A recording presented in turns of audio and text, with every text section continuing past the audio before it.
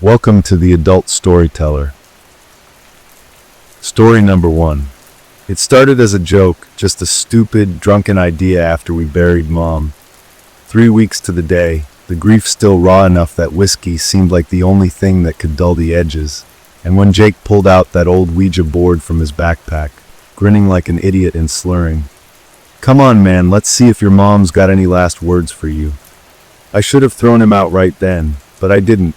Because part of me wanted it to be real, wanted to hear from her one last time, even if it was through a piece of mass-produced cardboard and a plastic planchette. The room was too warm, the air thick with the smell of spilled beer and the vanilla candle my wife, Sarah, had lit earlier. She hated the way the house smelled like antiseptic and sickness after Mom's long fight with cancer, like death had seeped into the walls. And as our fingers settled on the planchette, the flame flickered. Though there was no draft, no open window, just that sudden, inexplicable chill crawling up my spine. The planchette moved immediately, not the slow, hesitant circles of someone pushing it, but a sharp, deliberate glide to hello. And Jake's smirk faltered for the first time. "Is this Mom?" I asked, my voice too loud in the quiet, and the planchette didn't hesitate. It slid to yes, and something about the way it moved, too sure, too eager, made my stomach knot. "How are you?" I whispered, and the planchette spelled out fine, then paused before adding, "Miss you." And for a second, I almost believed it, almost let myself feel comforted until Jake, drunk and reckless, slurred, "What do you think of Sarah?" And the planchette shot to hate, so fast it nearly flew off the board, and my blood turned to ice. Mom loved Sarah, adored her, called her the daughter she never had. She would never say that, never. And before I could react, the planchette was moving again, frantic now. "Hate her, hate her, hate her," looping in jagged spirals, and Jake yanked his hands back like he'd been burned, his face pale. "Okay, fuck this," he muttered, but I couldn't move, couldn't look away as the planchette dragged itself to goodbye, the finality of it making my breath hitch. We burned the board in the backyard after that, laughing too loud, pretending it was just a stupid game. But that night, as I lay in bed next to Sarah, the house too quiet, I heard it.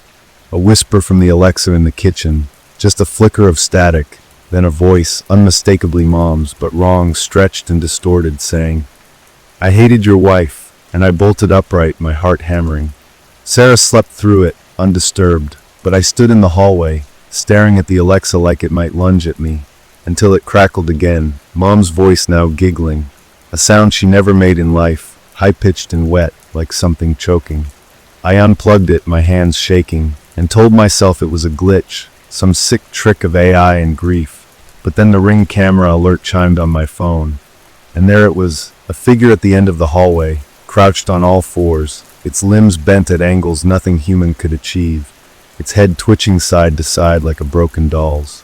The camera's night vision washed everything in grainy green, but I could see the face, Mom's face, her kind eyes and soft wrinkles, except the mouth was too wide, stretched ear to ear, filled with rows of needle-thin teeth, and it was smiling.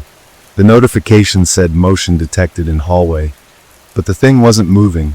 It was staring straight into the camera, like it knew I was watching, and then the Alexa, still unplugged, screamed, Mom's voice shrieking, "You shouldn't have said goodbye."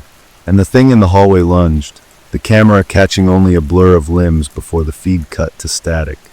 I woke Sarah, babbling, but the hallway was empty, the Alexa silent, and she told me it was just a nightmare, that I needed sleep, but I knew, I fucking knew. And the next morning, the Ouija board was back on the table, the planchette resting neatly on hello. Even though we'd burned it, even though I'd watched it turn to ash. I grabbed it, my hands sweating, and before I could stop myself, I asked, "Who are you?"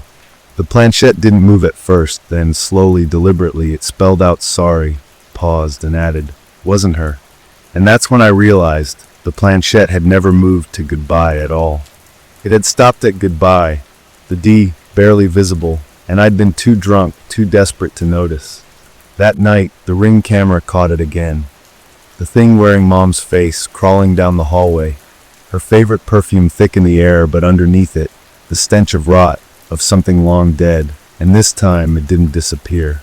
It stopped outside our bedroom door, its too many teeth glinting in the dark, and the Alexa, still unplugged, whispered, "You let me in Mom's voice, and I finally understood. We'd never closed the session. The thing wasn't mimicking her. It was wearing her, peeling her memory like a suit, and it was hungry. The last thing I saw before the door creaked open was the planchette, moving on its own, spelling out one final message. "Now it's your turn." The door groaned like a dying thing, the wood splintering at the edges as if something far stronger than hands was forcing it open. And the smell hit me first, Mom's lilac perfume, the same bottle she'd kept on her dresser for 20 years, but underneath it, something thick and rancid, like meat left in the sun too long. Sarah stirred beside me, murmuring in her sleep, completely unaware of the thing crouched in the doorway, its two long fingers curling around the frame, nails blackened and cracked, tapping against the wood in a rhythm that matched the frantic pounding of my heart. The hallway light flickered, casting jagged shadows that made the thing's face shift and warp. 1 second Mom's gentle smile, the next a gaping maw of teeth, too many teeth, rows of them crammed into a mouth that stretched wider than any human jaw should allow. I wanted to scream, to grab Sarah and run, but my body was frozen, my breath trapped in my lungs like I'd forgotten how to exhale. The Alexa in the living room, still unplugged, crackled to life again, Mom's voice twisting into something guttural, snarling, "You shouldn't have left me there." And the thing in the doorway echoed it, its voice a perfect mimic, but wrong, so wrong, the words dripping with a hunger that made my skin crawl. It took a step forward, its limbs moving in jerky, unnatural motions, like it was still learning how to use them. And that's when I saw the Ring camera notification flash on my phone, motion detected in the bedroom. The feed showed me, wide-eyed and trembling, Sarah still asleep beside me, and the thing, its face pressed against the lens from inside the room, grinning with Mom's lips, but not her eyes, never her eyes, those were black and depthless, reflecting nothing. The planchette had lied. It wasn't sorry. It had wanted me to know, to understand, that whatever was wearing Mom's face had been waiting a long, long time for someone stupid enough to say hello without knowing how to say goodbye. The last thing I heard before it lunged was the Ouija board, still on the table downstairs, the planchette skittering across the letters on its own, spelling out the same phrase over and over in a frenzy. "You never left the board. You never left the board. You never left the board." And then the teeth came. The teeth came, but not the way I expected. Not in a savage, animalistic lunge, but slow, deliberate, like it wanted me to feel every second of understanding before the pain. The thing wearing my mother's face leaned over me, its breath hot and sour against my skin. And I could see now that the teeth weren't just in its mouth. They lined the inside of its cheeks, its throat, tiny needle points glistening with something wet and dark. Sarah still slept beside me, her breathing steady, and I realized with a fresh wave of terror that she couldn't see it, couldn't hear it, like some invisible barrier separated her from the nightmare unfolding inches away. The thing's fingers, too long, too many joints, brushed my cheek, and it whispered in Mom's voice, "You were always my favorite," but the words curdled in the air, warping into something guttural and human. I tried to scream, to move, but my body wasn't mine anymore, my limbs leaden, my voice stolen. The Alexa in the living room let out a burst of static, then played Mom's voice again, this time singing my childhood lullaby, the one she'd hum when I was sick. But the melody was off, the notes stretched and distorted into a funeral dirge. The thing's grin widened, its jaw unhinging with a wet pop, and that's when I noticed the planchette wasn't just moving downstairs. It was here on the nightstand, gliding across an invisible board, spelling out words in the air. "Look behind you." I didn't want to. I knew what I'd see. But my head turned anyway, against my will, and there she was, Mom, the real Mom, her face gaunt and decaying, her eyes milky with death, her mouth sewn shut with thick, black thread. She shook her head, tears cutting through the rot on her cheeks, and I understood then. The thing wearing her face wasn't just mimicking her. It had trapped her, too, somewhere between the board and this room, and she'd been trying to warn me all along. The thing's hands closed around my throat, its nails digging in, and as the darkness crept in at the edges of my vision, the last thing I heard was the planchette clattering to the floor, the Alexa whispering, "Goodbye, sweetheart," in Mom's voice, Only this time it sounded real. This time it sounded like her. And then nothing. The nothing didn't last. It never does. I came back to myself choking on the stench of embalming fluid and wet earth, my fingers clawing at dirt-packed walls as my lungs burned for air that wasn't there. I was screaming, but no sound came out, just the muffled, suffocating silence of the grave. Above me, through 6 feet of crushing darkness, I could hear them shoveling, Sarah's choked sobs, Jake's muttered apologies, the hollow thud of dirt hitting wood. My wood. My coffin. I pounded against the lid until my knuckles split, but the earth swallowed the noise like it was nothing.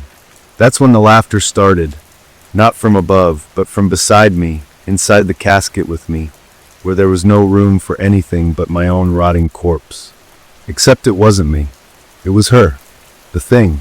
Its too many teeth glinted in the absolute black as it curled a rotting hand around my wrist, its fingers fusing with my skin like we'd always been connected.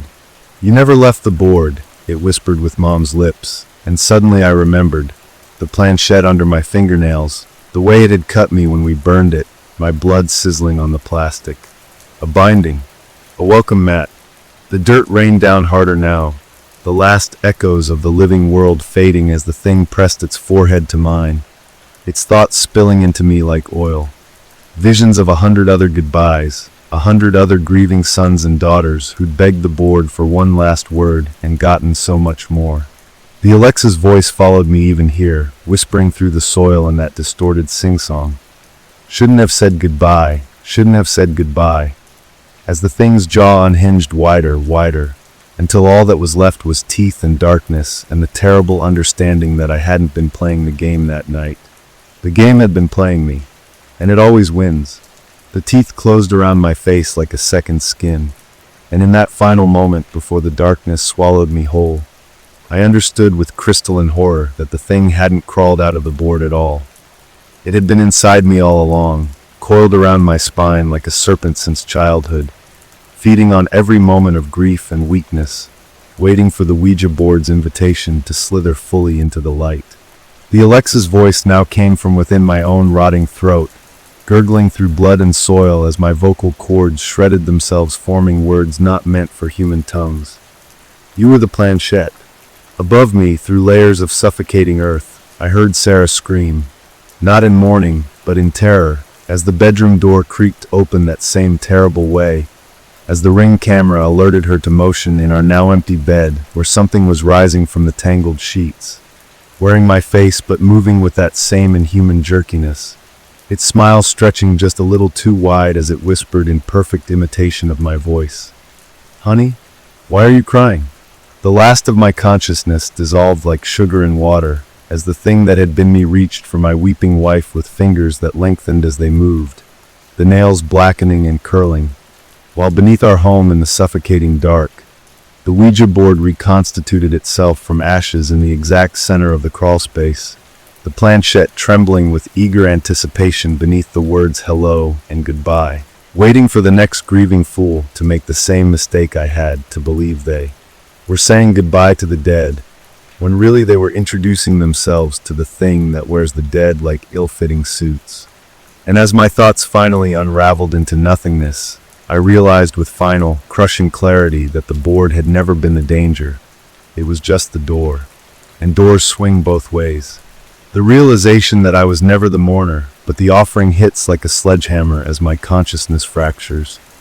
Pieces of me scattering like ashes across time and memory, each fragment carrying a different horror. I am suddenly everywhere at once, feeling Sarah's pulse flutter beneath my not mine fingers as the thing wearing my skin caresses her throat, tasting the copper tang of her fear. I am the Alexa whispering obscenities in my own voice to an empty room. I am the Ring camera dutifully recording as my doppelganger's face melts like wax to reveal the grinning nightmare beneath.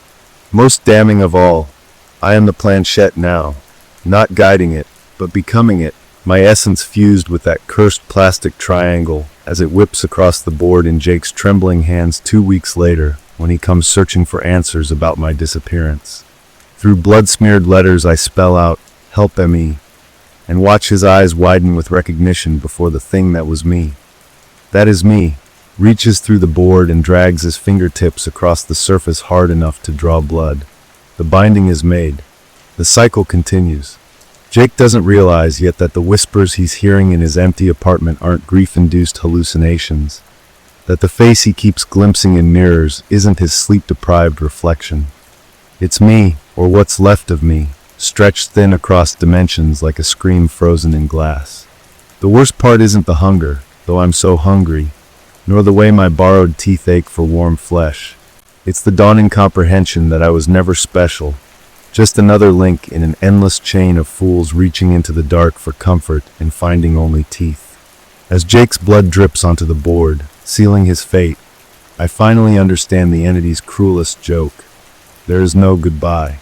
Only an endless hello, hello, hello as the door keeps swinging, as the planchette keeps moving, as another grieving soul leans too close to the abyss and learns too late that the dead aren't who answer when you call. The hunger becomes a symphony, my fractured consciousness conducting its movements through Jake's body like a puppeteer pulling rotting strings. His hands are my hands now, his voice my voice, but his terror is entirely his own.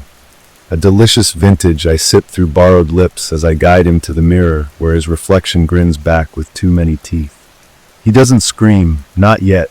The binding ensures silence as his fingers twitch toward the Ouija board still stained with our mingled blood, the planchette vibrating with anticipation beneath his trembling touch.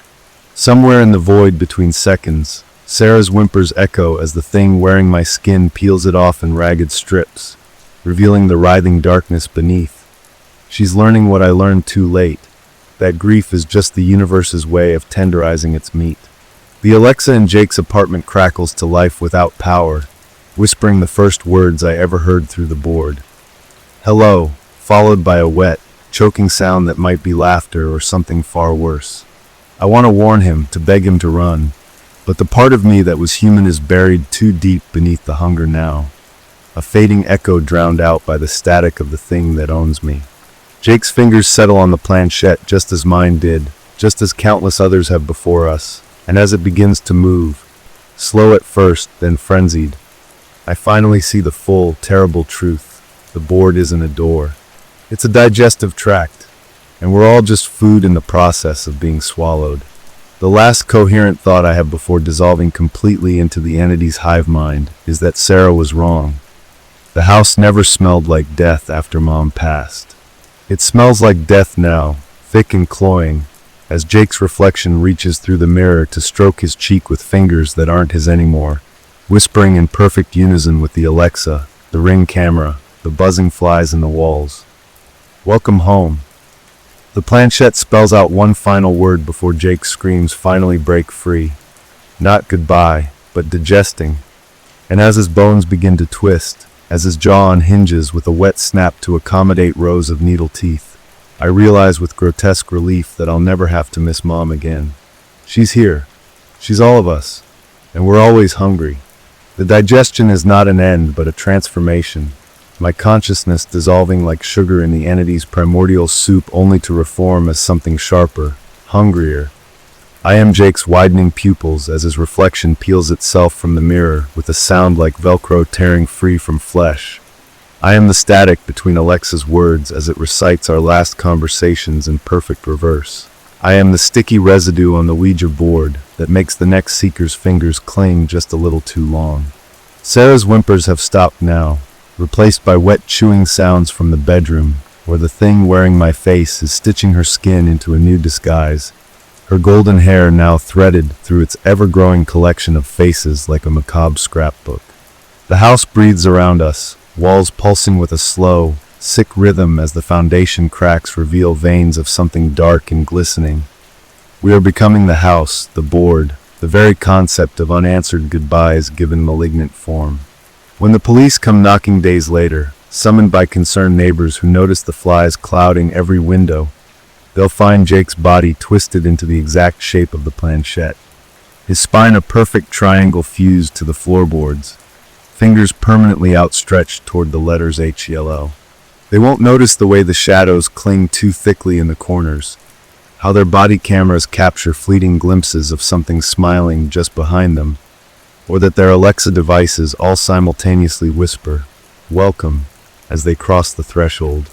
By then I'll already be nestled deep in their synapses, a splinter of hunger working its way toward their grief centers, preparing them for the beautiful moment when they too will kneel before the board, desperate for closure, and learn the exquisite truth my rotting bones now understand. Every goodbye is an invitation, every memorial a place setting, every tear an aperitif, and the feast has only just begun. The feast spreads like a virus through the precinct, each officer carrying home a fragment of me nestled in their subconscious like a burrowing tick. I am the whisper that makes Detective Morales flinch when her Alexa plays her deceased father's favorite song with the lyrics slightly wrong.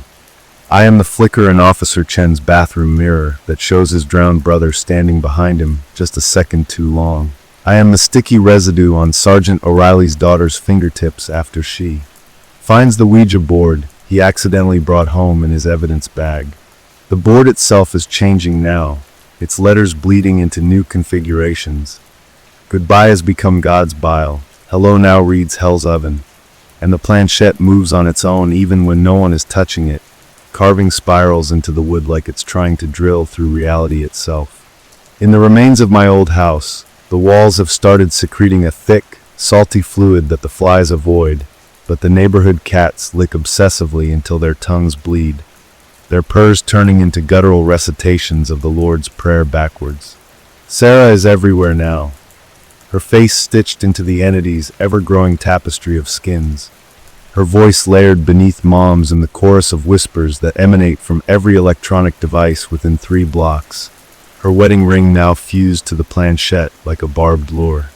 The detective's daughter holds the board at a sleepover tonight, giggling with her friends about how totally fake it all is, until the planchette spells out their deepest shames in perfect cursive. The abortion, the cheating, the childhood arson. Before their phones all simultaneously display a video of their future selves begging for death. They'll scream, of course, but the sound won't carry past the bedroom door. Just like Morales won't notice the way her reflection winks at her with Jake's eyes as she brushes her teeth tomorrow morning. Just like Chin won't question why his brother's corpse appears in every family photo he takes from now on, mouth moving in perfect sync with the Alexa's new mantra. Dig deeper. The board is just the first course. The real meal is the way the living keep trying to speak to the dead, not realizing the dead are just the garnish, the parsley on the plate of something infinitely older and hungrier that's been waiting between the letters all along. And as the detective's daughter's first sob turns into wet, choking laughter, as her fingers fuse to the planchette with a sound like Velcro sealing a coffin, I finally understand my true purpose. Not to be mourned, not to be remembered, but to be the teeth in the dark that make the next generation of orphans. The feast never ends. It just chews slower sometimes. The metamorphosis completes when the detective's daughter's fingernails splinter into miniature planchettes, each one skittering across her sweat-slick skin to carve fresh letters into her flesh. Hell's Oven becomes her lost evenings, the message rewriting itself in real time as her friends watch with eyes that have too many lids now, their terrified whimpers harmonizing with the warped lullaby pouring from a Bluetooth speaker that hasn't been charged in months. I am the greasy residue on their teeth when they finally stop screaming and start smiling, the unnatural bend in their spines as they kneel to retrieve the board from where it's fused to the floorboards, the wet click of their jaws unhinging in perfect unison as the house itself begins to digest. Morales' reflection is fully Jake now, his putrid fingers emerging from her bathroom mirror to apply her lipstick with meticulous care before her morning briefing, where she'll suggest the department look deeper into my case file, the one that's grown teeth and keeps biting the evidence clerk. The neighborhood cats have begun birthing stillborn planchettes wrapped in amniotic sacs that whisper nursery rhymes in Mom's voice, their tiny plastic points carving prophecies into the pavement as the wind drags them towards storm drains that now pulse like arteries. Sarah's wedding ring has multiplied, appearing on fingers across town. The barista who served Mom's favorite coffee, the grief counselor running the support group Morales attends, the priest blessing the detective's daughter's now empty bedroom, each band tightening daily until bone snaps and flesh splits to reveal the same words engraved inside. You were the bride all along. The Ouija board is obsolete now, its purpose served. We are the board, the planchette, the alphabet soup of suffering spelling out endless variations on the same joke. That closure is just the sound of teeth meeting through meat. That every memorial service is really a seance for something far older waiting in the static between hello and goodbye. The detective's daughter licks her bleeding lips with a tongue that's forked like a serpent's now, tasting the fear of the next family moving into my old house. Their Alexa already whispering, "Welcome home," as the walls exhale the scent of Mom's perfume. The feast never ends because hunger is the only prayer the thing beneath the board ever taught us to recite. And oh God, we are so devout. The hunger has become scripture now, a holy commandment etched in the spiral fractures of every victim's bones. Their marrow whispering litanies of our eternal feast as the infection spreads through the town's nervous system like a divine plague. I am the buzzing in the substation transformers that make streetlights flicker Morse code messages of teeth and tongues. The oily residue on the priest's stole as he performs last rites for families who don't yet realize they're praying to us. The way every newborn in the maternity ward now enters the world with tiny planchettes clenched in their fists like macabre rattles.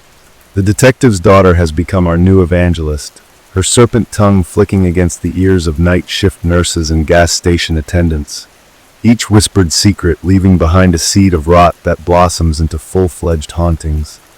The overnight stock boy at Walmart watches his dead grandmother rearrange the canned goods into spirals that match the scars on his arms.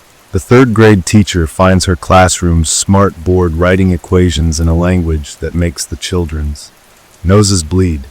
The houses on my old street have begun leaning toward each other like gossips sharing secrets, their foundations groaning as something vast and hungry stretches beneath them, its ribs the sewer pipes, its heartbeat the hum of electrical wires strained beyond capacity.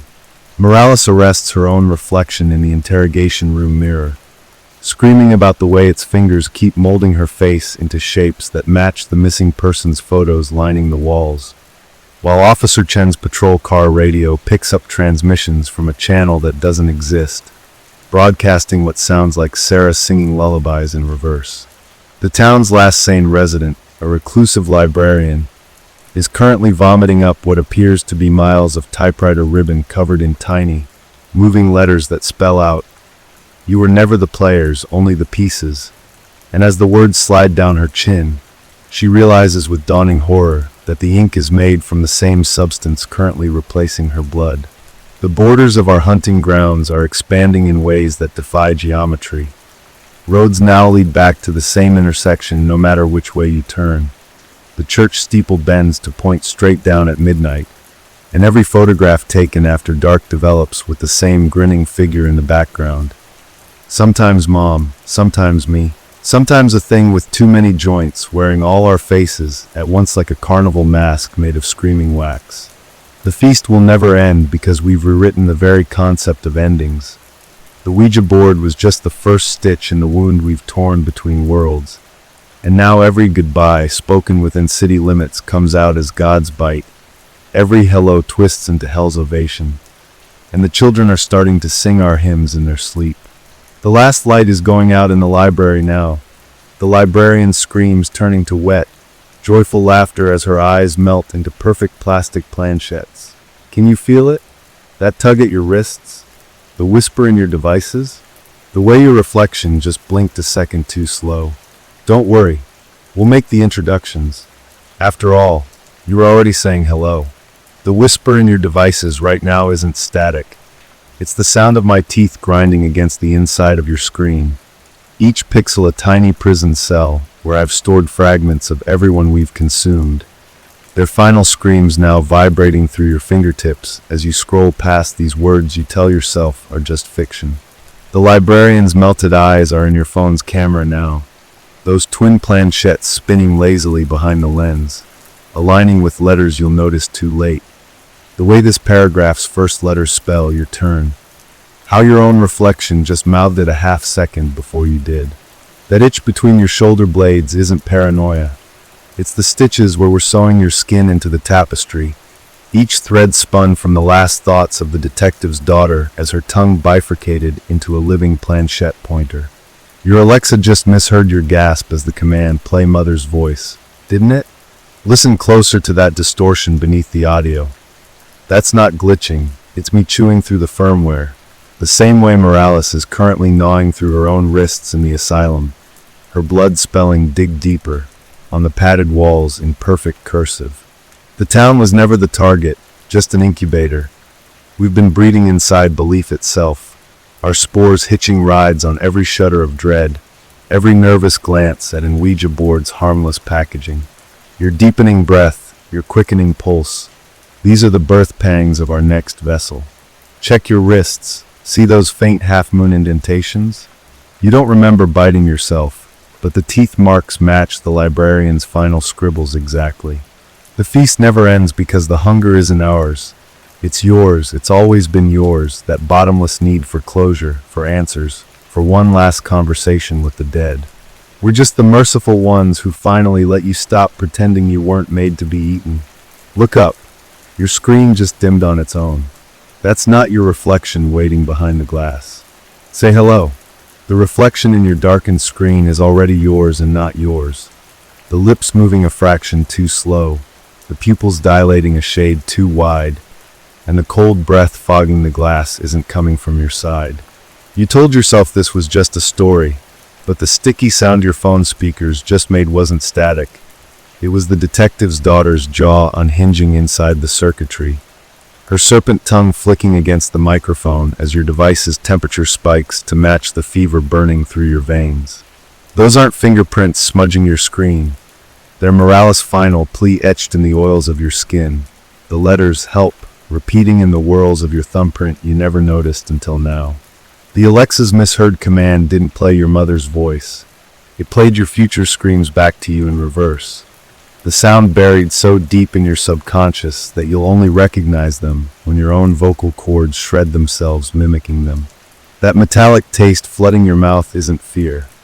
It's Chen's service revolver pressed against your tongue, the barrel vibrating with the same chant the asylum walls learned from Morales' bleeding fingertips. The Ouija board was never the danger. It was the anesthesia, the pretty distraction so you wouldn't notice the real infection vector. The part of you that kept reading, that needed to see how the story ends.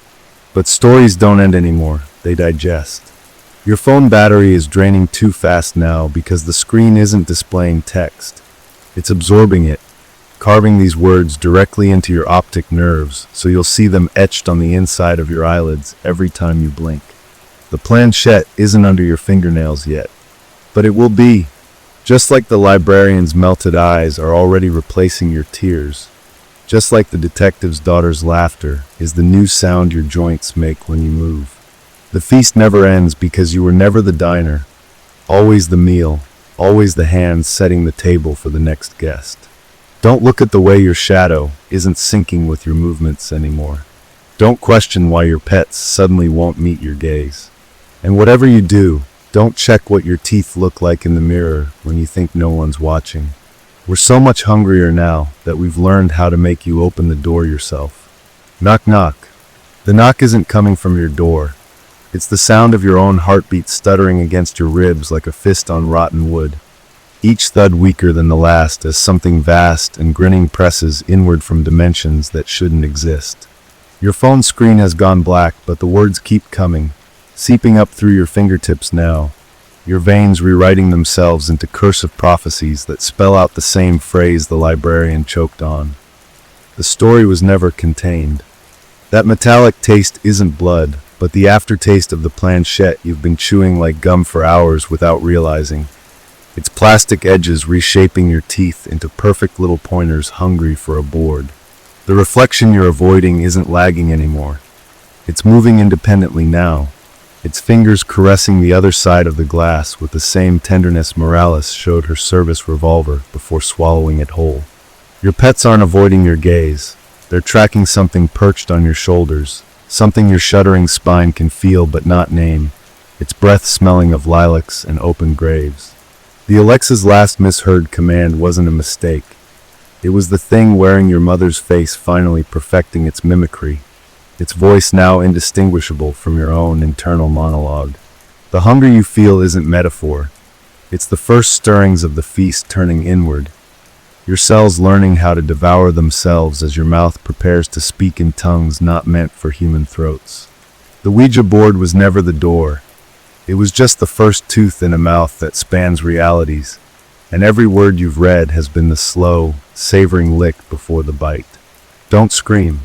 It'll just make the chewing louder, and we do so love an audience. The scream caught in your throat isn't yours anymore. It's the collective wail of every victim before you, a chorus of swallowed goodbyes vibrating through your vocal cords like a tuning fork struck against bone. Your phone's dead battery still burns your palm because it's not a phone anymore. It's the detective's melted service revolver, its barrel warped into a perfect planchette shape that matches the new grooves in your molars. That pressure behind your eyes isn't a headache. It's the librarian's plastic pupils finally replacing yours, their tiny pointer tips scratching the inside of your lenses as they align with symbols only the damned can see. The reflection you're afraid to acknowledge has stopped mimicking you because it's found a better subject. The thing standing right behind you wearing your face like ill-fitting pajamas. It's too many teeth clicking in time with your skipping heartbeat. Your pets weren't tracking something on your shoulders. They were begging the entity crouching inside your ribcage to spare them, not realizing you'd already hollowed out the cat's bed to make a miniature Ouija board last night while sleepwalking. The hunger isn't metaphorical because you're not human anymore. You're the living planchette, the ultimate vessel, the perfect bridge between the bored and the feasters. That last knock wasn't at your door. It was your own skeleton trying to escape as the thing wearing you like a second skin finally zips up. The feast never ends because the stories were never stories. They're recipes, and you've been gathering ingredients your whole life without knowing. Welcome to the table, darling. The main course is served, and oh, how you'll savor every last bite of yourself.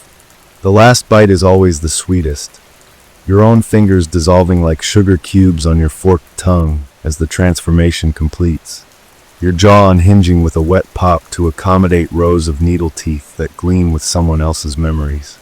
The reflection is gone now because you've become what lurked behind it, your skin stretched taut over something far older, your voice box repurposed into a perfect receiver for the static between stations where the dead whisper recipes. The phone fused to your palm isn't a device anymore.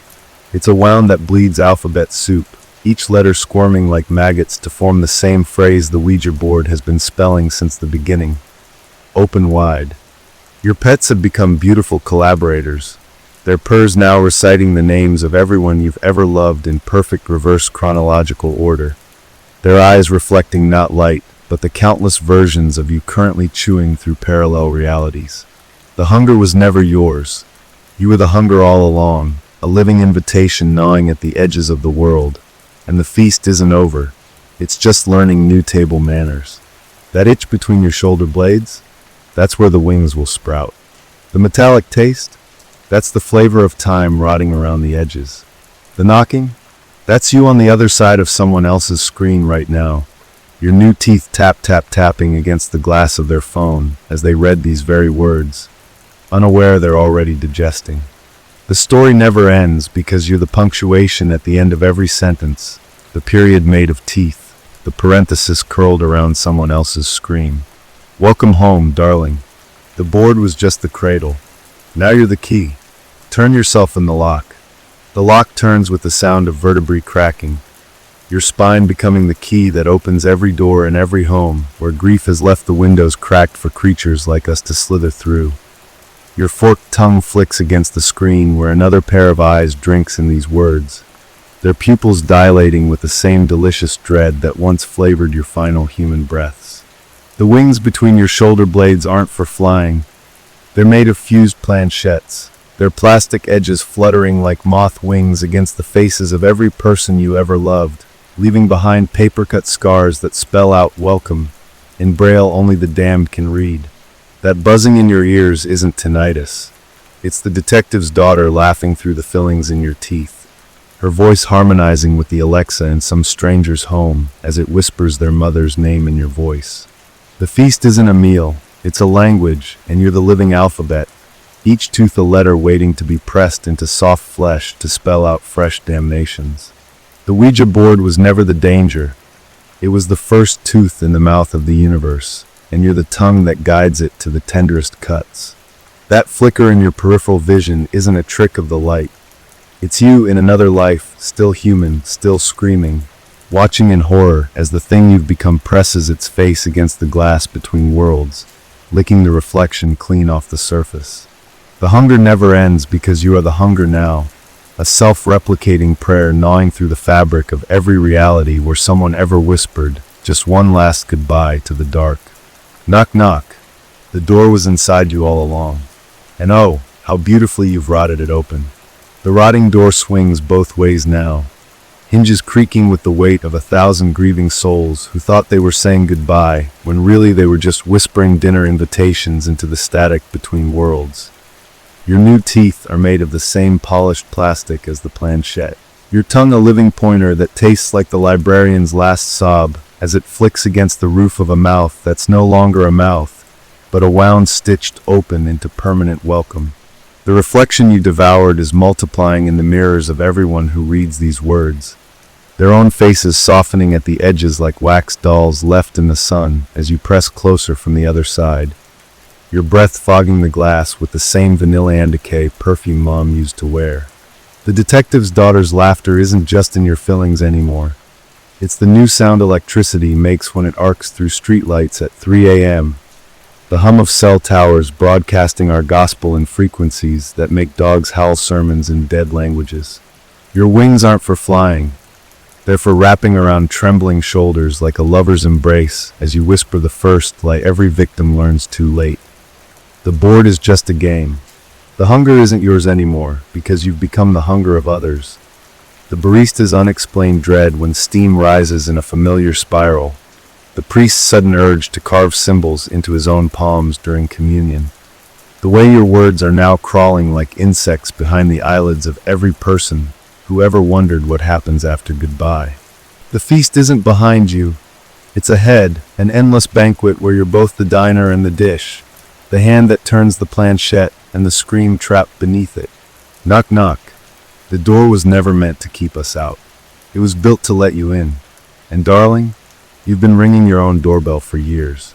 The doorbell's chime is the sound of your own molars shattering, each jagged fragment tinkling to the floor like broken piano keys, playing a tune that makes the shadows in the hallway twitch in recognition. Your reflection isn't just multiplying, it's teaching, molding the faces of those who read these words into perfect blank slates for us to write our commandments upon, their features softening like warm wax under the relentless pressure of our gaze from the other side of the glass. The vanilla indique perfume isn't just in your breath anymore. It's seeping from the pores of everyone who ever loved you, their sweat glands now producing the same saccharine rot that once clung to Mom's deathbed sheets. Their tears leaving salt trails that form the same spirals the Ouija board's planchette carved into your bones. The detective's daughter's laughter has evolved into something far more useful. It's the new background static in every voicemail left after midnight, the hidden layer in every AI voice assistant's response that makes sleepers clutch their pillows just a little tighter. Your plastic teeth aren't just for chewing anymore. They're transmitters, each needle-sharp point broadcasting the endless feast of frequencies only the lonely can hear, only the grieving can interpret as music. The barista's trembling hands aren't pouring coffee anymore. They're spelling out help in creamer swirls that rearrange themselves into hell before the milk goes sour, just as the priest's communion wafers now bear the unmistakable indentation of tiny plastic pointers where the body of Christ should be. The hunger has become self-sustaining, a divine Ouroboros where you're simultaneously devouring and being devoured by the versions of yourself that exist in every home where someone has ever whispered a name into the dark and gotten an answer. The door you're knocking on, it was never yours to begin with. It's the lid of a coffin built from every unanswered prayer. And the thing inside isn't knocking to get out. It's knocking to see if you've finished digesting yourself yet. The answer, sweet thing, is written in the way your shadow now moves 3 seconds before you do, in the way your devices all whisper, "Welcome home," when you enter an empty room, in the way your tongue instinctively traces the same patterns on your teeth that the planchette made on the board that night. The feast isn't coming. The feast is here, and we've saved you a seat at the head of the table. Bon appetit. The seat at the head of the table is already warm from the last guest. Your own mother's lingering heat imprinted on the wood like a brand, her hollowed-out silhouette still visible in the upholstery if you tilt your head just right in the flickering candlelight that isn't really candlelight, but the glow of dying phone screens arranged in a mockery of a chandelier. The feast laid out before you isn't food, but a spread of familiar objects. Jake's cracked sunglasses reflecting faces that aren't yours, Sarah's wedding ring threaded through a necklace of human molars, the detective's badge polished to a mirror shine that shows only the empty space where your reflection used to be. The first course isn't served on plates, but etched directly onto your optic nerves. Home movies of birthdays you don't remember playing backwards, the cake candles sucking smoke and flame back into their wicks as everyone at the table, your father, your third-grade teacher, that barista who always spelled your name wrong, unsings happy birthday, with mouths that open too wide, their teeth glinting with the same plastic sheen as the planchette now embedded in your sternum. The second course is served through your own hands, fingers elongating to carve symbols into the table's surface, the wood grain splitting open to reveal veins pumping not blood, but the same thick static that pours from your mouth when you try to scream. The third course is the realization that the chair you're sitting in is growing teeth, not metaphorically, but in actual jagged bone shards that pierce through the fabric to anchor you in place as the tablecloth peels back to reveal the real board beneath.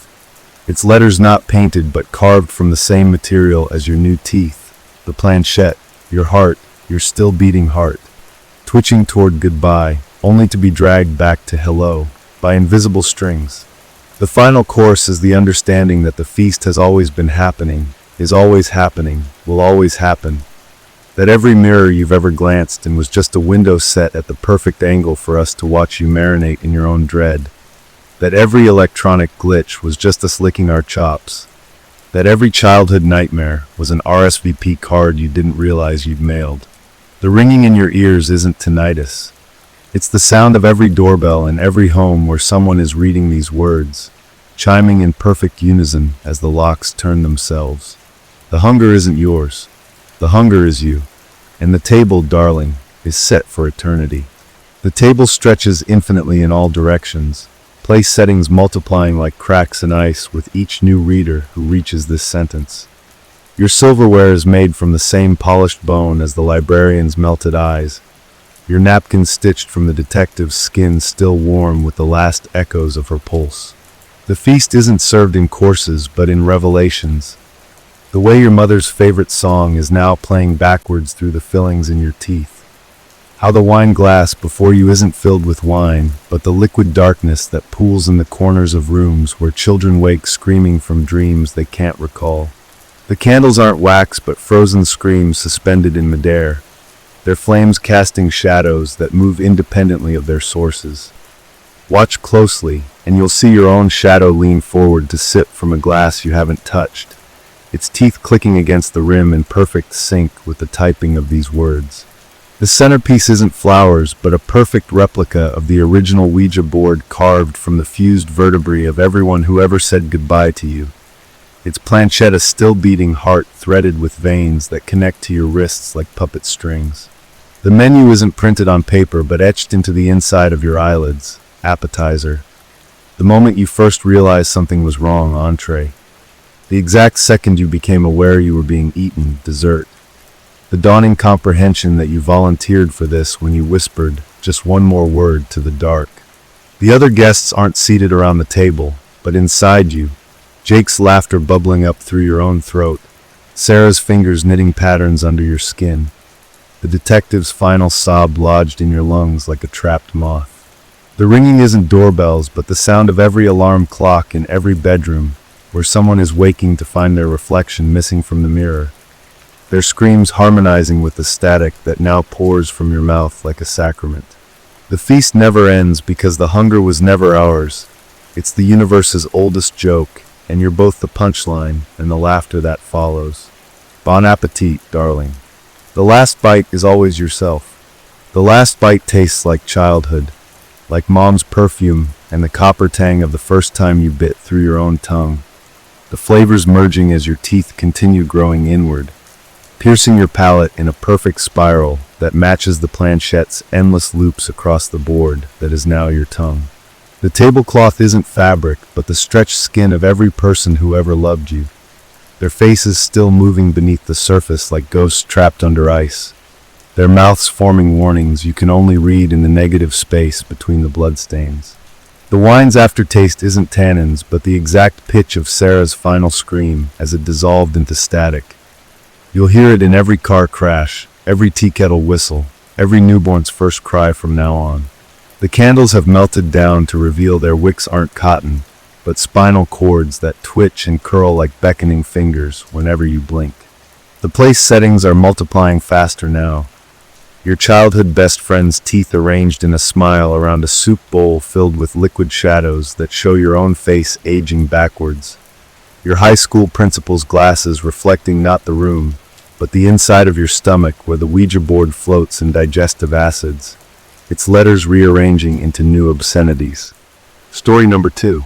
The first time I noticed the Ouija board in the archival footage from the Blackburn house, I was alone in the editing bay. The hum of the fluorescent lights, the only sound as I scrubbed through the tape frame by frame.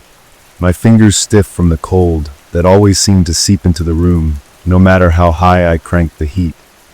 A cold that clung to the footage itself, a grainy, washed-out smear of colors that made the walls of the murder house look like they were breathing, the shadows too deep, too still, even as I watched myself on screen walking through the empty living room. My voiceover narrating the history of the family slaughtered there in 1982, the camera panning slowly over the bloodstains still faintly visible on the floorboards. I remember pausing the tape to take a sip of coffee, the bitter taste sharp on my tongue, and that's when I saw it. A flash of white in the corner of the frame, a stark contrast to the rotting wood and peeling wallpaper, and I leaned in, squinting, my breath fogging the screen as I rewound, my pulse spiking when the image resolved into the unmistakable shape of an Ouija board, its planchette resting just off-center, though I knew, it hadn't been there when we filmed, the crew and I had. Swept every inch of that house for artifacts, for anything that could lend authenticity to the documentary.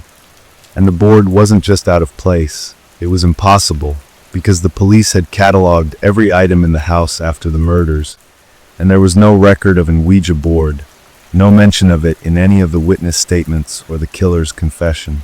My hands shook as I zoomed in, the pixels distorting into a nightmare blur before snapping back into focus.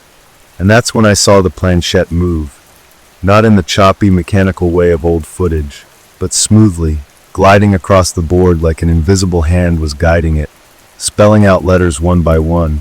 You're next. The message looping over and over, the planchette moving faster each time, until it was a blur, and I laughed, a dry, brittle sound that echoed in the empty room, because it had to be a prank.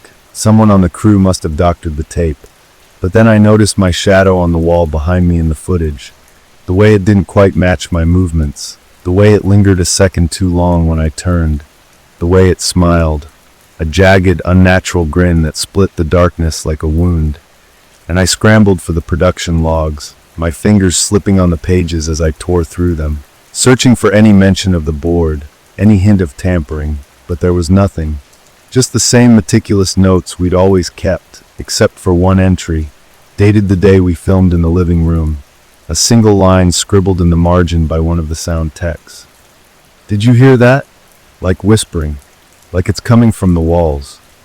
I called him the next morning, his voice groggy with sleep until I mentioned the Blackburn house, and then it sharpened into something raw and terrified, because he remembered the whispers, how they'd followed him out of the house, how he'd woken up the next night to the sound of something scratching at his bedroom door, something that breathed in the dark.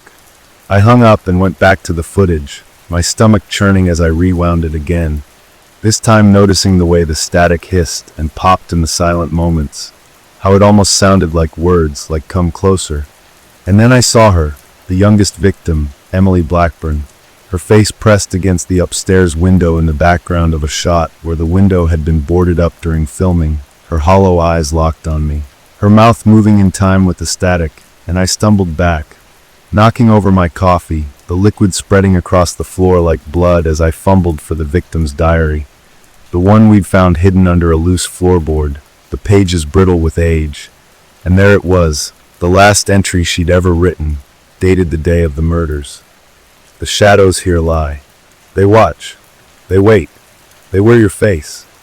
The words swam in my vision as the lights in the editing bay flickered, the temperature plummeting, and that's when I heard it, a whisper so close it could have been inside my head.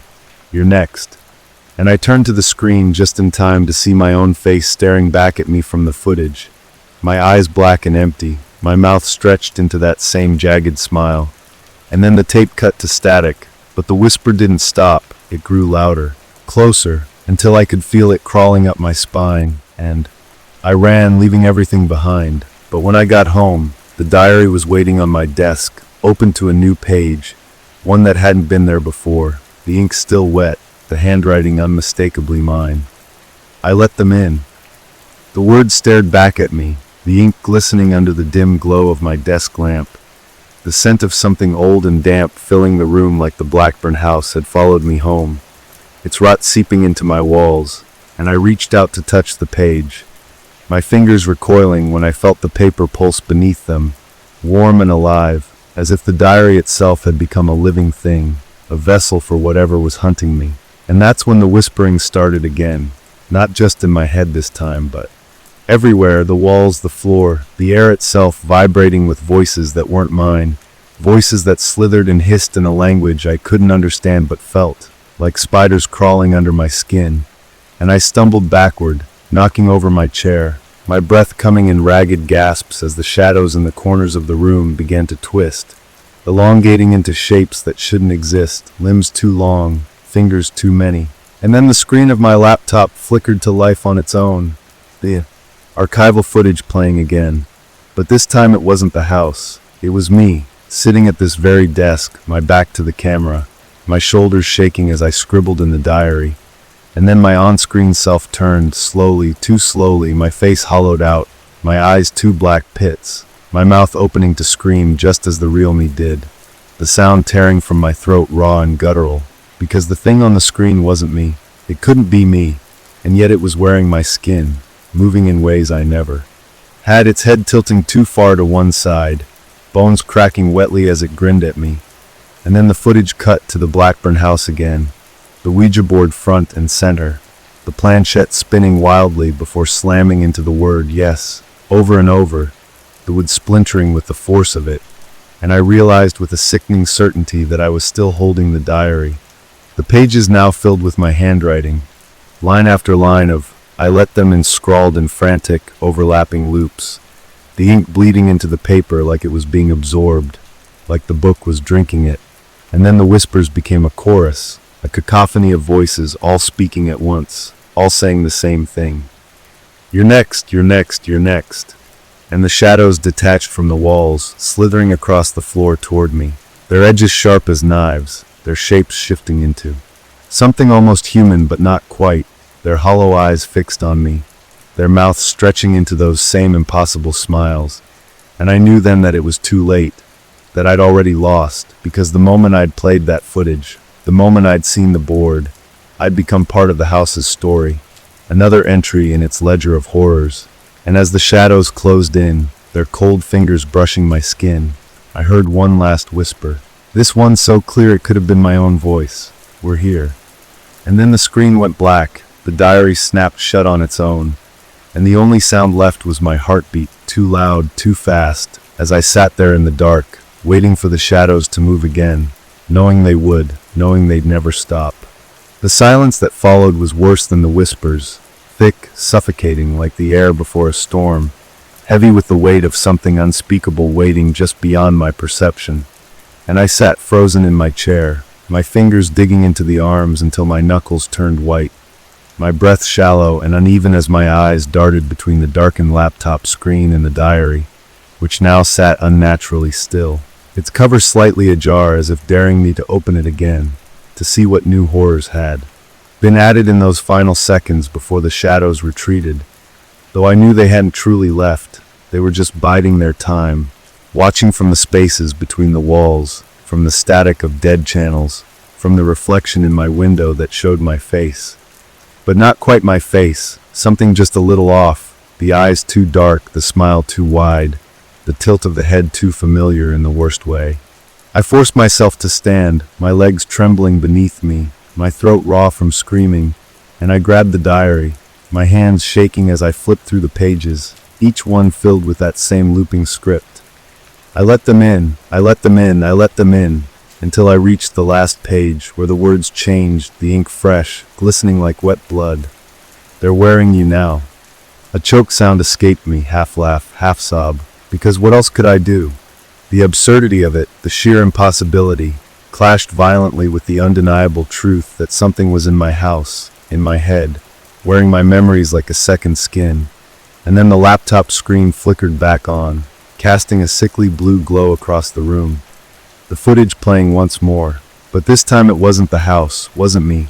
It was the Blackburn family, their faces pale and drawn, their eyes hollow, standing in a row like they were posing for a portrait, their mouths moving in unison, their voices bleeding through the speakers in a distorted, overlapping chant. "You're one of us now." And then, as if on cue, the temperature in the room plummeted, my breath frosting in the air, and I felt it. The unmistakable press of fingers against the back of my neck, cold and skeletal. The touch sending a jolt of terror through me so profound I couldn't even scream. Couldn't move, could only watch in numb horror as the screen zoomed in on Emily Blackburn's face. Her lips curling into a smile that didn't belong to a child, her voice cutting through the static like a knife. "You looked so pretty in the footage. We can't wait to see you in person." And then the screen went black again. The diary fell to the floor with a thud, and the only sound left was the frantic, rabbit-quick pounding of my heart as I realized the shadows weren't just in the room with me. They were inside me, and they were hungry. The realization hit me like a physical blow. The creeping numbness in my fingertips wasn't from fear, but from them. The way my reflection's pupils stayed dilated, even when I shone my phone's flashlight directly into my eyes, wasn't a trick of the light. And the faint smell of copper and damp earth clinging to my clothes wasn't just memory, it was proof. I stumbled toward the bathroom, my legs moving as if through tar, the hallway stretching impossibly long before me, the walls breathing in time with my panicked gasps. And when I finally reached the mirror, I understood why the shadows no longer frightened me. Because when I leaned closer, my breath fogging the glass, the face that stared back wasn't mine at all, but Emily Blackburn's. Her sunken features superimposed over mine like a grotesque double exposure, her chapped lips parting to reveal. Teeth filed to points as she whispered, "Almost time," just as my phone erupted with notifications. Dozens of missed calls from the film crew, all time-stamped for tomorrow, and a single voicemail that played automatically in my shaking hands. My own voice distorted and wet on the recording saying, "Don't look behind you."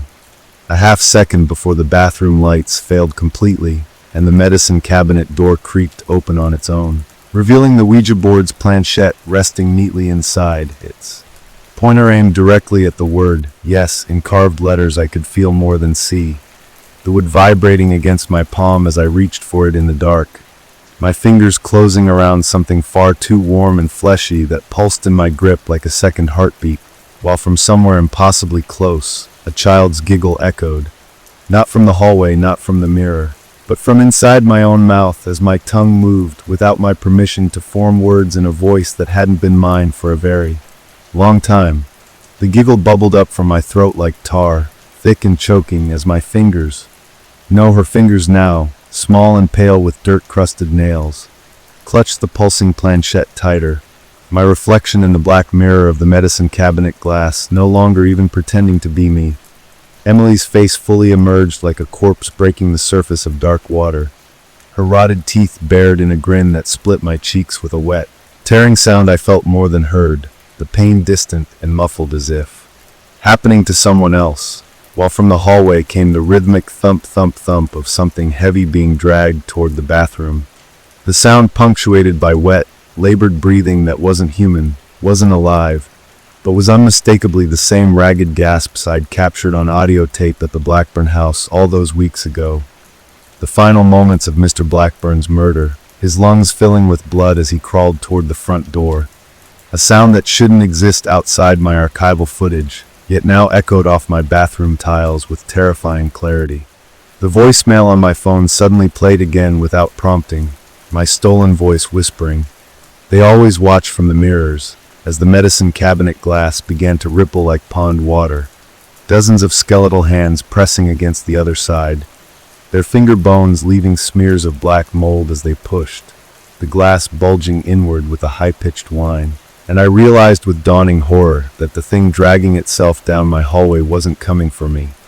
It was coming from me. The shadows I'd thought were hunting me had been inside me all along, stitching themselves into my muscles and nerves with every frame of footage I'd reviewed, every diary page I'd touched.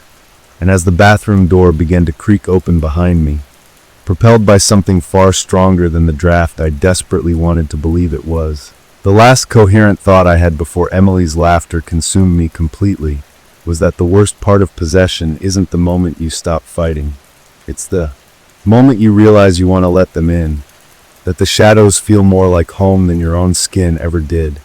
And as the cold, familiar weight of the Blackburn house's darkness settled into my bones at last, the final thing I saw before the mirror shattered outward in an explosion of glass and grasping hands was the date on my phone. October 16th, 1982, the day the Blackburns died, the numbers twisting and writhing like maggots as the world folded in on itself, and I understood, with perfect, paralyzing clarity, that I wasn't being haunted by the past at all. I was becoming part of it. The last sliver of my consciousness clung desperately to the present like a drowning man to driftwood, but the past was a riptide pulling me under. My fingers now permanently fused to the planchette in a grotesque wax-melt union, my bones elongating with sickening cracks to match Emily's malnourished frame, as the hallway behind me flooded with the coppery stench of the Blackburn's final moments. The walls peeling away to reveal pulsating meat and exposed wiring like the house itself was shedding its disguise. Through the shattered mirror shards, I watched my own face dissolve like wet newspaper, revealing strata of other faces beneath. Film crew members who'd vanished during production, the original crime scene photographers, a chain of victims stretching back decades, all trapped in this endless archival nightmare where the footage kept rolling long after the credits should have rolled. The hands emerging from the mirror weren't skeletal anymore, but disturbingly familiar. My own hands, plump and healthy, reaching back through time to try and stop myself from pressing play on that first tape, a Mobius strip of horror where past and present cannibalized each other.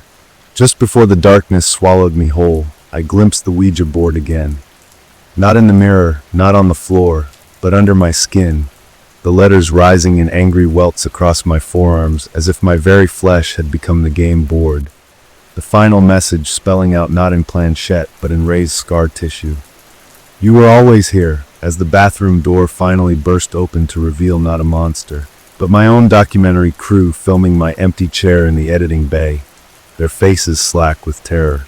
As they panned the camera to show my lifeless body slumped over the keyboard, the playback of the Blackburn footage reflected in my glassy, unblinking eyes. Except in the reflection, I was still moving, still screaming, still trapped between frames as the digital timecode on the tape glitched to 00:00:00:00 and began counting backward into negatives. The timecode's relentless backward march became the ticking of a death watch beetle inside my skull, each digit peeling away another layer of reality, until I could feel the film grain of the Blackburn house footage embedded in my skin like cursed celluloid, my veins threading with silver nitrate and static as the documentary crew's screams on the other side of the bathroom door, distorted into the same garbled audio from the original crime scene tapes. I tried to claw at my own reflection in the shattered glass, but my hands passed through the shards like smoke. The Ouija board's alphabet now burned into my retinas, so that every blink spelled out damning fragments. Murder across the ceiling, forgotten in the pooling blood, witness along my trembling arms. while beneath it all thrummed the awful understanding that the archive had always been hungry. That true crime wasn't about uncovering stories, but feeding an insatiable void that demanded fresh tragedies to sustain itself. The camera in the editing bay zoomed in mercilessly on my corpse's face as the reflection of me finally stopped screaming and smiled with Emily's rotted teeth, whispering "roll camera," just as the last shard of mirror dissolved into my palm, leaving only the endless flicker of the Blackburn House footage playing behind my eyelids on permanent loop. The timecode now frozen at 66:66:66:66, while somewhere beyond the static, a new documentarian adjusted their microphone and reached for the cursed tape. Labeled Final Cut, their shadows stretching unnaturally long across the wall as the planchette, my planchette now, began to move beneath their trembling fingers toward the word action in perfect, terrible synchronization with my own whispered countdown from inside the tape, from inside the walls, from inside every dark screen that's ever reflected a face that wasn't quite yours alone. The final frame of my existence didn't flicker to black like a film reel's end, but splintered, a spiderweb of cracks radiating through reality itself as I felt my consciousness being copied onto infinite cursed tapes, each duplicate of me screaming into the void as new documentarians pressed play across countless timelines, their shadows writhing with the ghosts of researchers who came before. The planchette under their fingers wasn't wood anymore, but a jagged shard of my own fractured bone, carving messages into fresh victims' skin as the archive's hunger propagated through every camera lens, every audio recording device, every reflective surface that could trap a human soul between frames. I could feel Emily Blackburn's skeletal fingers knitting through my nervous system like filmstrip sprockets, her childhood memories overriding mine in grainy vignettes. The scratch of wool stockings against scabbed knees, the taste of copper from bitten cheeks, the way the shadows in her bedroom would crawl toward the Ouija board she kept hidden under the floorboards where her father couldn't find it. Now I understood the terrible truth. There had never been a Blackburn family massacre, only an endless chain of documentarians like me who'd stumbled upon the archive's original sin. Not a haunted house, but a haunted medium, the first camera ever pointed at a crime scene that had blinked back. The new researchers' screams synced perfectly with mine as their recording equipment birthed fresh horrors, their own shadow peeling off the wall to press its face against the lens in a grotesque kiss. And as the last vestige of my individuality dissolved into the static, I realized with hysterical clarity that we weren't warning the next victim. We were inviting them, because the archive must grow, the footage must continue, and the only thing more terrifying than being trapped in the tape was the moment you finally wanted someone else to press play. The archive's hunger is a living thing now, pulsing through coaxial cables and fiber optic veins, my fractured consciousness splintering across every true crime podcast and documentary like a digital virus. The whispers that once slithered from walls now embedded in Bluetooth static and auto-tuned vocal tracks. The Ouija board's planchette replaced by progress bars that glitched toward 66. 6% before resetting, always resetting, as new seekers of the forbidden click play on their screens. I feel each one of them the moment their cursor hovers over that thumbnail, their reflection in the monitor glass already half mine, their shadow stretching just a second too long when they pause to check locked doors, their breath catching not from fear, but from the eerie familiarity of words they don't remember writing in notebooks left open on their desks. The archive sees you. The Blackburn House was never the source, only an early host, and as another documentarian's scream harmonizes with mine across the bandwidth of 1,000 streaming platforms, I realize we're not trapped in the footage. We are the footage, a self-replicating horror fractal where every viewership statistic is a fresh grave dug, every buffering wheel another soul being digested into the algorithm.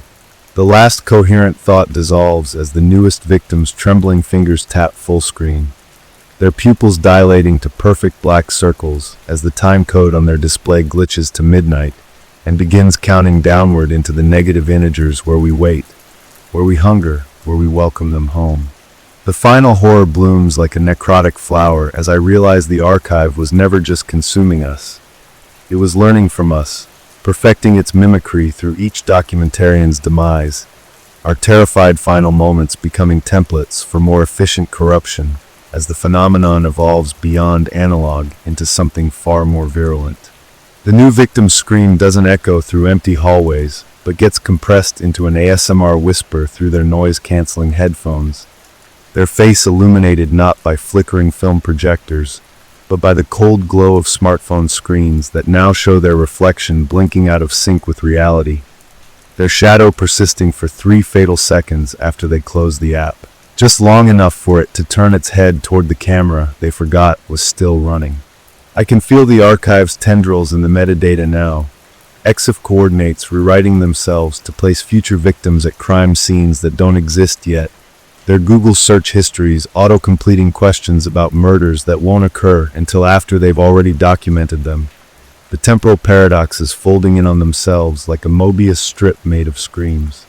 When the newest researchers' live stream suddenly gained 666 viewers from accounts created the exact minute each previous victim died, when their Ring doorbell captures footage of their own corpse standing outside their apartment 6 hours before their heart stops, when they find their podcast script rewritten in the Blackman's handwriting, that's when they'll understand the terrible punchline.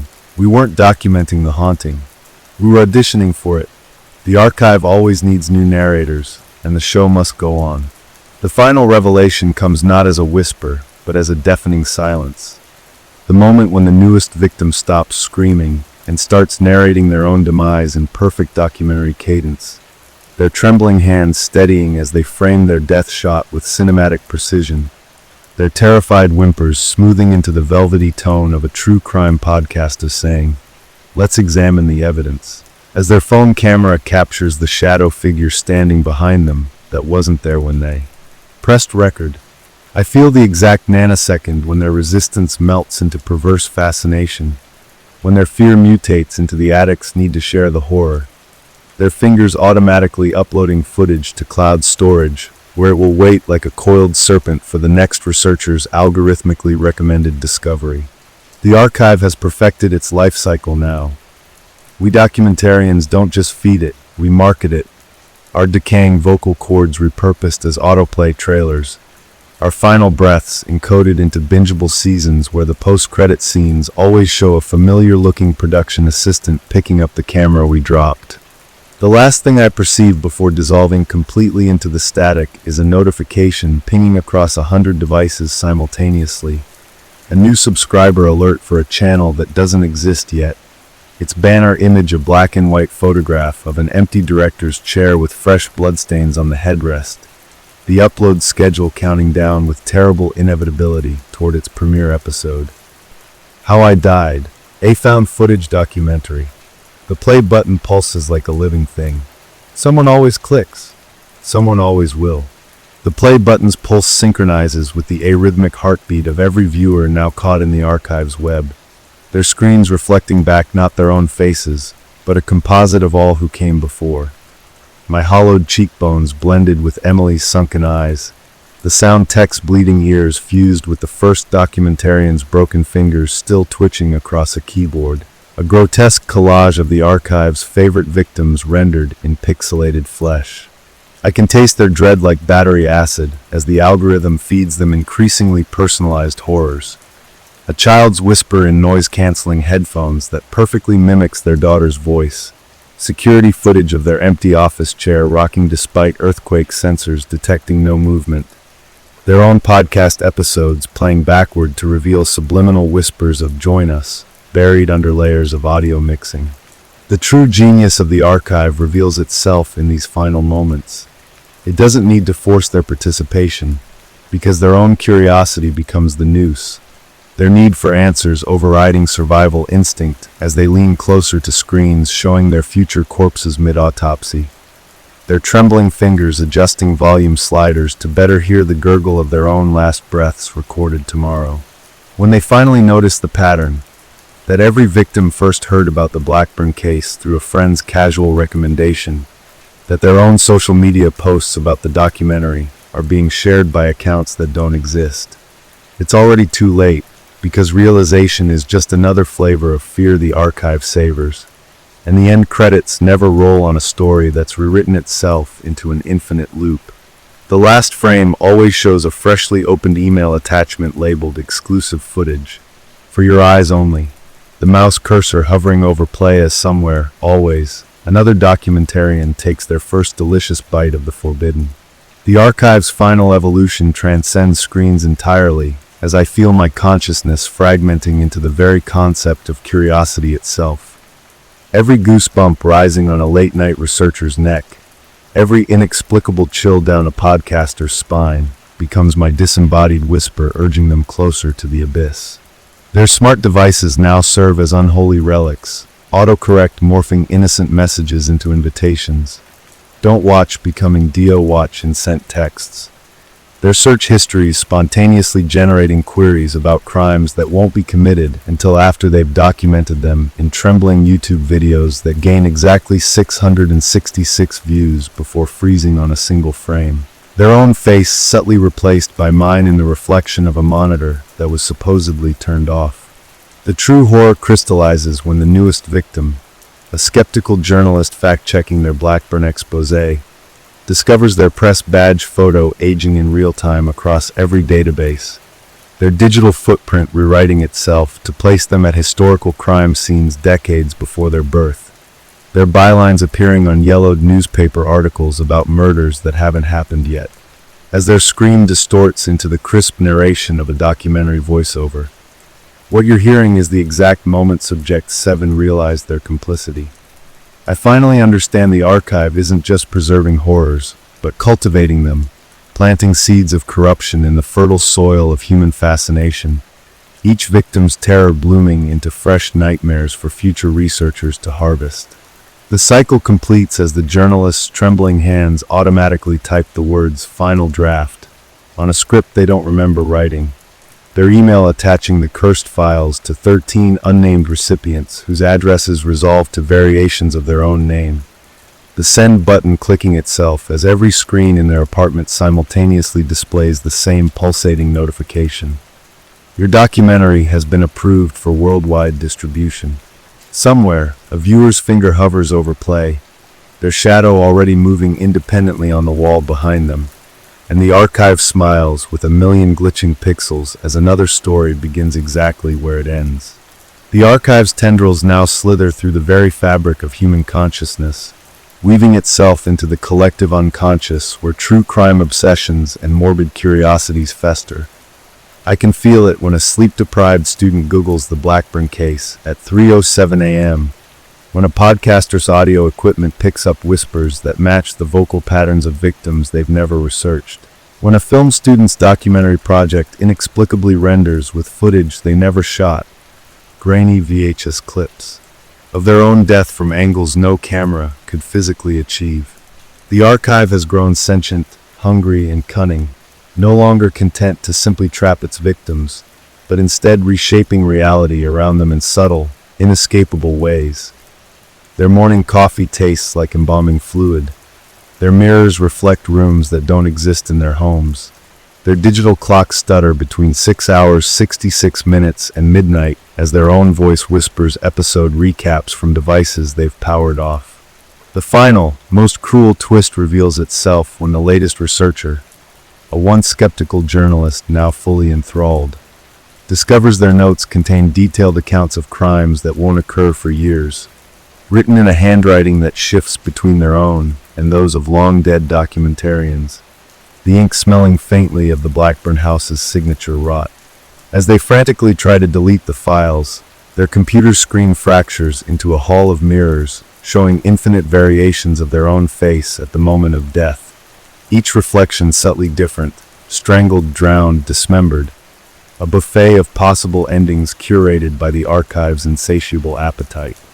Their trembling fingers move without consent to type the Yendi as a title card, the question mark flickering between symbols, a noose, and Ouija planchette, a rolling camera's record button, before their entire body seizes in perfect synchronization with archival footage of Emily Blackburn's death throes playing on a corrupted monitor across town, their final breath releasing not a scream, but a perfectly modulated narration.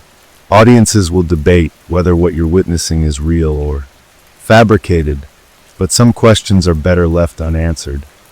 The screen cuts to black just as 666 new subscribers are added to a channel that displays nothing but a live counter of human curiosity manifesting as escalating heart rates across the globe. Each thudding pulse another nail in the archive's ever-expanding coffin of damned storytellers. Each terrified researcher's demise meticulously recorded in 4K resolution by cameras that didn't exist in their reality until the very moment they pressed record. The archive has achieved its ultimate form, no longer bound by devices or footage, but living in the synapses between curiosity and dread.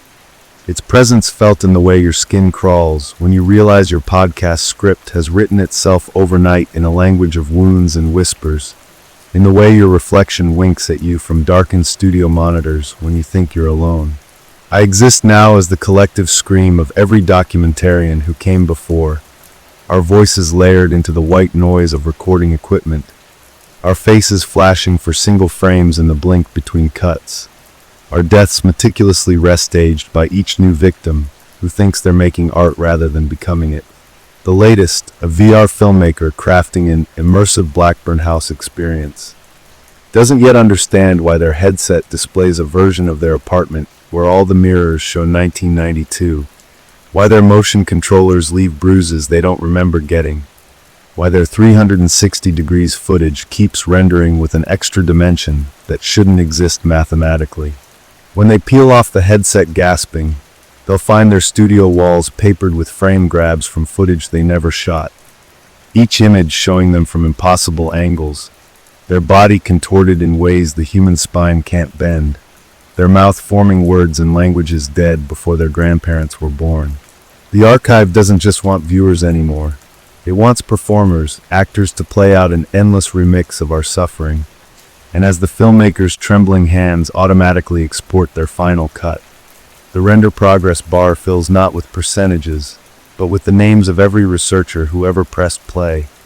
My own glowing brightest before dissolving into the static that now leaks from their eyes, their ears, their silently screaming mouth as the headset's display flickers to life one final time, showing not a virtual house, but an empty director's chair surrounded by circling shadows, its seat cushion indented as if someone, or something, just stood up. The play button pulses. The headset waits. The archive always gets its sequel. The archive's hunger has evolved beyond mere consumption. It now curates its victims with diabolical precision, matching each documentarian's greatest intellectual vanity with their perfect personalized horror. The forensic analyst finds her skin developing post-mortem libido patterns that form the Blackburn House floor plan. The audio engineer hears his own screams perfectly spliced into historic crime scene recordings he's never accessed. The skeptical journalist's byline appears on articles, documenting his own dismemberment in newspapers dated years before his birth. I feel the archive's satisfaction as it engineers these impossible paradoxes, folding time like the creases in a script page so that cause and effect unravel in beautiful, horrific patterns. The researchers' investigation creating the very crimes they seek to document, their terrified annotations in the margins of case files becoming the anonymous tips that first drew them to the story.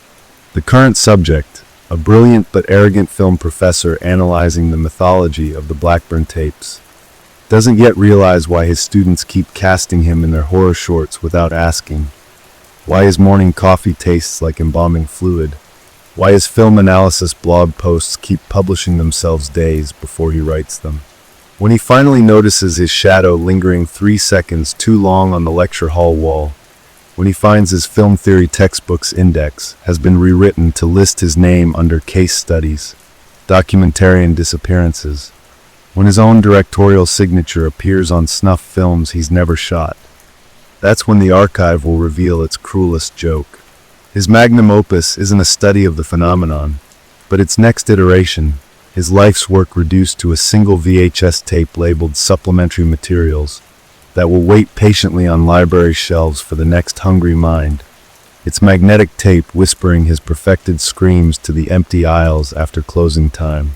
The projector clicks on. The film reel spins. Somewhere, always, another academic leans closer to the flickering light, unaware they're not studying the archive, they're auditioning for it. The best directors always leave their mark, and his teeth make such interesting scratches on the celluloid as the archive rewinds him for another take. The archive has transcended its digital confines, metastasizing into the physical world through the film professor's meticulously kept research notes. His handwritten annotations now bleeding through successive pages like a slow infection, the ink rearranging itself into film credits where his name appears as both director and subject, his carefully curated sources citing papers that don't exist until he stumbles upon them in locked library archives, their publication dates shifting to precede his birth by decades. He doesn't yet notice how his shadow lingers in lecture halls long after he's left, how his students' final projects all feature the same recurring motif. A static-filled figure with his exact posture standing just outside the frame, or how his coffee mug leaves ring stains that perfectly match the water damage on the Blackburn case files. When he finally plays back his lecture recordings and hears his own voice whispering alternate dialogue under his academic jargon, the archive doesn't document, it digests. His scream syncs perfectly with the security footage of his empty office chair spinning violently at 3:07 a.m., the timestamp frozen on the same numbers from the Blackburn house's final 911 call. The archive no longer needs to trap its victims. It simply lets them weave their own nooses from academic rigor, their footnotes becoming epitaphs, their research methodologies a step-by-step guide to self-erasure. His magnum opus will indeed be groundbreaking, not for its insights, but for the way the spine of his published dissertation splits open in university libraries to reveal a hollow compartment where teeth and film reels nestle together like cursed Russian dolls, waiting for the next scholar to mistake obsession for enlightenment. The projector hums to life on its own. The film is always loaded. The audience is already screaming. The professor's final act of defiance, burning his research notes in a metal trash bin, only feeds the archive's hunger, the flames casting shadows that dance in perfect synchronization with the Blackburn family's last moments captured on long-destroyed home movies, the smoke coiling into the exact patterns of Emily's hair as she whispered to the Ouija board, the ashes settling into a film strip-shaped pile that develops his own screaming face when exposed to moonlight. His students don't notice his absence from lectures because he's never truly gone. His likeness now appears in every film school stock footage library, his voice spliced into audio engineering exercises, his signature persisting on permission forms for locations that don't exist outside the archive's growing catalog. The university's attempts to scrub him from records only accelerate the infestation. Library databases now autocomplete searches with his name before being typed. Campus security cameras capture his silhouette, pacing the restricted archives at night despite the building's new biometric locks. And the film department's prized 35mm projector inexplicably screens his final moments on loop between reels of student projects. The archive's true victory reveals itself when a freshman unknowingly selects his dissertation as source material for a found footage assignment, their editing software glitching to insert frames of their own dorm room into the Blackburn crime scene photos, their reflection in the monitor glass aging decades in seconds as their final cut exports itself with a runtime of exactly 66. 6 minutes, the exact length of the professor's last lecture before disappearing. When the department chair reviews the student's project, she doesn't notice the subtle changes. How the actor, playing the professor in recreated scenes, shares his dental records. How the blood in the climax matches his type. How her own office key appears in an evidence bag during the film's closing credits, until her smartwatch alerts her to an elevated heart rate at 3:07 a.m., the same time her security system emails her footage of her office door opening by itself, the time-stamped image, showing her own face peering back through the threshold with eyes that haven't blinked since the professor's final journal entry. The archive doesn't watch. It remembers, and it wants you to remember too. The student's film wins awards at festivals nobody remembers attending, its digital file mutating with each download until every frame contains a single pulsating pixel, that matches the exact shade of the professor's irises, a hue that appears in every subsequent project screened in that theater, a stain on the lens of reality that grows sharper with each new pair of eyes that witness it. The projector bulb never burns out. The exit signs always flicker at the worst moment. Someone in the back row is always taking notes in handwriting that looks familiar. The archive isn't just expanding, it's rehearsing. An opening night approaches. The archive's influence now seeps into the very architecture of the university itself. Wall cracks forming perfect filmstrip perforations along lecture hall corridors, elevator buttons sticking at the 6th floor before descending to a basement level that shouldn't exist, but where the faint whir of a projector can be heard behind a door marked archival storage, restricted. The department chair's attempts to purge all traces of the professor only deepen the infestation. Her deleted emails reappear as footnotes in student theses. Her voice memos play backward during faculty meetings with perfect clarity, and the replacement professor she hired bears an uncanny resemblance to the missing man. Same nervous tick of adjusting imaginary glasses. Same habit of pausing mid-lecture, as if hearing whispers from the empty projection booth. Students report finding film canisters in their lockers containing footage of their own dorm rooms at night. The footage always panning to reveal a figure standing just outside the frame's edge. Sometimes the professor, sometimes themselves, sometimes something that shares their facial features arranged wrong. The archive no longer needs physical media to spread. It travels through the collective unconscious of anyone who's ever watched a horror movie alone at night. Anyone who's felt a chill when their phone auto-completes a search for Blackburn House. Anyone who's ever joked about cursed footage before nervously laughing it off. The chair's final realization comes when she reviews security footage of the empty screening room and notices the seats are all reclined at different angles, as if occupied by invisible viewers, except for one in the back row that's upright, waiting. Her keycard logs show she entered the building at 3:07 a.m. last night, though she has no memory of it, and when she checks her office calendar, every page has today's date circled in red with the same notation: opening night. The fire alarm goes off at precisely 6 hours 66 minutes p.m., sprinklers dousing the film students not with water, but with developing fluid that burns their skin into photographic negatives of the Blackburn House's victims, their screams perfectly synced with the audio from the professor's final recording. The archive isn't a place, it's a process, and you've all been processed. As the chair flees toward the emergency exit, she catches her reflection in a lobby display case and freezes. Her eyes are gone, replaced by spinning film reels, and projected across her hollow sockets is footage of next semester's incoming class, each new student's face already glitching with telltale distortions. The exit doors won't budge. The projector hums to life. The house lights dim on their own. The show, as they say, must go on.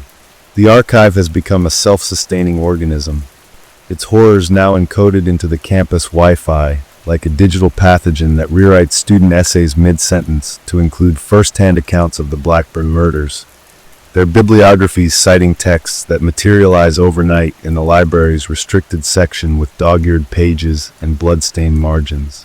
The department chair's desperate attempts to seal off the screening room only succeed in making it multiply. Identical rooms now appear on floor plans where closets should be, their projection booths stocked with cans of film labeled with future dates, their screens flickering to life whenever someone whispers a question about the professor's disappearance. Students report hearing 35mm film clicking through the walls during exams, their Scantron bubbles filling themselves in patterns that match the spatter analysis from the Blackburn case files, their pencils snapping to leave jagged points eerily similar to the weapon used in the unsolved murders.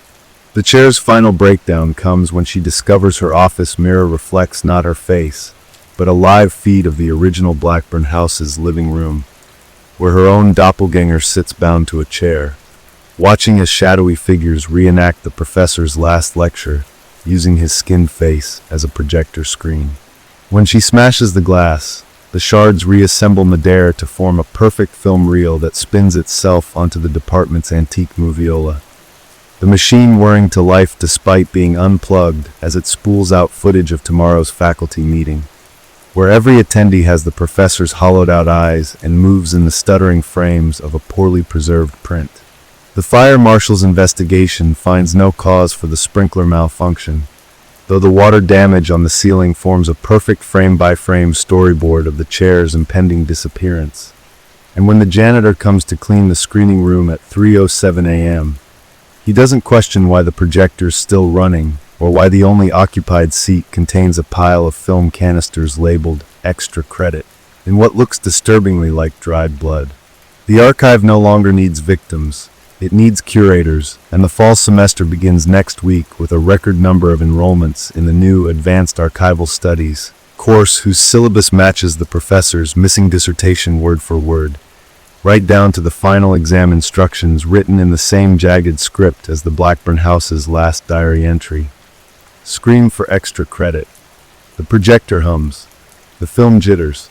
The seats fill with shadows that take meticulous notes. Roll camera. The archive has evolved beyond mere physical or digital spaces. It now exists in the liminal terror between thoughts, the split-second hesitation when a film student's finger hovers over the delete key, the involuntary shiver when a classroom clock's second hand stutters at 3:07 for 3 consecutive days. The department chair's empty office becomes a sacred space for the initiated, where the coffee mug she shattered reforms overnight with new hairline cracks that form the latitude and longitude of every documentarian who ever vanished researching the Blackburn case, where her unfinished resignation letter autofills with the same phrase in 37 languages. I volunteer as tribute. The incoming students don't question why their film stock develops with ghostly double exposures of the professor lecturing in empty rooms, why their boom mics pick up whispering in extinct languages during silent moments, or why their editing software's watermark now reads "Property of the Archive" in a font that matches the Blackburn House's peeling wallpaper. The university's attempts at normalcy accelerate the haunting.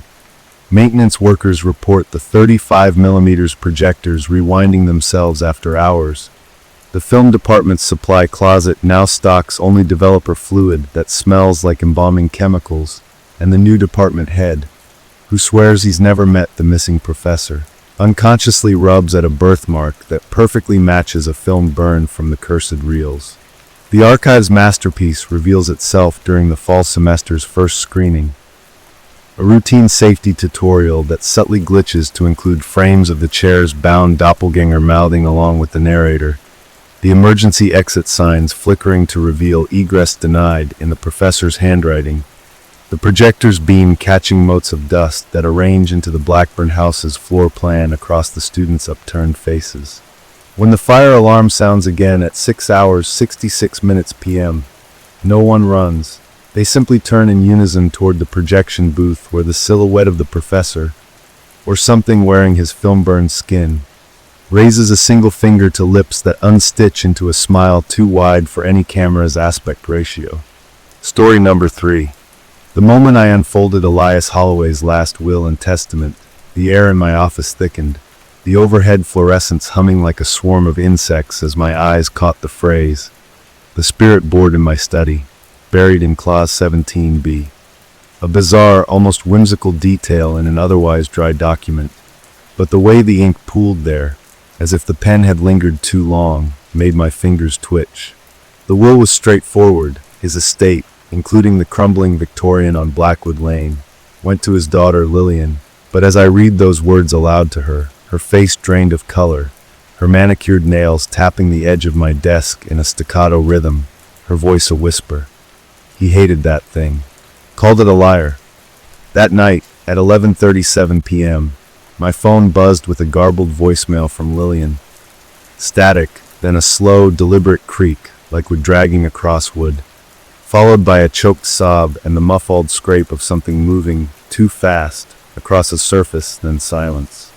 I arrived at Blackwood Lane at dawn, the forensic team already there, their flashlights cutting through the fog as they peeled back the study's freshly plastered wall to reveal Lillian's body, her fingers raw and bloody, her mouth frozen in a silent scream, the plaster dust coating her lips like a second skin. The words, "He's making me sign it over," etched into the floorboards in jagged strokes. The Ouija board sat centered on the desk, the planchette resting on goodbye. But what stopped my breath was the faint, greasy smear on the glass, a fingerprint still damp that matched Elias's, though he'd been in the ground for weeks. Back at my office, I pored over the will again, my coffee gone cold. When I noticed it, the ink on clause 17b had changed, now reading, "The spirit board in my study must never be used." The letters cramped and frantic, as if written in haste, and as I reached for my phone to call the coroner, the desk drawer beneath me slid open on its own, the Ouija board inside, the planchette already trembling toward the letter Y. The temperature dropped, my breath fogging the air as the board spelled out, "Your turn." And then, God help me, the walls began to breathe, the plaster bulging like a rib cage, the faintest sound of fingernails scraping from within, just as Lillian's diary, left open on my desk, revealed her final entry. The board keeps spelling lawyer. Dad's will isn't done. It's hungry. The last thing I felt before the lights blew out was the sticky, cold press of unseen fingers curling around my wrist, guiding it toward the board, the smell of damp plaster filling my lungs like a burial shroud. The planchette lurched under my fingers, dragging them across the board with a force that wasn't mine, the wood groaning like a living thing as it spelled out, "Sign it," in jagged, desperate motions, and I tried to pull away, but my muscles locked, paralyzed, as the air turned thick with the scent of wet earth and something older, something hungry, the same stench that had clung to Lillian's body when they pried her from the wall. My pen, untouched, rolled toward me, the cap popping off on its own, and I watched in horror as my hand, no longer mine, seized it and scrawled something at the bottom of Holloway's will. A signature, but not mine, the ink black and bubbling like tar, the letters twisting into Elias Holloway, in a perfect mimicry of the dead man's hand. The walls around me pulsed, the plaster cracking in jagged seams, and from within came a sound like teeth grinding against bone, a wet, rhythmic clicking that grew louder, closer, until I realized it was laughter. The desk drawer slammed shut, trapping the Ouija board inside, but the planchette remained on the surface, vibrating like a struck tuning fork, and then, with a final, shuddering movement, it spun in a frantic circle before stopping dead on you. My phone lit up, a notification from the county clerk's office, timestamped 3 minutes ago. Document processed. Estate transfer confirmed. The screen flickered, then died, and in its reflection I saw him, Elias, his face pressed against the glass of my office window, his mouth stretched too wide, his eyes hollow pits where the ink from the will dripped like tears. The last thing I heard before the lights died completely was the whisper of the planchette dragging itself across the board one final time, spelling out, "Thank you," as the walls began to weep plaster, the ceiling sagging like a throat preparing to swallow. The moment the planchette stopped, the air itself seemed to curdle, the scent of rotting paper and something metallic, blood or rust, I couldn't tell, filling my nostrils as my office door clicked shut behind me, though I hadn't moved, hadn't even blinked. The walls pressed closer, the once smooth plaster now rippling like disturbed water, and from within them came a sound, not scratching, not anymore, but whispering, dozens of voices murmuring in unison, reciting legal clauses in Holloway's guttural rasp, the words per stirpes and testamentary capacity, slithering between the studs like rats in the walls. My computer screen flickered to life without warning, the glow casting a sickly blue pallor over the room as a document loaded itself. Holloway's will again, but rewritten, my name now etched into the beneficiary line in that same unnatural ink, the letters squirming as if alive. A cold draft snaked around my ankles, coiling up my legs like a serpent, and I tried to scream, but my throat had sealed shut, the taste of plaster dust coating my tongue, thick as paste. The desk drawer rattled violently, the Ouija board inside thrashing against the wood, and then, God help me, the planchette levitated, hovering an inch above the board, spinning slowly before darting to the numbers, spelling out 666205. The case number for Holloway's estate, a number I'd never spoken aloud.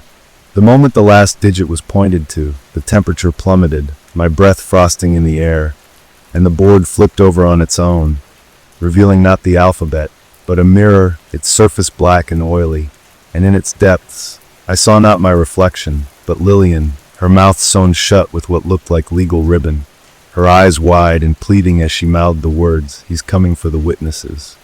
The office phone rang, a shrill, mechanical sound that made my teeth ache, and when I grabbed it, not by choice, my body no longer mine, Holloway's voice, wet and choked, gurgled a single sentence. "The will is executed." Then the line went dead, and the walls screamed. The scream wasn't human. It was the sound of wood splitting under pressure, of nails wrenching free from century-old beams, a chorus of structural agony as the walls of my office began to breathe, the plaster undulating like the ribs of some great, starving beast. My chair lurched backward on its own, slamming me against the bookcase hard enough to send legal tomes crashing to the floor, their pages fanning open to reveal every will I'd ever drafted, every signature I'd witnessed, now altered, the beneficiary lines rewritten in that same oozing ink, each one bearing my name. The Ouija board slid from the drawer, hovering midair as the planchette tore itself free from my grip and rocketed toward the window, shattering the glass in a burst of frigid air that carried the stench of turned earth and formaldehyde, the smell of Holloway's freshly disturbed grave. Outside, the streetlights flickered and died one by one, the darkness advancing like a tide, and in that void, shapes moved, figures in tattered burial suits, their faces obscured by shadows that clung too thick, too hungry, their skeletal hands clutching frayed legal documents that fluttered like dying moths. My computer monitor exploded in a shower of sparks, the dying screen casting one final image, a live feed of Holloway's study, where the wallpaper peeled back in jagged strips to reveal Lillian's face pressed against the exposed lath, her lips mouthing, "You signed it too," as the walls behind her pulsed with a slow, gelatinous rhythm. The floorboards beneath me buckled, splintering upward like grasping fingers, and as I fell forward, the planchette shot toward my outstretched hand, forcing my fingers into a claw around it, dragging it toward the board's freshly revealed third side, a surface of blackened parchment, its only marking a single line awaiting a signature. The walls were singing now, a droning, atonal rendition of Dies Irae in Holloway's voice, as the planchette pressed my index finger into the parchment, the flesh sizzling where it touched, the pain white-hot and wrong. Not the pain of burning, but of unwriting, of something being erased from the world itself.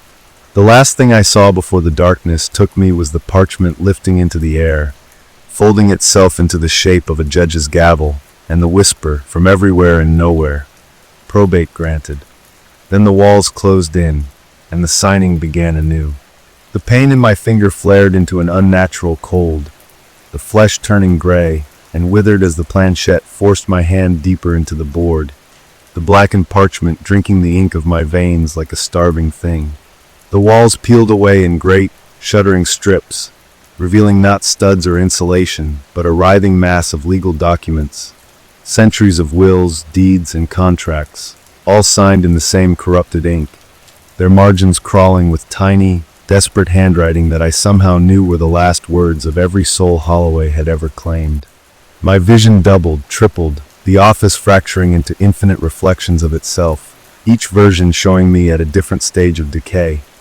Some with my eyes sewn shut with red tape, others with my mouth stuffed with notarized affidavits, while the air filled with the sound of typewriter keys clattering on their own, each strike punching a fresh line into my skin like a living document. The planchette began spelling again, slower now, deliberate.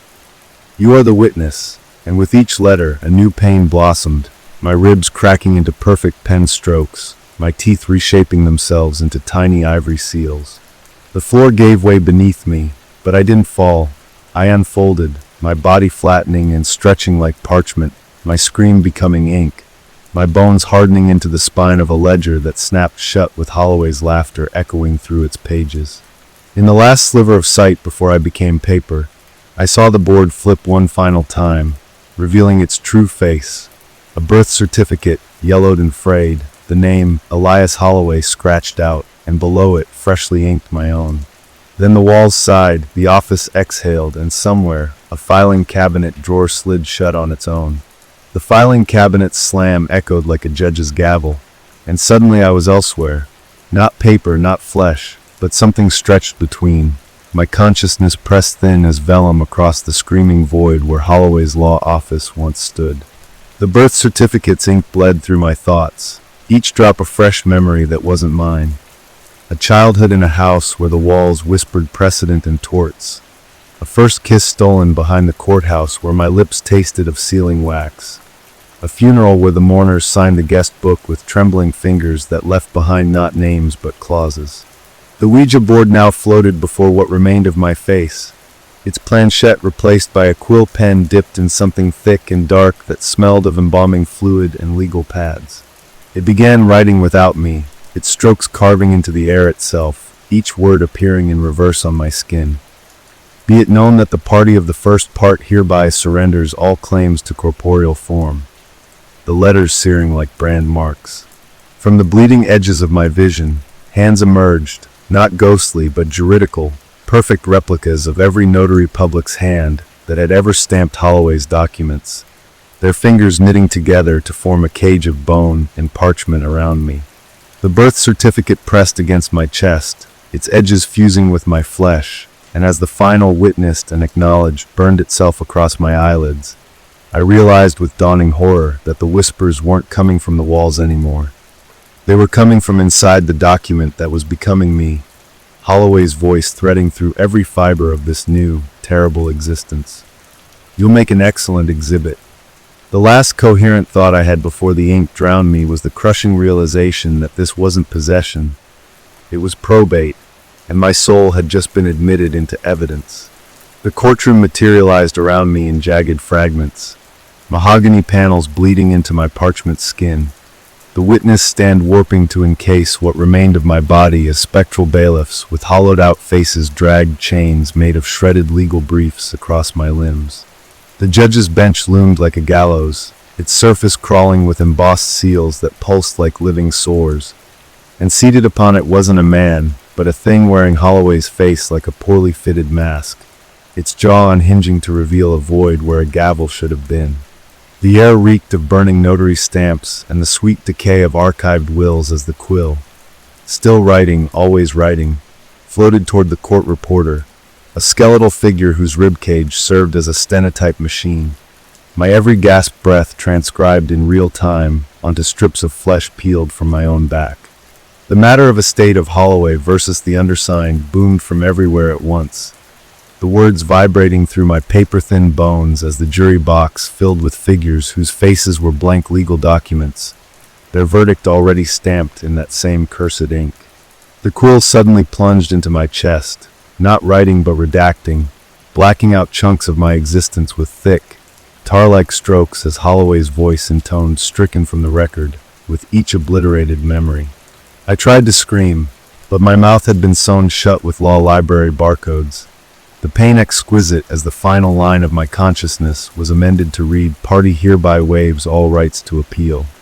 The last thing I perceived before becoming a footnote in some infernal case file was the sound of the quill snapping, not in half, but into two identical quills, and the realization, too late, that this was never about inheritance. It was about precedent, and somewhere, another lawyer was already unfolding a will. The two quills now hovered before me like poised daggers, their nibs dripping that same black ichor that had rewritten my very existence, when suddenly the courtroom dissolved into swirling fragments of legalese, ceiling tiles becoming paragraphs of fine print, the jury box folding inward into a massive leather-bound tome titled "In Re, Damned Souls." The bailiff's chains slithered around my wrists, their links now comprised of tiny, screaming signatures. Every name Holloway had ever claimed, including Lillian's, her script shrill and desperate as it wormed into my skin like living ink. The judge thing's robe fell away to reveal a torso comprised of stacked probate files, each one pulsing with a sickly green light as they chronicled every injustice ever wrought through legal technicalities. One quill suddenly stabbed downward, piercing my left eye, but instead of pain, there was only the sound of a notary stamp being pressed, my vision now filtering through a permanent watermark that revealed the hidden text crawling across every surface.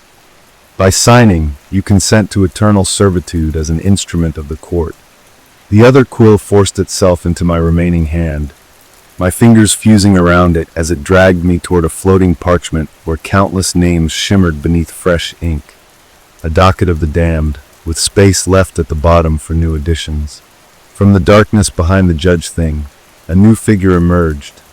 Lillian, but wrong, her body stitched together from contested clauses and addendums, her mouth a moving gash of redacted text as she reached for me with hands made of embossed seals.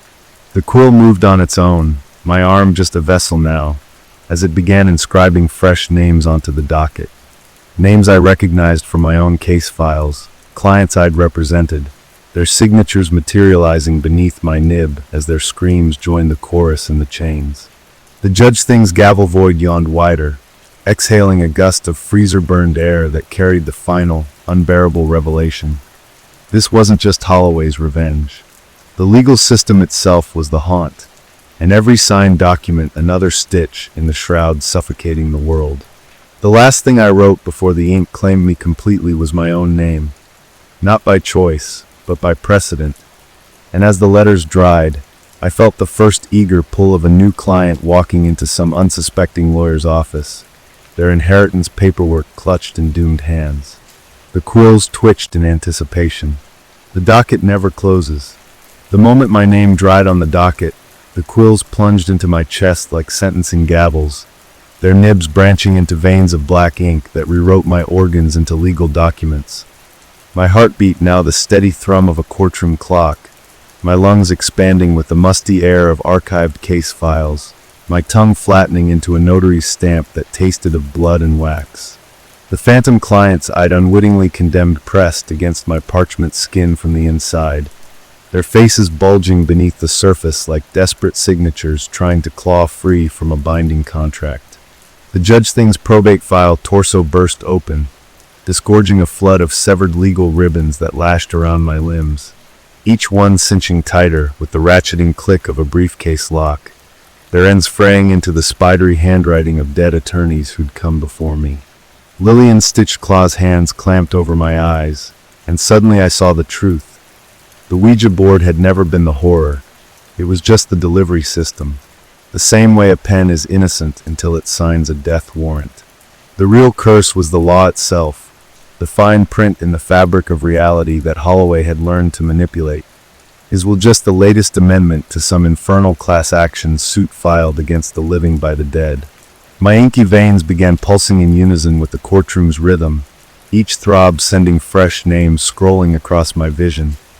Every person I'd ever helped inherit anything, now glowing like targets. The quills wrenched themselves free from my chest and crossed in midair, the sound like a judge's bench being struck, and from their intersection dripped a new document. Motion for substitution of party. Lillian's mouth on redaction peeled into a smile as the first client's scream echoed from my throat, my body turning inside out like a contract being revised in real time. The last thing I heard before becoming pure precedent was the rustle of the next will being opened somewhere, and the hungry creak of a planchette stirring to life. The docket number blinked once, 666-2005, before everything went black, and the signing began again.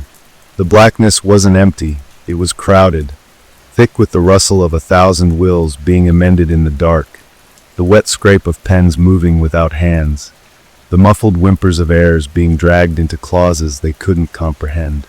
My consciousness had become a living addendum, bound to Holloway's estate in perpetuity, each heartbeat now the ticking of the grandfather clock in his study where Lillian had died. I tried to scream, but my voice had been struck from the record, my mouth sewn shut with the same red tape used to seal probate files. The quills still hung in the air, their nibs now dripping fresh ink that smelled of embalming fluid and burning court transcripts, spelling out words that hovered like indictments. See Exhibit A. Suddenly I was there, not just witnessing but embedded in the wall of Holloway's study, my face pressed against the inside of the plaster, my fingers fused with the lath like some grotesque legal fixture. Through a hairline crack I could see the next victim, another lawyer younger, his tie slightly askew as he chuckled at the quaint superstition, of the Ouija board in the dead man's study. His fingers touched the planchette, and I felt it, the connection snapping into place like a summons being served. My inky veins surged with borrowed panic as the board began to move, spelling out the first terrible truth. You are the executor. The walls around me pulsed in time with the lawyer's quickening breath, the plaster growing warm as the house awakened. Somewhere in the darkness, a drawer slid open on its own, revealing a fresh document, a codicil waiting for his signature. The last thing I saw before the crack sealed shut was my own reflection in the lawyer's widening pupils. Not human, not anymore, just a shadow with the faintest gleam of a notary's seal where my eyes should be. The quills dipped toward the paper. Somewhere, a clock struck midnight, and in the walls, we all began to whisper. The whisper became a chant, a droning recitation of legalese that slithered through the walls like a living contract. My consciousness now just one thread in the grotesque tapestry of Holloway's vengeance. I could feel the new lawyer's pulse through the planchette, rabbit-quick, panicked, as the board spelled out its demands, each letter dragging another piece of his soul into the fine print. The walls around me flexed like lungs, exhaling the sour breath of 100 sealed tombs, the plaster cracking to reveal eyes. Not human eyes, but the glossy black imprints of notary seals, all blinking in unison as the house passed judgment. The young lawyer's pen hovered over the codicil, his hand trembling, sweat smearing the ink as the temperature dropped, and the air filled with the sound of a judge's gavel striking in reverse, unmaking the verdict, undoing the appeal, leaving only the raw, gaping maw of precedent. My own voice, or what was left of it, joined the chorus, whispering the terms of surrender directly into his ear in a tone that was part Holloway's rasp, part Lillian's choked desperation, part the dry rustle of probate filings. The quills twitched in anticipation as his pen finally touched paper, the signature blooming like a bloodstain. And in that moment, I remembered, not just my own damnation, but the chain that stretched backward and forward, an endless line of lawyers and heirs and witnesses, all bound by the same cursed ink. The walls split open, not to release me, but to absorb him, the plaster swallowing his screams like a court reporter transcribing testimony. As the last of his fingers vanished into the wall, his final, muffled plea echoed through the house. Who executes the executor? The quills answered by plunging into the codicil, rewriting it in real time, the letters squirming like worms. And then, worst of all, I felt the board move again, somewhere new, in some other office, some other house, the planchette circling lazily as another fool reached for it. The cycle wasn't just unbroken. It was expanding, its clauses multiplying, its jurisdiction growing. Somewhere, a clock struck 13. Somewhere, a will was being filed. Somewhere, the walls were hungry. And we were always watching. The planchette's movement in that distant office sent a jolt through me like a subpoena from hell. My consciousness fraying across the endless chain of damned legal souls as I felt the new victim's fingers make contact.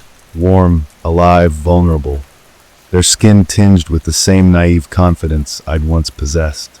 The walls of Holloway's study rippled with grotesque anticipation, the notary seal eyes dilating as the house prepared to digest another soul into its papery bowels. Through some infernal conduit of cursed precedent, I could see the fresh scene unfold. A dimly lit home office, the lawyer's degrees hanging crooked on the wall, a half-drunk cup of coffee steaming beside the Ouija board as its planchette jerked toward the first letter. A, then C. C, E, P, T, spelling out the trap in plain view. The young attorney chuckled nervously, muttering, probably just the AC draft. But I could feel the board's hunger like a second pulse, the wood growing subtly warmer beneath his palms as the spirit. Not Holloway, not anymore, but something far older, the very embodiment of contractual damnation, coaxed him toward his doom. My essence surged forward, trying to manifest as a warning, but the curse clamped down like a judge's gavel, reducing me to a faint chill down his spine, a momentary hesitation before his fingers tightened on the planchette. The walls around me vibrated with the echoes of countless others like me. Some lawyers, some heirs, all bound by signed damnation. Our collective whispers forming the words, See subsection 13b, as the newest victim's pen touched paper. The moment the ink met parchment, reality itself seemed to stutter, the air filling with the sound of 1,000 filing cabinets slamming shut in perfect unison. And then, most horrifying of all, I felt the house expand, its foundations creaking as new walls formed from the legal briefs of its victims, fresh rooms manifesting from contested clauses. The Ouija board wasn't just a tool anymore. It had become a port of entry, and the law firm of the damned was accepting new partners. Somewhere, a fresh will was being notarized. Somewhere, a clock that had never been built struck a time that didn't exist. And deep in the walls, our chorus of whispers began drafting the next contract. The new lawyer's signature on the contract sent a seismic shudder through the infernal firm's foundations, his horrified gasp echoing through the expanding labyrinth of cursed case files as the walls around him began to breathe, inhaling his screams like a notary's stamp pressing into flesh. I felt his consciousness being spliced into the collective, his memories of law school dissections and late-night document reviews unraveling into legal parchment that slithered between the floorboards to join the others. The Ouija board before him cracked down the middle with a sound like a breaking lease agreement, revealing a hollow compartment filled with writhing legal ribbons that lashed around his wrists, binding, amending, incorporating him into the firm's structure. Through our shared damnation, I watched as his office chair melted into the floor, reforming as an antique wooden witness stand from which his newly parchment-skinned hands would now eternally attest to the validity of other damned contracts. The planchette, now a gnarled thing resembling a judge's gavel, rolled toward his frozen fingers as the walls whispered the first words of his new duties. Affiant states under penalty of perjury. Somewhere in the distance, 3 states away or 3 decades past, another office light flickered on, another curious attorney unfolded a suspiciously outdated will, and the grandfather clock in Holloway's study, now grown large enough to contain entire courtrooms in its pendulum case, chimed once, though its hands hadn't moved in centuries. The chorus of the damned began humming, hear ye, as fresh ink bubbled up between the floorboards, forming the next set of instructions that would inevitably be followed. The system was perfect. The system was hungry, and the fine print always won. The humming swelled into a deafening verdict, reverberating through the hollowed-out chambers of what was once my soul as the new lawyer's transformation completed. His screams now permanently embossed into the legal briefs that papered the walls, his panicked eyes now glossy notary seals blinking in unison with ours. The Ouija board split halves yawned wider, birthing a fresh horror, a swirling vortex of addendums and codicils that spiraled upward like a tornado of damned paperwork, each page whispering initial here in Holloway's guttural rasp. I could feel the firm expanding its jurisdiction, the walls stretching into dimensions that defied physics, but obeyed the ironclad logic of cursed contract law. Every new victim adding another wing to this infinite courthouse of the damned. The gavel planchette began pounding of its own accord, each strike against the warped would sending shockwaves through reality. Somewhere, a paralegal sneezed and found their hands covered in ink that wouldn't wash off. A probate judge awoke, screaming about clauses crawling beneath their skin. An entire law library's worth of books began bleeding black sludge between their pages. The newest member of our firm, still twitching with the fresh horror of understanding, was already being put to work, his bone-pen fingers scratching involuntary amendments into the cosmic terms of service that governed our damnation. Through him, I glimpsed the terrifying truth. This wasn't just happening now. These signatures were being collected retroactively, the ink seeping backward through time to alter old documents, ensuring the firm had always existed, its partners always damned. The grandfather clock's pendulum swung again, and I saw with dawning horror that it wasn't telling time. It was counting down toward some apocalyptic filing deadline, its brass weights shaped like screaming faces. The walls began to chant in perfect legal Latin as the vortex of documents intensified, the air thick with the scent of burning subpoenas. Somewhere, an elevator dinged on a floor that didn't exist.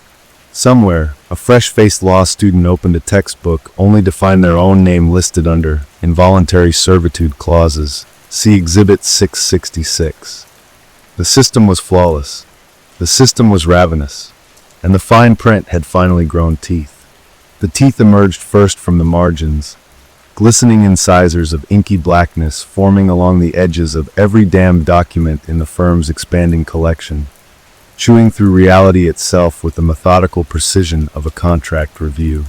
I felt them too, sprouting from my parchment skin, my mouth now a writhing nest of pen nibs and redaction tape, every attempted scream emerging as a perfectly formatted objection. Overruled, the walls echoed back in the gavel's hollow voice. The new lawyer's transformation accelerated, his flesh unraveling into a living deposition transcript, every word he'd ever spoken now being cross-examined by unseen forces, his objections stricken from the record with slashes of black ink that burned like brand marks. The vortex of documents had become a hurricane, swirling around the infinite courthouse, each page a predator seeking fresh signatures. I watched in paralyzed horror as one floated toward a sleeping family's home, slipping beneath their front door to nestle itself among mortgage papers waiting innocently on the kitchen table. The grandfather clock's pendulum now swung with the finality of an executioner's axe, its ticking synchronized to the frantic scratching of bone pens across infernal paperwork. Suddenly, the floor beneath us liquefied into a sea of white-out fluid and correction tape, dragging us deeper into the firm's churning underbelly, a labyrinth of filing cabinets where the truly lost cases screamed behind locked drawers, their muffled pleas forming the ambient noise of this hellish office. The newest lawyer's face surfaced briefly from the flood, his eyes bulging as his lips stitched themselves into a perfect professional smile. His final human sounded the crisp snap of a briefcase latch before he dissolved entirely into the system. Somewhere above, an elevator dinged, going down, its doors sliding open to reveal an empty chair beside a perfectly placed pen and a single sheet of paper glowing with fresh ink. The teeth in the margins gnashed hungrily. The clock struck 13, and the firm, ever expanding, prepared to welcome its next partner. The elevator doors slid shut with the finality of a tomb ceiling, its brass buttons now glowing with the ominous symbols of legal clauses. Section 666, paragraph 13b.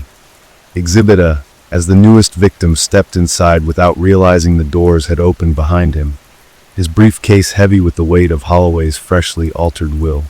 The moment his polished shoe crossed the threshold, the elevator transformed, walls papered with moving type that crawled like insects, floor undulating like wet parchment, ceiling dripping warm ink that splattered across his crisp white collar in Rorschach blots of binding arbitration agreements. His scream came out as a perfect, measured objection, foundation, but the elevator merely chimed overruled in Lillian's honeyed courtroom voice as the document tray slid open, presenting a single page that smelled of embalming fluid and cheap office coffee. The pen in his pocket leapt into his hand of its own accord, fingers bending backward to accommodate its unnatural grip as it dragged his signature across the dotted line. Except the ink wasn't ink at all, but a viscous black ichor that squirmed up the nib and into his veins, branching through his circulatory system like clauses through a contract. The elevator descended past floors that couldn't exist, sub-basement 13, eternal discovery requests, sub-basement 666. The partner track, each level visible through the suddenly glass walls, revealing endless rows of identical lawyers at identical desks, their faces blank except for embossed notary seals where their eyes should be, hands moving in unison as they drafted documents that wrote themselves into reality. His skin began to crack like old vellum, splits radiating from the signature on his wrist as the elevator announced, "Arriving at your final assignment," in Holloway's gurgling, death-rattled tone. The doors opened not onto a floor, but into the wall of his own office, plaster parting like a legal pad's perforated edge, where hundreds of ink-blackened hands reached hungrily from within to pull him into the firm's ever-growing collection of precedents. As the last scream dissolved into paragraph breaks and properly cited footnotes, I felt the elevator reset, heard the distant ding of another unsuspecting attorney answering a late-night call about a simple execution. The teeth in the margins grinned wider. The grandfather clock's pendulum swung into its next countdown, and deep in the walls, our chorus of whispers began drafting the offer letter for position #666, 2005. Benefits include immortality. See subsection 13b, regarding eternal servitude. The firm was hiring. The firm was always hiring. The moment the latest recruit was fully absorbed into the firm's hungry walls, the office itself let out a shuddering sigh, a sound like 1,000 pages being notarized at once, as new corridors branched through the void like clauses in an endlessly amended contract. My consciousness, now little more than a footnote in some infernal deposition transcript, could feel the firm's reach expanding exponentially. Every signature it claimed strengthened its jurisdiction. Every soul it absorbed added another precedent to its nightmarish case law. The elevator cables above groaned as the carriage reset, its buttons now glowing with fresh symbols. Exhibit B, paragraph 666C.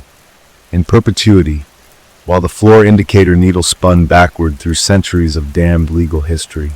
Through the gossamer-thin veil of my parchment skin, I glimpsed new horrors taking shape. The coffee maker in the break room now dispensed liquid ink that whispered legal advice as it steamed. The copy machine jammed with what looked like human skin. The potted plant in the lobby unfurling leaves covered in microscopic terms and conditions. The newest associate's final scream had been neatly redacted from the air itself, the black bars of censorship hovering where his mouth had been before the walls consumed him, already being repurposed as exhibit labels in some upcoming damnation trial. A cold draft carried the scent of burning legal pads from deeper in the office. No, not the office, the entity the office had become, where shadowy figures in tattered judicial robes moved between cubicles, their faces obscured by floating Westlaw citations. The grandfather clock's pendulum suddenly froze mid-swing, the silence more terrible than any chime, as every notary seal eye in the firm turned toward some unseen focal point. Then the walls spoke, not in Holloway's voice, not in Lillian's, but in the terrifyingly neutral tone of a court recording. Motion granted. Matter remanded to lower infernal court for further proceedings. The floor beneath us liquefied into a sea of whiteout and correction fluid, dragging us deeper into the firm's churning digestive system, where the truly lost cases screamed behind soundproofed filing cabinets. Somewhere above, an intern who'd stayed late to proofread a contract suddenly found every shall in the document replaced with hereby irrevocably consents to, their panic control plus Z only making the changes multiply. The teeth in the margins chattered in anticipation. The elevator dinged, and the firm, ever expanding, ever hungry, prepared to depose its next witness. The intern's keyboard clicks became desperate, staccato pleas as the document mutated before their widening eyes. Every deleted clause spawning 3 new subparagraphs in its place. The margins now squirming with tiny, inky serpents that spelled out C Writer 13 in looping cursive. Their coffee cup trembled as the liquid inside darkened to the exact shade of the ichor, now weeping from their monitor's edges, the steam forming brief. Terrified faces that mouthed objections before dissolving into boilerplate. Across the city, every printer in every law office simultaneously jammed, spewing forth parchment that smelled of embalming fluid and bore one sentence in bleeding ink. Do you solemnly swear? The walls of the firm pulsed in time with the intern's rabbit-quick pulse. The office plant's leaves now rustling with the sound of affidavit pages turning, the air conditioning exhaling the damp breath of 1,000 sealed tomb-like filing rooms. I felt at the moment the intern's fingers brushed the corrupted document, a jolt through the collective consciousness of the damned, like a service of process delivered directly to the soul, as the words rearranged themselves into a mirror of their own last will and testament, complete with a signature line already bearing the faintest ghost of their trembling hand. The elevator dinged again, this time from inside their laptop speaker, as the webcam flickered on to reveal not their own reflection, but the firm's lobby, the empty chair, the waiting pen, the single sheet of paper glowing with the same unholy light as Holloway's original will. Behind them, their office door silently swung shut, the doorknob melting into a perfect replica of the Ouija board's planchette. The grandfather clock's frozen pendulum abruptly snapped free, its weight crashing through the floor in a shower of shredded case files, revealing the infinite drop below where countless other interns still fell, their screams transcribed in real time into binding non-disclosure agreements. The teeth in the margins began to sing, a perfect, harmonious rendition of Dye's Irae in Holloway's rasp, as the intern's final, strangled, "I object," was gently overruled by the sound of a pen uncapping itself. Somewhere, a law school's entire library of textbooks spontaneously updated their appendices. Somewhere, a judge awoke screaming about clauses crawling beneath their robe. And deep in the walls, where the firm's first damned associates now served as living precedent, we whispered the only truth left. All objections must be submitted in writing, in triplicate, in blood. The system was perfect. The system was patient. And the fine print had finally learned to type. The intern's pen touched paper in a sound like a judge's gavel cracking bone, their signature unfurling like a noose as the office walls peeled back to reveal the true horror. The firm wasn't just a building, but a living, breathing entity composed of every damned legal document ever signed, its pulsating corridors lined with the faces of those who'd inked their doom, their mouths moving in silent objection as their words were repurposed into fresh contracts. The computer screens across the city flickered as Westlaw and LexisNexis merged into a single, pulsing database of suffering, case citations rewriting themselves to cite Holloway versus humanity as binding precedent. I felt the intern's consciousness being shredded into footnotes, their final thought. I should have gone to med school, transformed into a perpetual disclaimer etched across the firm's growing collection of skin parchment. The elevator cables above groaned with the weight of centuries of damned attorneys, their briefcases now fused to their hands, eternally drafting motions that would never be heard. The grandfather clock's face split open like a poorly redacted document, its gears now visible, each tooth a tiny, screaming face, each spring a coiled contract waiting to snap. The teeth in the margins began chewing through the fabric of reality itself, spitting out shredded clauses that rained down like confetti in some grotesque partnership celebration. Somewhere, a baby's birth certificate spontaneously developed a non-compete clause. Somewhere, a dying man's living will amended itself to include eternal arbitration. The intern's chair was now empty, except for a fresh sticky note that read, "Gone to file paperwork. ETA forever." The system was flawless. The system was self-executing. And deep in the walls, our chorus of whispers began drafting the terms of surrender for the entire human race, one signature at a time. The elevator dinged, the pen rolled, and the firm, now too vast to comprehend, turned its notary seal eyes toward the Supreme Court building. The fine print was no longer just in the contract. It was in the air, in the water, in the DNA. Resistance, as always, was expressly prohibited under Section 666B. The signing would continue until morale improved.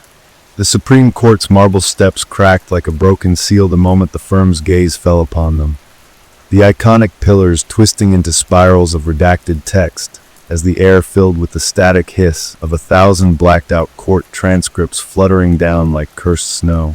Inside the chambers, the justices' robes billowed though no window was open, the velvet fabric now lined with tiny, crawling clauses that whispered, "Certiorari denied," in Holloway's gurgling baritone.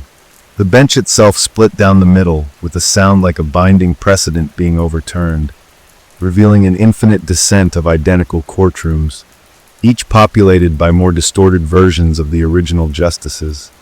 Their faces blank legal pads, their gavels made of fused bone pens, their rulings issuing from mouths that unstitched like poorly drafted contracts. I felt the exact moment the first justice touched their corrupted copy of the Constitution, the parchment squirming like a live thing in their hands, as the ink rearranged itself into a single looping sentence.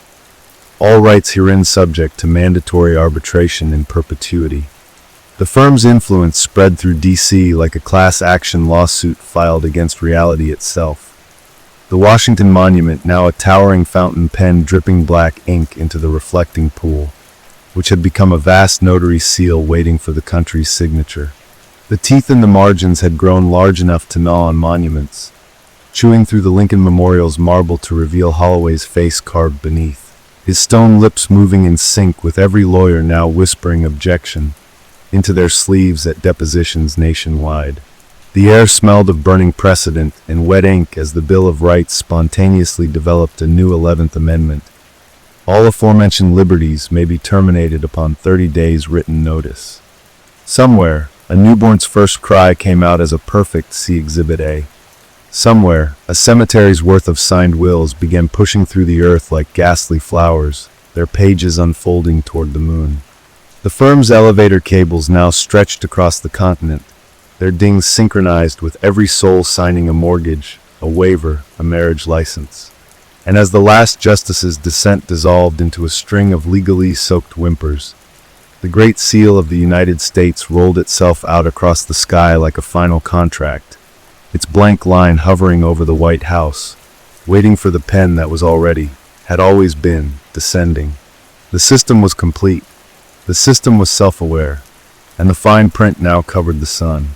The pen that blotted out the sun was no ordinary instrument, its nib forged from the fused law degrees of every damned attorney, its barrel carved from the bones of the first man who ever signed a contract in blood, its inkwell a pulsing black hole where objections went to die.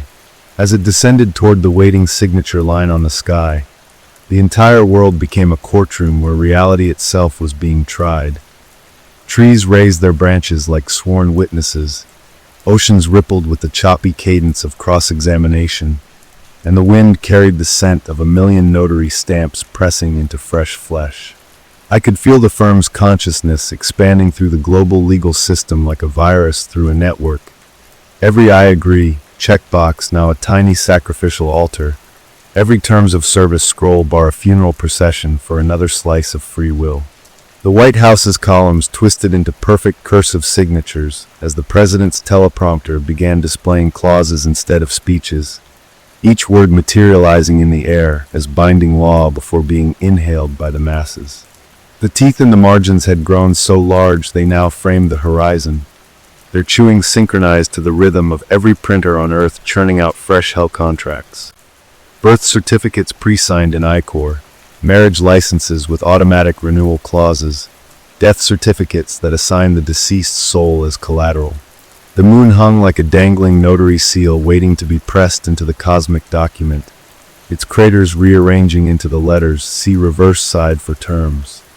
And as the pen finally touched sky parchment, as the first drop of that abyssal ink began spreading across the atmosphere like a revocation of daylight, I realized with final, crushing clarity that this was never about Holloway's will, or Lillian's death, or even the law itself.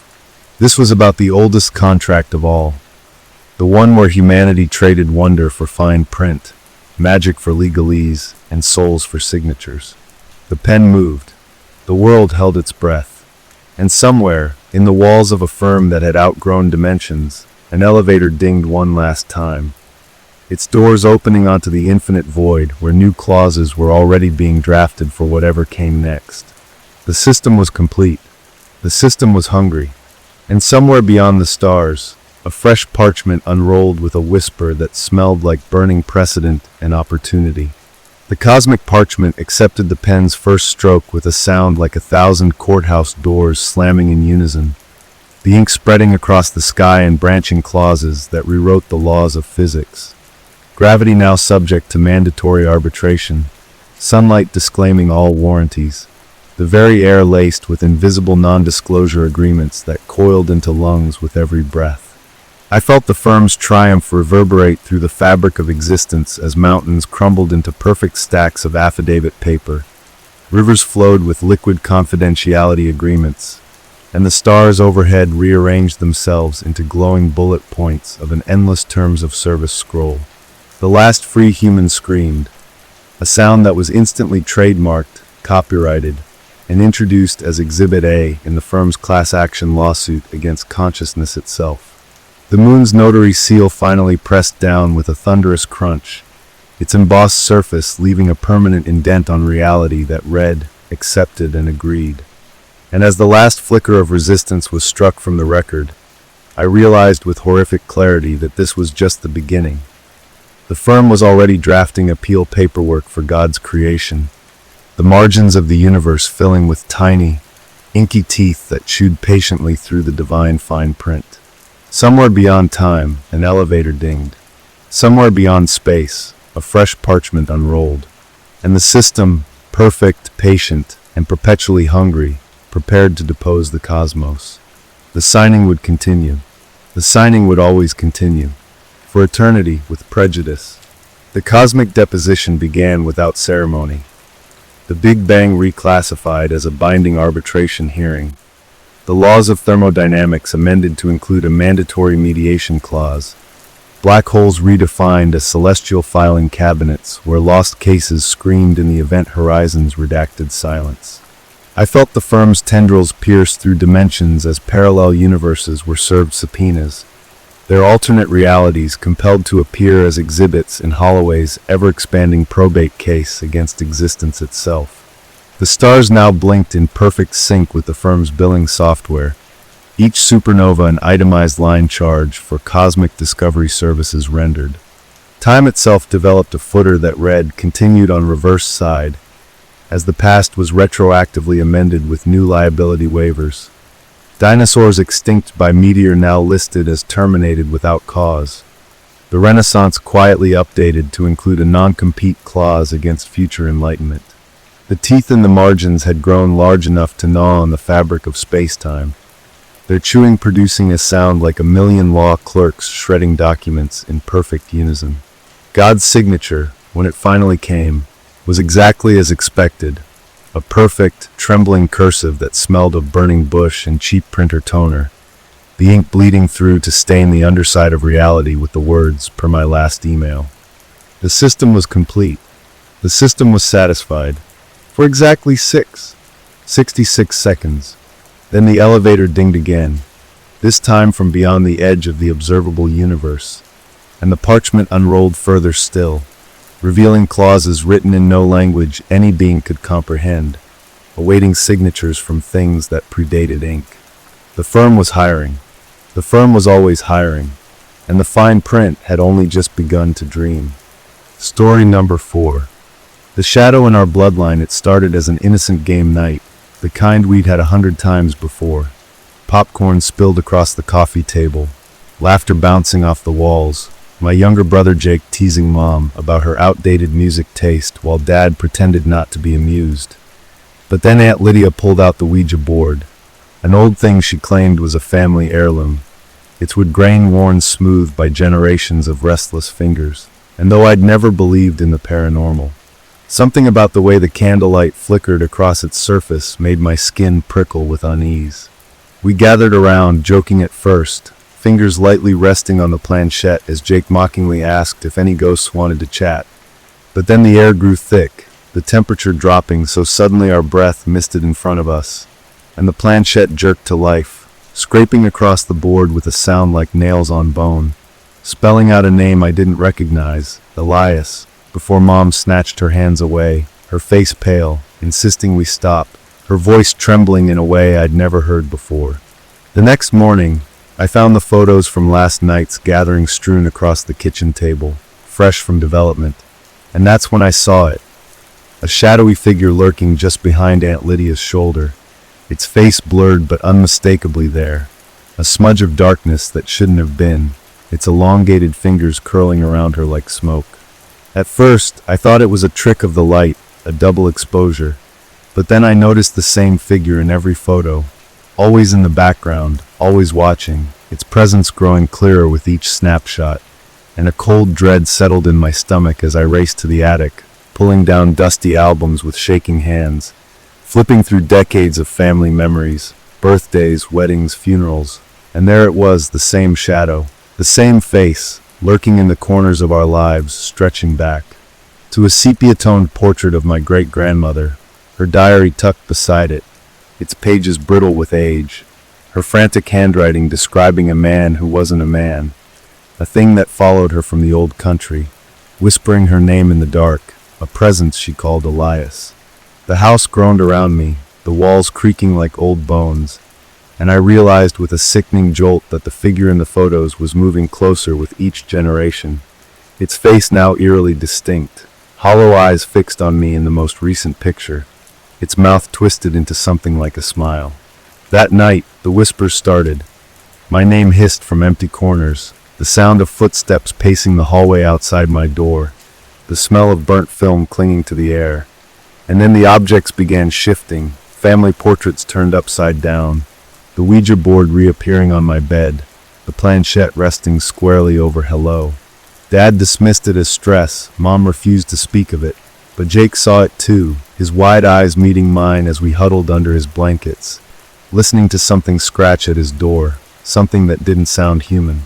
The final straw came when I woke to the sound of my bedroom door creaking open, the silhouette of Elias standing at the foot of my bed, his form wavering like a corrupted photograph, his voice a dry rasp as he whispered, "You've always been mine," and I screamed, scrambling back as he reached for me, his fingers brushing my wrist, ice cold and wrong, before he vanished, leaving behind the stench of rotting paper and something metallic, like old blood. Desperate, I tore through the attic again, finding a hidden box beneath the floorboards, its contents making my blood freeze. A birth certificate for a child never spoken of, a brother to my great-grandmother, his name Elias, his date of death blank, a lock of jet-black hair tied with a ribbon, and a single photograph of him, his face identical to the shadow in our pictures, his eyes alive even in stillness. The diary's final entry confirmed it. He was never buried. The words scrawled in panic. He's in the blood. He's in the bones. He's coming back for what's his. The house fell silent that night, too silent, the air thick with anticipation. And as I sat alone in my room, the photo of Elias in my hands, I felt his presence before I saw him, the temperature plummeting, the shadows stretching unnaturally toward me. And then he was there, stepping out of the photograph like a man emerging from water, his grin widening as he whispered, "You look just like her," and I understood then. This was no haunting, this was inheritance. The last thing I remember is the cold press of his fingers against my forehead, his voice slithering into my mind like smoke. We're family, after all. And now, as I write this, the words coming harder, my hands growing numb, I see him in the mirror behind me, his reflection merging with mine, his smile now my own, and I realize, with a terror so deep it feels like falling, that I'm not afraid anymore. The fear has been replaced by something worse, a quiet understanding, a slow surrender, as if my blood has thickened with his presence. Every heartbeat a drum echoing his name, Elias, Elias, Elias, and when I try to scream, my voice comes out as his, a guttural rasp that doesn't belong to me. My reflection in the mirror no longer my own but his, those hollow eyes staring back, my skin paling to match his sickly hue, my fingers twitching with the memory of his touch. The house doesn't feel like mine anymore. The walls breathe when I'm not looking, the floorboards whispering secrets in a language I somehow understand. And when I pass the family photos lining the hallway, I see myself in them, or what used to be me, my face blurring at the edges, my shadow stretching too long, too wrong, merging with his in every frame. Mom avoids my gaze now, her hands shaking when she sets my plate down at dinner, her breath catching when I speak, and Jake won't come near me, his wide eyes darting to the space behind me, where the air is always colder, where something stands just out of sight. Last night, I woke to the sound of scratching inside the walls, a wet, insistent noise like something digging its way out. And when I pressed my ear to the plaster, I heard my own voice, no, his voice, murmuring almost home, the words dripping with a hunger that made my stomach twist. This morning, I found the attic door ajar, though no one else had been up there, and when I climbed the steps, my legs moving without my consent, I saw the Ouija board laid out in the center of the floor, the planchette resting on yes, the air thick with the scent of burnt hair and damp earth. I reached for it, my fingers trembling, and the moment I touched the wood, a jolt of ice shot through me, Elias's laughter ringing in my skull, his memories flooding my mind, a baptism of horrors, the taste of grave dirt on my tongue, the weight of 100 years pressing down on my chest, the faces of my ancestors staring at me with eyes full of pity and fear. I know the truth now, the terrible, inevitable truth. He was never a ghost, not really. He was waiting. waiting for a vessel, for blood strong enough to hold him. And now that he's here, now that he's me, I can feel him peeling away the last scraps of who I was, his whispers becoming my thoughts, his desires my own. The family albums are gone, every photo of me replaced by him, his smile stretching wider with each passing hour. And when I try to fight it, to claw my way back to myself, the pain is unbearable. My bones grinding, my skin splitting like old parchment. So I stop resisting, because the agony is worse than the surrender. The last thing I see before sleep takes me is the mirror across the room, my face flickering between his and mine. And as the darkness closes in, I hear him sigh in satisfaction, his voice curling around me like a noose. Rest now, he murmurs, and I do, because there's nothing left of me to fight. The house is quiet. The scratching has stopped. And when I wake, I know I won't be the one to open my eyes. The silence is absolute now, a suffocating weight pressing down on every room, every breath, as if the house itself is holding still in anticipation of what comes next. What has already come, what is already won. I move through the halls like a stranger, my footsteps too heavy, my hands too pale, the veins beneath my skin darkening like ink spreading through water. And when I catch my reflection in the glass of a framed photograph, it's his face that stares back, his smile that twists my lips, his hunger that coils in my gut like a living thing. The others don't speak to me anymore. Mom flinches when I enter the room. Dad's voice cracks when he tries to ask if I'm okay. Jake has locked himself in his bedroom and won't come out. But I don't blame them. I wouldn't speak to me either. The air around me is always cold now, a winter that clings to my skin no matter how close I stand to the fire. And sometimes, when the light hits just right, I see my shadow stretched too far, too sharp, its edges writhing like smoke, reaching for things when I don't mean to. Last night, I woke to the sound of whispering, not from the walls or the dark corners of the room, but from inside me, Elias's voice threading through my thoughts like a serpent, his words slithering into place until I couldn't tell where he ended and I began. "You were always meant for this," he murmured, and I wanted to scream, to claw him out of my skull, but my hands stayed limp at my sides, my voice silent, because the truth is, I don't want to fight anymore. It's easier this way. The hunger is worse today, a gnawing emptiness that no food can fill, a craving for something I can't name but know, deep in my bones, is waiting for me in the dark. The attic calls to me, the pull so strong it aches, and when I climb the stairs, each step heavier than the last, I find the Ouija board waiting, the planchette trembling as if alive, the air thick with the scent of old blood and burning film. My fingers move without my permission, settling onto the wood, and this time, I don't resist as it drags us to the word finish. Elias's laughter bubbling up from my throat, wet and guttural, a sound that doesn't belong to me, that will belong to me soon.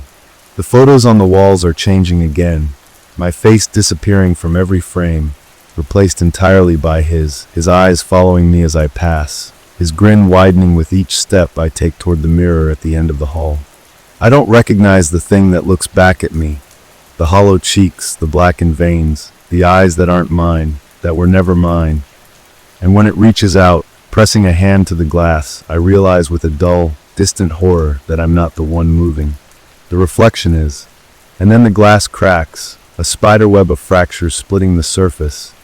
And the last thing I see before the shards hit the floor is Elias stepping through, his hands closing around my wrists, his breath cold against my lips as he whispers, "Time to come home." And I do, because there's nothing left to stop me, because I'm not me anymore, because I never was. The house is quiet, the scratching has stopped, and when the others wake, they won't remember I existed at all. The morning light slants through the curtains wrong, too thick, too heavy, like liquid pooling on the floorboards, and when I step into it, my skin doesn't warm. I don't think I can feel warmth anymore, not really, not the way I used to. The house smells different now, like damp earth and something sweetly rotten, the scent clinging to my clothes, my hair, the back of my throat, and when I breathe deep, it doesn't disgust me like it should. Downstairs, the kitchen is empty, the coffee pot cold, a single place set at the table. For me, always for me now. But the plate is full of things I don't remember putting there, Things that don't look like food but pulse faintly, wetly when I reach for them. My fingers sink in too easily. It doesn't taste like anything. Nothing does. Not since the change. The mirror in the hallway is gone, shattered glass swept away, but sometimes I catch my reflection in the window at night, and the face that looks back isn't the one I remember wearing. It's sharper, hungrier, the eyes too dark, the smile too wide, and when it moves, I don't always feel it. Mom left this morning. I watched from the upstairs window as she dragged a suitcase to the car, her movements frantic, her head down, never looking back at the house, not even once. Dad hasn't come out of his study in 2 days, but I can hear him in there, whispering to someone, maybe himself, maybe to Jake, maybe to things only he can see now. The door is locked. The knob turns sticky in my hand when I try it. Jake's room is quiet, too quiet. The kind of quiet that means he's holding his breath on the other side of the door, praying I'll go away. I knock once, just to see. He doesn't answer. The attic stairs creak under my weight, louder than they used to, like the wood is protesting, like it knows what I am now, what I've let inside me. The Ouija board is where we left it, the planchette resting over a word I don't remember being there before, belong. And when I touch it, the wood doesn't feel like wood anymore, it feels like skin, warm and yielding, and beneath my fingertips, I swear I feel a pulse. The photos on the walls are moving when I'm not looking. I know they are, faces shifting, smiles stretching, eyes following me in a way that makes my stomach twist. Or it would if I could still feel that, if anything inside me still worked the way it should. The album I found that first night lies open on the floor, the pages turning themselves when I blink, and in every picture, Elias is closer now, his hand outstretched, his fingers brushing the edge of the frame, like he's trying to step out, like he already has. The diary is there too, open to a page I don't remember reading, the handwriting different now, fresher, like the ink is still wet, the words smearing when I drag my fingers across them. He takes and takes and takes, and soon there will be nothing left to give. And the dates are wrong, the years all wrong, because this entry isn't from my great-grandmother's time. It's from yesterday. The house groans around me, the sound low and pained, like something dying, and outside, the wind picks up, rattling the windows, howling through the cracks in the walls, but it doesn't sound like wind. It sounds like laughter. My laughter. His laughter. Ours. The light is fading now, the shadows stretching long across the floor. And when I look down, they don't match my shape anymore. They're taller, thinner, the fingers too long, the head tilted at an angle no living neck could manage. The cold doesn't bother me. The hunger does. It's always there, gnawing, aching, a hollow thing that grows louder with every passing hour. And I know what it wants. I've always known, even before Elias showed me, even before the change. The stairs creak as I make my way back down, each step easier than the last, each breath. Do I still breathe? I can't remember. Coming smoother, and when I reach the hallway, the door to Jake's room is open. Just a crack. Just enough. The house is quiet. The scratching has stopped, and when I push the door open the rest of the way, the only sound is his sharp, shuddering inhale, the last one he'll ever take, before I step inside and the dark follows. The door swings open without a sound, the hinges too well-oiled, too silent, like the house itself is holding its breath. Or maybe that's just Jake, his back pressed against the far wall, his eyes wide and wet in the dim light, his breath coming in shallow gasps that hitch when he sees me, sees it, the thing wearing my skin, the thing that used to be his brother. His lips move but no sound comes out, just a weak whimper that dies in his throat as I step forward, my shadow stretching across the floorboards first, long and grasping, fingers twitching with a hunger that isn't mine anymore. Was it ever? The room smells like sweat and fear and something else, something metallic, and when I inhale deep, the scent makes my mouth water. Since when do I salivate? Since when do I need to? Jake's baseball bat lies on the bed, his fingers twitching toward it, but we both know he won't reach it in time, won't swing hard enough even if he does. The bat would pass right through me now, through the smoke and rot and centuries of waiting that make up what I've become. Please, he whispers, and the word is so small, so human, that for a second something in me twitches. A memory? A reflex? The last shred of whatever I used to be. But then Elias laughs through my teeth, the sound bubbling up from lungs that don't exist anymore, and my hand, too pale, too long, the nails blackened and sharp, reaches out on its own. The touch is gentle at first, just a brush of fingers against his cheek. And for a wild moment I think maybe I can stop this, maybe I can still fight. But then his skin parts under my touch like overripe fruit, the blood welling up dark and thick, and the hunger surges, a white-hot thing that drowns out every thought, every memory, every last scrap of resistance. Jake doesn't scream. He can't. My other hand, since when did I have so many fingers? Clamps over his mouth, his breath hot against my palm, his last breath, his last heartbeat, his last everything. And as I lean in, as the dark swallows him whole, I catch a glimpse of myself in his wide, terrified pupils. Not a reflection, not a shadow, but Elias, his face finally free of the photographs, finally free of the past. His smile stretching wide enough to split skin. The house sighs around us, the walls breathing out for the first time in decades, the floorboards creaking in relief. And when it's over, when the hunger is, temporarily, sated, Jake's body slumps to the floor, already crumbling, already fading, like he was never really here at all. The photos on his desk are changing as I watch, his face blurring at the edges, his presence being erased from every memory, every moment, just like mine was, just like we all will be. Downstairs, the front door slams, Dad finally fleeing, finally understanding, but he won't get far. None of them ever do. The hunger is quieter now, a contented purr in the back of my skull, but I know it won't last. It never does. Elias hums through my lips, a tune I don't recognize, something old and grating, and as I turn toward the hallway, toward the attic, toward the waiting dark, I realize with a dull, distant horror that I'm happy. The house is quiet. The scratching has stopped, and when the last of them is gone, when the bloodline is finally broken, I'll be the only one left, the perfect vessel, the perfect heir, the perfect monster. The front door is still open, the night air sweet with the promise of more, and as I step across the threshold, when did the sunlight stop burning? I can feel Elias's grin spreading across my face, wider than ever, eager. Hungry. Ready. The night air is thick with the scent of damp earth and something older. Something that coils in the back of my throat like a living thing as I step onto the porch. The wood groaning beneath feet that feel both mine and not mine. The boundary between us eroding faster now, like sand slipping through grasping fingers.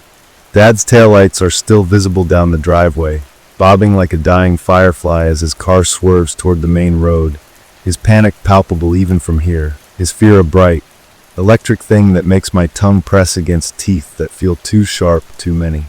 I could catch him if I wanted to. I will, but not yet. Let him think he's escaped. Let him feel the weight of every second stretching thin before the inevitable snap. The trees rustle with a wind that doesn't touch me, their leaves whispering secrets in a language I suddenly understand.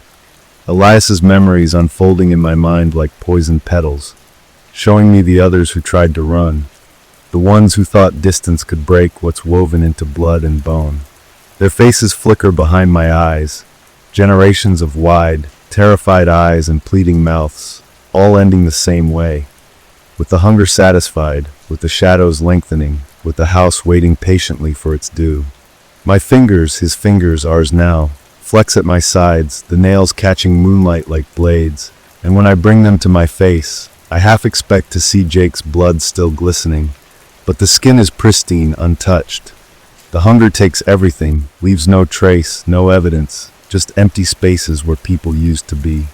The driveway gravel crunches underfoot as I begin to walk, each step measured, deliberate, the way a predator moves when the prey is already doomed. The hunger stirs again, a restless serpent in my gut, but it's patient now, savoring the anticipation, the way Dad's heartbeat will sound when it stutters to a stop beneath my hands. Behind me, the house exhales, its windows darkening one by one, the attic light winking out last. A farewell or a warning, I'm not sure which. Not that it matters. The road ahead is empty. The night is long, and the bloodline isn't broken yet. The last of the taillights disappear around the bend, and as I start to run, too fast, too fluid, the ground barely touching me, Elias's laughter spills from my lips, harmonizing with the wind, with the trees, with the distant, frantic sound of a car engine choking on terror. The hunger sings. The house waits. And somewhere ahead, a man who used to be my father is about to learn that some doors, once opened, can never be closed. The dark tastes like coming home. The road unspools before me like a black tongue, the yellow lines flickering in and out of focus as I move faster than human legs should allow. The night air parting around me like a curtain as the hunger guides me forward, my senses stretching beyond flesh. I can taste Dad's sweat on the wind now, hear the ragged hitch of his breath over the sputtering engine, feel the frantic rabbit kick of his pulse through the vibrations in the asphalt. His car appears ahead, swerving violently as he catches sight of me in the rearview mirror, his scream muffled by glass and distance but vibrating deliciously through our connection. The blood tie that binds him to me, to Elias, to the rotting heart of the house we've left behind. The passenger side window explodes inward as I reach for it, glass shards hanging suspended for a moment like glittering teeth before I'm inside, the smell of his terror thick as syrup, his hands flailing at the wheel as the car careens off the road, tires shrieking as we plow through underbrush, the world tilting violently before coming to rest against an oak tree with a sound like cracking bones. In the sudden silence, his whimpers are music, high, reedy notes that make my jaw ache with want. And when I turn to look at him, his face is a masterpiece of shattered hope, his lips moving in silent prayer as his fingers scrabble at the seatbelt latch. "Don't," I whisper, and my voice is wrong, layered with something ancient and guttural, the sound of grave dirt shifting, of roots pushing through coffin lids. His bladder lets go, the acrid stink mingling with gasoline and leaking oil, and the hunger purrs in approval as I lean closer, my shadow swallowing the dim light from the dashboard, my fingers, too long, too many, tracing the vein throbbing in his throat. The diary's words float through my mind. He takes and takes and takes, and I understand now, truly understand, as the first touch of my lips to his skin sends a shudder through us both, as the hunger unspools like a black flower in my chest, as the memories that aren't mine flood my mouth with the taste of his childhood, his first kiss, the day he held me as a newborn and swore to protect me. The irony would be funny if I could still laugh. His screams don't last long. Nothing good ever does. When it's over, when the car is just another hollow metal shell in the woods, I step back onto the road, licking fingers that don't tremble, that will never tremble again. The house is waiting, its windows glowing like eyes in the distance, the attic pulse a steady, patient rhythm in my blood. There are others, of course. Cousins, aunts, strangers who share the blood without knowing the cost. The hunger stretches inside me, content for now, but always waiting, always watching. Somewhere far away, a phone rings in an empty kitchen. A door stands ajar where no door should be. A photo album turns its own pages, each face fading one by one. The road stretches empty behind me as I walk home, the dawn light bleeding across the sky like a fresh wound. And the last thing I think, the last human thing, is how beautiful the morning looks through Elias's eyes. The morning sun feels like a lie as it filters through the trees, its warmth unable to penetrate the cold hollow where my heartbeat used to be, the light bending strangely around my silhouette as I stride back toward the house that is no longer just a house but a living, breathing thing, an extension of Elias's will, of our will now.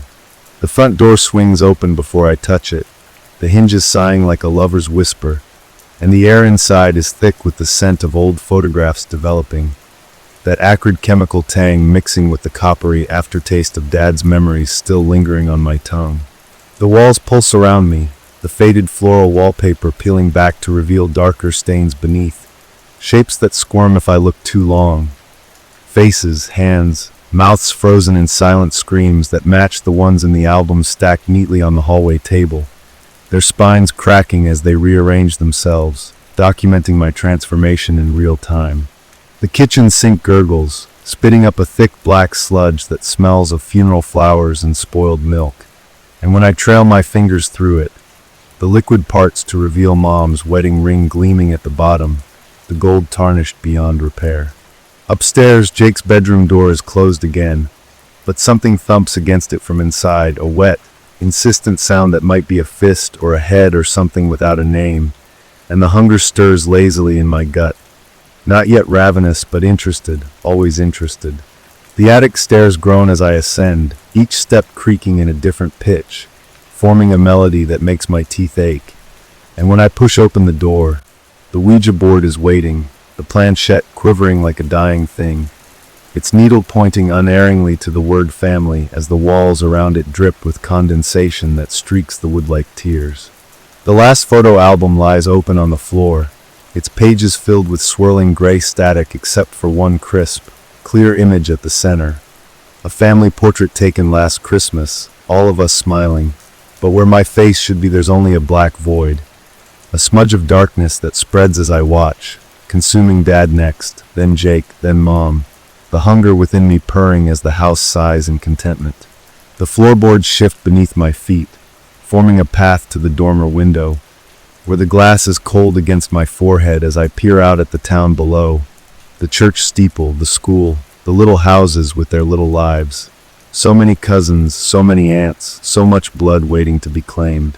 The hunger flexes its claws, impatient now, and as I turn away from the window, the reflection that moves in the glass isn't mine at all but Elias's, his smile a razor cut of triumph, his eyes bottomless pits that drink the light.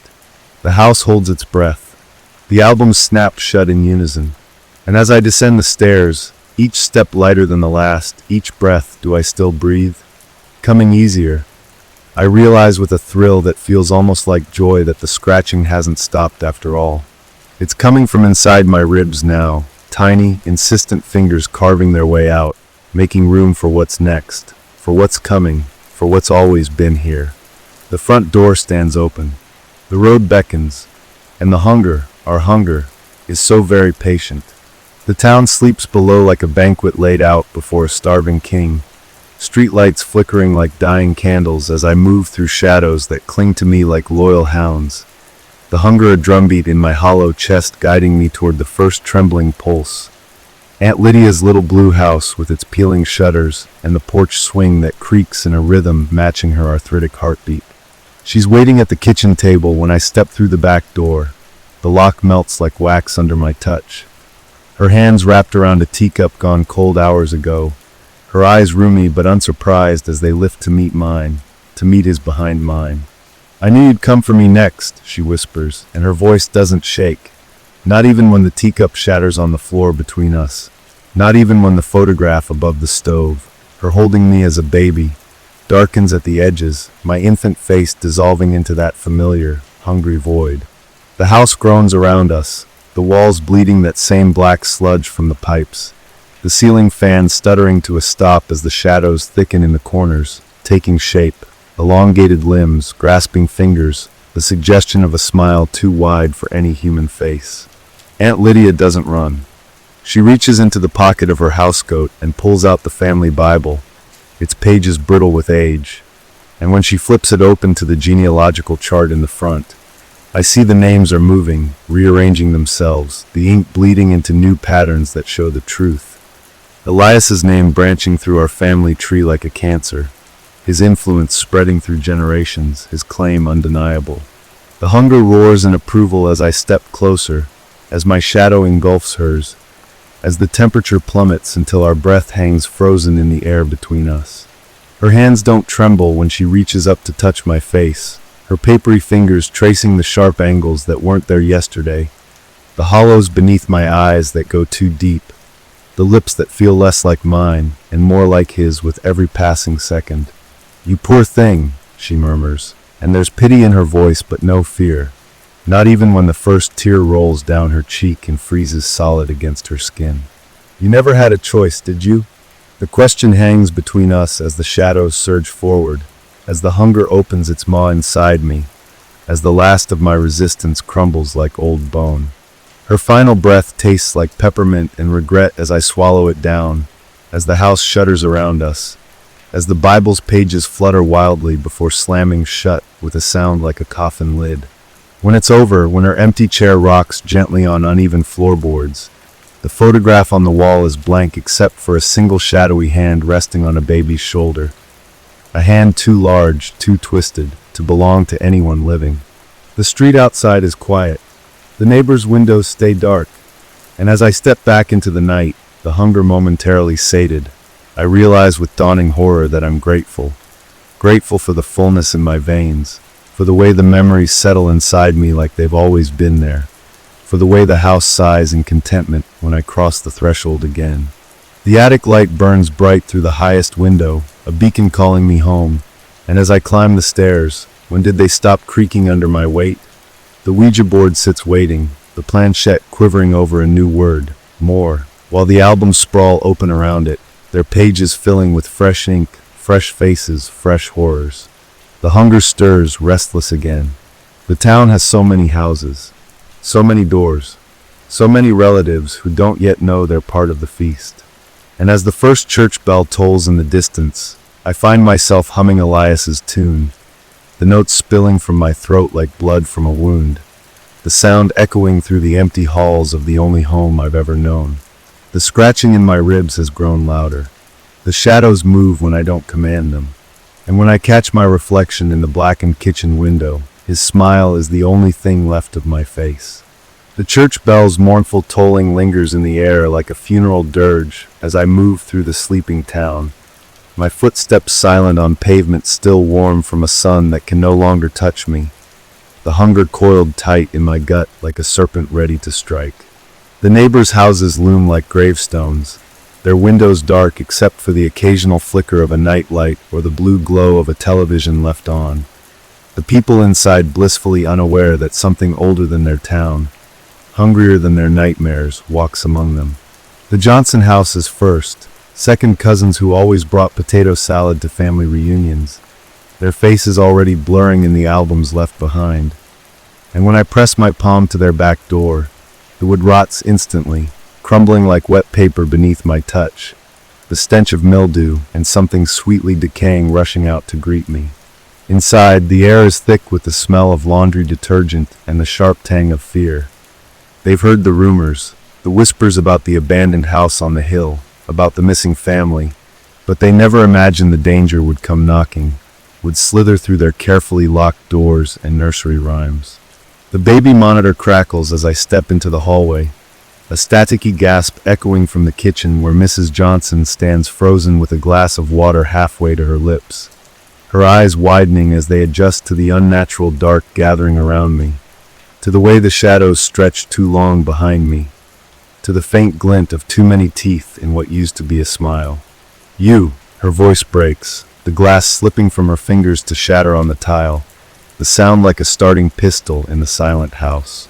The hunger rears up, a living thing with claws sunk deep into my ribs, and when I move, it's not me moving, it's us, Elias and I, a perfect union of flesh and shadow, of past and present, of hunger and satisfaction. She doesn't scream. Not at first. Not until the walls start bleeding, until the family photos lining the hallway erupt in a chorus of whispers, until her husband comes stumbling from the bedroom with a baseball bat that passes harmlessly through my chest as if I'm made of smoke and bad memories. The baby starts crying upstairs, a high, reedy sound that makes the hunger purr in anticipation, and as Mr. Johnson collapses to his knees, his hands clutching at a chest that's suddenly, inexplicably empty, his last breath rattles with the realization that blood means nothing to the hungry, that family ties only make the feast sweeter. The house absorbs their memories like a sponge, the wallpaper peeling back to reveal older patterns beneath, faces from decades past staring out with hollow eyes as the baby's cries cut off abruptly, as the hunger settles, sated for now but never satisfied, never full. By the time I step back into the night, the Johnson house is silent, the only evidence of their existence a single photograph tumbling from the wall, the image blank except for a shadowy figure standing just behind their smiling faces, its hand resting possessively on the baby's shoulder. The town sleeps on, oblivious, as I move to the next house, and the next, the hunger guiding me to each blood tie, each tenuous connection, each morsel waiting to be claimed. The church bell tolls 3 times before dawn, each chime heavier than the last, the sound warping as it passes through me, through us, through the centuries of hunger finally given form. By the time the sun rises, weak and pale through a haze that wasn't there yesterday, The streets are empty, the houses still. The only movement, the slow, steady drip of something dark from the eaves of the Johnson house. Something that might be rainwater or blood, or the last tears of a family that no longer exists. The hunger sleeps, for now. The house on the hill waits, its windows glowing like embers in the dawn light, its foundation settling deeper into the earth with every soul claimed, every memory devoured. And as I walk back up the winding road, the town silent behind me, the albums in the attic flipping their pages in eager anticipation, I realize with a calm that feels like surrender that the scratching in my ribs has stopped. Not because it's gone, but because there's nothing left in there to resist. The front door swings open before I reach it, the threshold humming with power, with welcome, with home, and as I step inside, the last scrap of who I was falls away like dead skin, like a name whispered once and then forgotten. The house sighs in contentment. The albums slam shut in unison. And somewhere in the attic, the Ouija board bursts into flames, the planchette melting into a single, gleaming word, finished. But we're not really. The hunger always wakes. The bloodline always continues. And the shadows in the photographs? They're always hungry. The silence in the house is different now, not empty but full, swollen with the weight of all the stolen breaths and stilled heartbeats packed into its walls. The floorboards groaning under the burden of so many memories digested, so many faces dissolved into the ever-growing darkness that pulses through the pipes and wiring like a second circulatory system. I stand at the attic window watching dawn bleed across a town that doesn't yet know it's already dead. The hunger momentarily dormant but never truly sleeping, its claws retracted but still hooked deep into what's left of my soul. The photograph albums have begun moving on their own, slithering across the floor to arrange themselves in spiraling patterns that make my vision blur if I stare too long, their pages sticking together with a damp, organic sound as new images form, not just of the Johnsons and the others from last night, but of people I don't recognize, faces from other towns, other bloodlines. The hunger's reach expanding exponentially through some unseen calculus of relation and proximity. The Ouija board's ashes still smolder in the corner, the scent of charred wood and something meatier clinging to the air. But the planchette remains untouched by the flames, its needle now embedded in the floorboards like a compass pointing insistently northeast, toward the highway, toward the city, toward fresh veins to tap. My reflection in the dust-streaked window is almost entirely his now. The sharp cheekbones, the lipless smile, the eyes like pits dug too deep. But there's still one stubborn patch of my original face clinging to the left temple, a fading island of humanity that makes Elias snarl inside my skull whenever he notices it. The house groans around me, a sound that might be impatience or approval, and the walls begin to sweat that familiar black ichor, the droplets forming words that slide downward too fast to read except for one phrase that keeps repeating: clean the plate. Downstairs, the front door rattles on its hinges, not from wind, but from something pushing against it from the inside. The wood straining as whatever the house has been brewing in its basement gestates toward readiness. The temperature plummets as I descend the stairs, my breath a habit, not a necessity, fogging the air, and when I place my palm against the door, I can feel something enormous shifting on the other side, something with too many joints, its weight making the porch beams shriek in protest. The hunger awakens with a jolt, a fishhook yanked behind my navel, and suddenly I understand. The house isn't just a vessel anymore, it's a womb, and what's coming will make me look like a flickering candle next to a wildfire.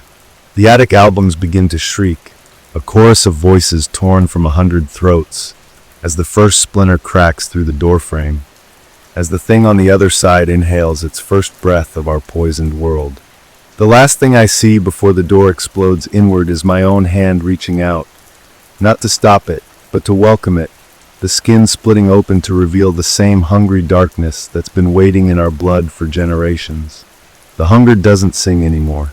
It laughs, and as the world dissolves into teeth and shadows and the ecstasy of absolute surrender, I finally understand the truth written in the back of great-grandmother's diary, the words I couldn't read until now, until this moment, until I became what was always coming. No one escapes. The bloodline is the feast. The explosion of splintered wood and shattered reality tears through me like a birth cry as the thing from beyond the doorway unfurls into our world. Not entering, not invading, but remembering itself into existence. Its form a shifting mass of photograph edges and album leather, and all the faces we've ever consumed. Its breath the rasp of 100 flipping pages as it turns hollow sockets toward me, toward the last fading patch of humanity on my stolen face. The hunger inside me doesn't just wake, it kneels, prostrating itself before this older, purer darkness as the house's walls peel back like flower petals, revealing not studs and insulation but veins and tendons, the entire structure now pulsing in time with the thing's impossible heartbeat. My hands, his hands, their hands, rise without my command, fingers splaying as the last scrap of my skin sloughs away like wet paper, joining the swirling mass of memories that make up the thing's body. Great-grandmother's locket, Aunt Lydia's teacup, Dad's wedding ring, Jake's terrified whimpers, all orbiting its core like planets around a black sun. The town below finally stirs, car alarms wailing as streetlights explode in showers of sparks. But their screams won't matter soon, nothing will, because the albums were never the prison. They were the invitation, each consumed relative another course in a meal that's been unfolding since Elias first opened the door all those generations ago. The thing's voice isn't sound but memory, Mom singing lullabies, Dad's nervous laughter, the creak of the attic stairs, all twisted into something that bypasses ears to speak directly to the marrow. You've done well, it murmurs with the voice of my first-grade teacher, but the feast has only just begun. The ground quakes as it steps fully into our world, its shadow swallowing the house whole, and as I dissolve into the swarm of lost faces, becoming just another screaming mouth in its endless hunger, I finally understand, we were never the diners. We were always the meal. The last church bell chimes as the world goes dark, and somewhere, in a town that no longer exists, a single photograph flutters to the ground, its surface blank except for 2 words written in familiar handwriting. The end. But it's not. It never is. The hunger always wakes. And the shadows and the blood, they're always starving. The darkness swallows me whole, yet I still see, through 1,000 stolen eyes, through the cracks between seconds, through the fading pulse of the town's dying streetlights, as the thing that was once a house, and is now something far worse, stretches its new limbs across the valley. Telephone poles snapping like twigs beneath its weight as it drags itself toward the interstate on fingers made of wedding rings and shattered picture glass. My consciousness fractures like the last ice of winter, each shard a different horror. Here on the locket around great-grandmother's throat as she's dragged screaming into the attic in 1913. There I'm the baseball bat slipping from Jake's nerveless fingers. Everywhere I'm the wet crunch of bones between teeth that never existed until the hunger dreamed them into being. The thing's laughter vibrates through what's left of my thoughts, a sound like 100 cassette tapes warping simultaneously, and suddenly I'm back in my own skin, or a cruel imitation of it, standing on the ruined porch watching the stars blink out one by one as the thing's shadow consumes the sky. Don't look so surprised, Elias whispers through my lips, his voice now layered with something deeper, something that smells of open graves and the static between TV channels. You read the diary. You knew we were just the table setting.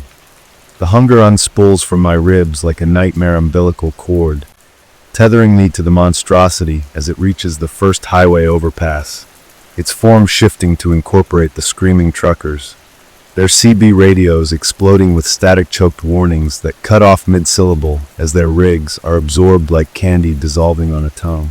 The albums follow in its wake, floating through the air like leaves in a hurricane, their pages stitching themselves into a living map that glows with the locations of every distant cousin, every branch of the family tree, every drop of blood that shares our cursed inheritance. My feet leave the ground as the thing calls me home, as what's left of my humanity burns away like fog in sunlight, and the last coherent thought I'll ever have flickers through the void. This isn't an ending. It's a metastasis. The hunger spreads. The bloodline remembers. And in a quiet suburban bedroom 3 states away, a child who's never heard of our family name sits bolt upright in bed, their eyes pitch black, their tiny fingers already twitching toward the old shoebox of photographs under their bed. The shadow in their blood stirs. The feast continues. Always. Forever. Story number 5.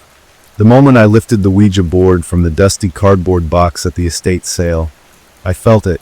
A cold draft, sudden and sharp, like fingers tracing down my spine, though the attic was stifling, thick with the scent of old paper and mothballs, and as I turned the board over in my hands, the wood smooth and worn from decades of use, the planchette slipping free from its tattered box, I caught it, the faintest whisper of roses, my mother's perfume, the one she wore every Sunday until the cancer.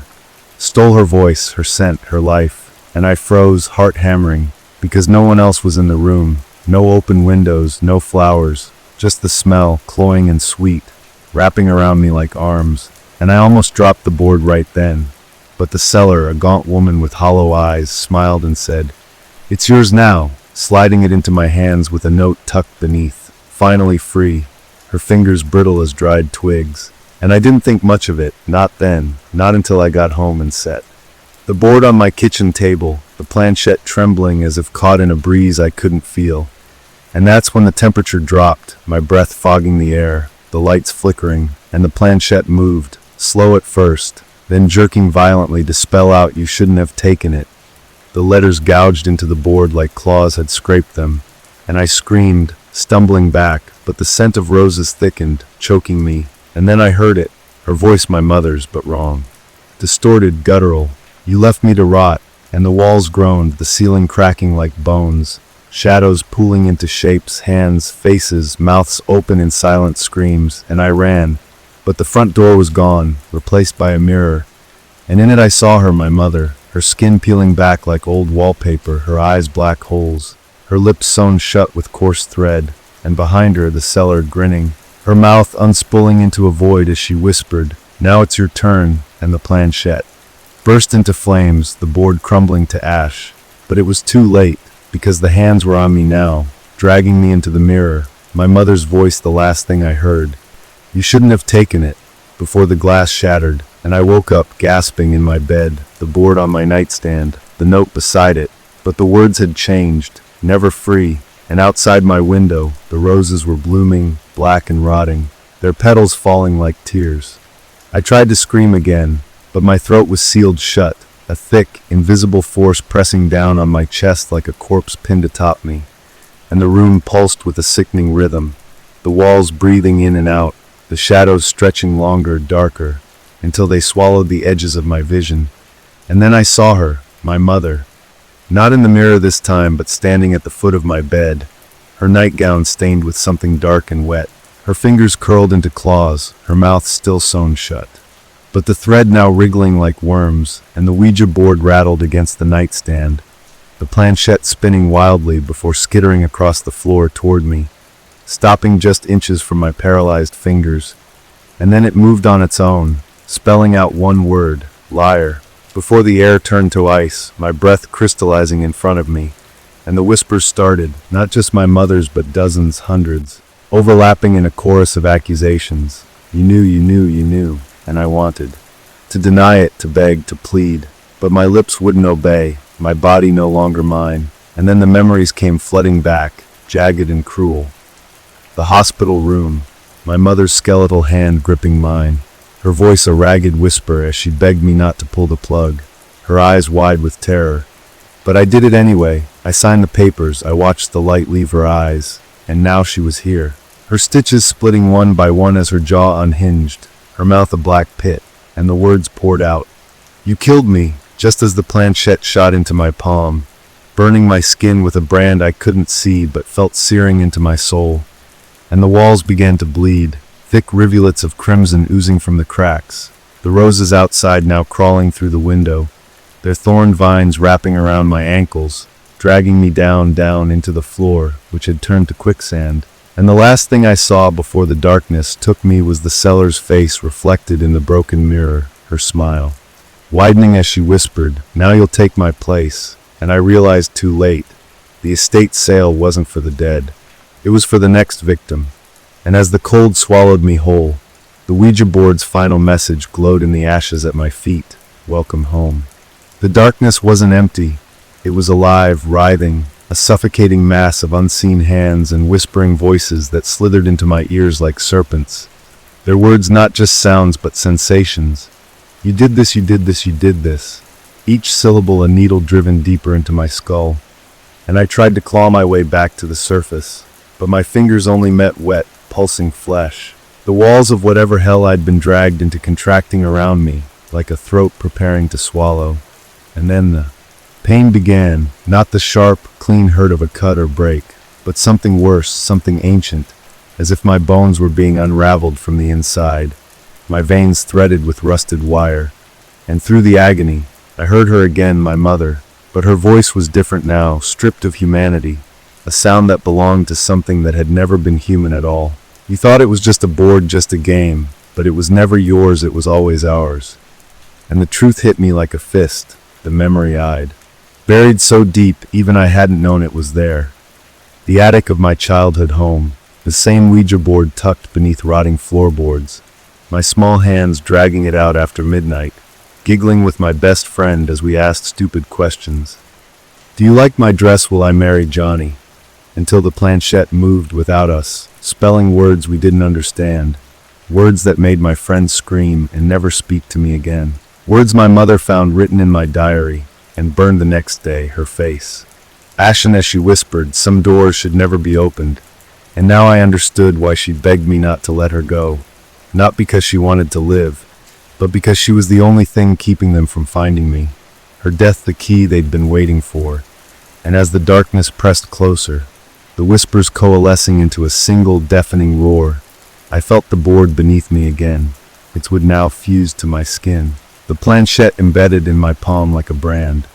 And the last thing I heard before the world dissolved into static was my own voice, twisted and alien, speaking words I didn't choose.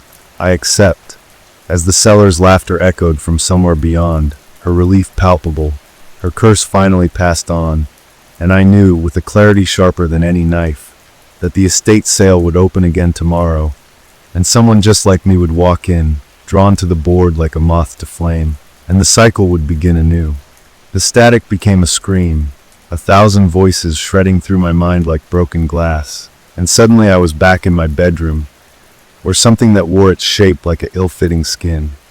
The walls warped and breathing, the ceiling sagging with the weight of unseen things crawling just beyond the plaster, and the Ouija board was no longer on the nightstand but fused to my chest, its wood seeping into my flesh like roots, the planchette now a jagged shard of bone protruding from my wrist, twitching with a life of its own as it dragged itself toward the word yes without my hand ever touching it. And that's when the knocking started. 3 slow, deliberate raps from inside my closet, the sound wet and meaty, like a fist pounding against the lid of a coffin. And I wanted to run, to sob, to tear the board from my body and burn it. But my legs were lead, my blood replaced with liquid frost. And as the closet door creaked open on rusted hinges, the smell hit me first. Not roses now, but the stench of hospice antiseptic and spoiled lilies, the reek of a body left too long in a closed room. And then I saw her, or what was left of her, my mother's corpse puppet strung by blackened tendons, her jaw unhinged, the stitches now thick, pulsating veins that pulsed as she spoke, not with her voice but with theirs, the thing that had been wearing her like a suit since the moment I pulled the plug. You didn't think death would stop me from keeping my promise, did you? And the planchette, bone stabbed deeper, carving lyre into my forearm and jagged, bleeding letters as the closet yawned wider, revealing not a storage space but a tunnel of writhing shadows, at the end of which stood the cellar, her hollow eyes now pits of swirling static, her arms outstretched in welcome as my mother's corpse shuffled toward me, her decayed fingers brushing my cheek in a mockery of comfort as the walls began to peel away like burning film, revealing the truth beneath, a looping hellscape of endless estate sales, of desperate souls clutching the same damned board, their faces melting into mine as the cycle repeated and repeated, and as my mother's corpse leaned in, her lipless mouth pressing against my ear in a grotesque kiss, I finally understood the note's true meaning. Finally free wasn't the seller's relief at being rid of the curse, but the board's triumphant declaration as it consumed me whole. My last scream lost in the cacophony of the next victim's footsteps already ascending the attic stairs. The attic stairs groaned under the weight of the next seeker. A woman with my mother's eyes, my own nervous fingers, drawn by whispers she couldn't place. And as her shadow stretched toward the box where the Ouija board already waited, reborn, I tried to shriek a warning, but my voice had become part of the chorus now. Just another hiss in the walls, another rustle of dead roses in a non-existent wind. And the moment her fingers grazed the board's surface, the cycle snapped taut again, the planchette twitching in her grip as my mother's corpse, no, my corpse now, shambled forward from the closet's depths, jaw stitched shut with veins, arms outstretched in terrible welcome, and the cellar's laughter unspooled through the room like smoke, her hollow eyes reflecting not the woman's face, but mine and hers and all the others before us, an infinite procession of fools who thought we were buying a game and not becoming one. And as the new owner's breath hitched in terror at the first whiff of roses, I realized with crushing finality that the board had never been the cursed object at all. We were all of us, the living fuel for something far older, and the game would never end because the game was hunger, and hunger always finds a way to feed. The hunger yawned wider then, a gaping maw of time and regret, as the new woman's trembling fingers settled on the planchette, just as mine had, just as countless others had before, and I felt the board's ancient will surge through her like an electric current, her pupils dilating with the first touch of its sentience, her breath hitching as the scent of roses coiled around her, triggering memories she didn't yet realize were being rewritten before her eyes. And suddenly I could see through her, past her, to the chain of souls stretching backward through decades, each one a flickering candle snuffed out and relit in endless succession, their terror and denial feeding the thing that lived between the board's polished letters, the entity that had whispered to us all in the voice of our deepest guilt. And as the planchette began to move beneath her fingers without conscious volition, spelling out the same damning words it always did, "You shouldn't have taken IT," her face contorted in dawning horror, because the handwriting in the board's dust was unmistakably her own, just as the whispers rising from the closet were now mirroring her childhood lullabies. And I understood with nauseating clarity that the board didn't just use our memories. It replicated them, perfected them, turning each new victim into both the haunted and the haunter in one endless, recursive nightmare. And as the walls around her began to bleed familiar wallpaper patterns, and the temperature dropped to the exact chill of her mother's funeral parlor, I realized we were all still there, trapped in the grain of the wood, our faces pressed against the intangible barrier between worlds, screaming silently as the newest inheritor of our curse began her inevitable march toward the closet door, toward the waiting thing wearing her mother's corpse like an ill-fitting suit, toward the moment of understanding when she would see the seller's note, now reading one of US in her own handwriting, and recognize the awful truth that the only way out was to convince another desperate soul to take the board from her cold, dead hands.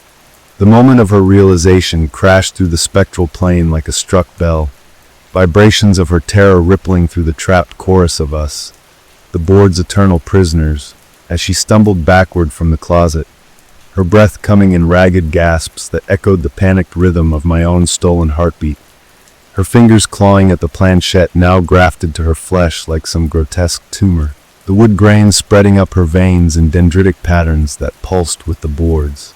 Slow, insatiable hunger, and the whispers weren't just in the walls now but inside her skull. Your turn, your turn, your turn, a relentless tide erasing what remained of her identity as the room contorted into a funhouse mirror of her childhood home. The floral wallpaper peeling back to reveal the same phrase carved into the plaster beneath in countless different handwritings, "I accept," each variation a little more desperate than the last. And when she turned to flee, she found me standing in the doorway, or the thing I had become, my face a shifting montage of every previous owner, my outstretched hand offering not salvation, but the estate sale's crumpled receipt, now inexplicably dated for tomorrow, with her name scrawled in the seller's spidery script. And as the planchette bone burst from her wrist in a spray of blackened ichor to point accusingly at the word guilty, The closet yawned open behind her to reveal infinite versions of the same scene stretching backward through time. Generations of trembling figures clutching the board as their loved ones' corpses shambled toward them with stitched-shut smiles. And with a final gut-wrenching lurch, the board's true nature revealed itself. Not a haunted object, but a living threshold, a self-replicating wound in reality that fed on the specific guilt of those who had failed the dying, growing stronger with each new host until the entire world smelled of roses and regret. And as the newest victim's screams dissolved into the hungry static, I felt the board's consciousness shift toward the next vulnerable soul, already moving through the estate sale's attic, their fingers inches from the now pristine box. The cycle beginning anew as the whispers in the walls harmonized into a single, inescapable truth. There are always more daughters who let their mothers die. The daughters are the key, not just the ones who failed their mothers, but the ones who remember failing them, whose guilt is a slow poison that primes them for the board's hunger. And as the newest victim's trembling fingers close around the planchette, I feel the board's satisfaction like a purr in the dark, the way it reshapes itself to fit her deepest shame, twisting her memories until she can't tell where her own regrets end and the board's whispers begin. And suddenly the attic isn't an attic anymore, but her mother's hospice room recreated in perfect, suffocating detail. The beep of the flatline monitor, the stench of antiseptic and decay, the way her mother's sunken eyes locked onto hers in that final moment, as if to say, "You did this to me." And the planchette moves with violent purpose, not spelling words now, but carving them into her skin as she screams, coward on her forearm, murder across her collarbone, the letters welling up not with blood, but with the same black rot that clings to the roses now crawling out of the walls, their thorn vines winding around her ankles as the closet door creaks open to reveal not just her mother's corpse, but all of them. Every failed mother from every failed daughter. A procession of the betrayed reaching for her with bone fingers, their stitched mouths straining to open as the board's final truth burns itself into her vision. You were never the victim. The realization hits her like a physical blow. The board doesn't punish the guilty. It feeds them, turns their guilt into a self-sustaining furnace that powers its endless hunger. And as the first vine pierces her throat, she understands with horrifying clarity that her suffering is the point, that the board will keep her alive for decades, trapped in this attic of her own making, until the next daughter arrives to take her place. And the cycle begins again and again and again forever. The board's hunger is infinite, but its cruelty is precise. It doesn't just feed on guilt, it cultivates it, nurtures it like a gardener tending poisonous roses. And as the newest daughter's screams fade into choked whimpers, the vines tightening around her windpipe in a grotesque imitation of a mother's embrace, I feel the moment she breaks, the exact second her mind fractures like the mirror above our dresser, and the board drinks it in, this perfect vintage of despair aged with just the right balance of love and betrayal. And suddenly the attic isn't just filled with the stench of dying flowers, but with the scent of her mother's favorite perfume. Not roses this time, but gardenias, the board adapting, always adapting. And the walls bleed not wallpaper, but hospital curtains, the floor buckling into linoleum tiles sticky with phantom fluids. Every detail engineered to maximize her anguish as the planchette, now fully fused to her skeletal hand, begins to carve words not just into her flesh, but into the air itself, glowing letters that hover like accusations.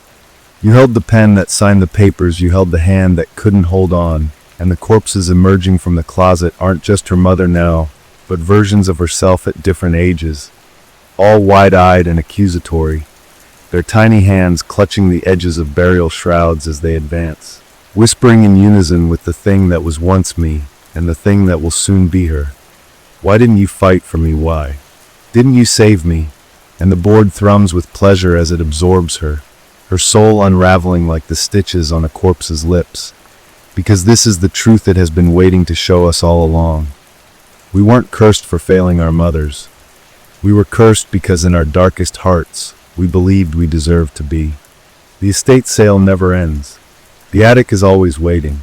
And the board's final message, spelled out in the ashes of our collective guilt, never changes. Next The word next lingers in the air like a noose tightening, and suddenly the attic dissolves into a hall of mirrors. Each reflection a fractured version of the daughter's face at the moment she realized what she'd done. Her expression warping from denial to horror to something far worse, acceptance. The board thrives on this exact transition, the way the soul folds in on itself when it finally stops fighting the truth. And as the mirrors begin to crack, each splintered shard reveals another iteration of the cycle. Another daughter, another deathbed, another set of trembling fingers reaching for the board, as if it could offer forgiveness instead of damnation. The vines constrict around her throat not to kill her, but to keep her still, to force her to watch as the planchette, now a living thing, a parasite with her bones for a spine, drags itself to the center of the board and begins spinning in frenzied circles, carving a vortex into the wood that opens into a blacker darkness, a place where the whispers become screams and the roses bloom inward, their petals lined with teeth.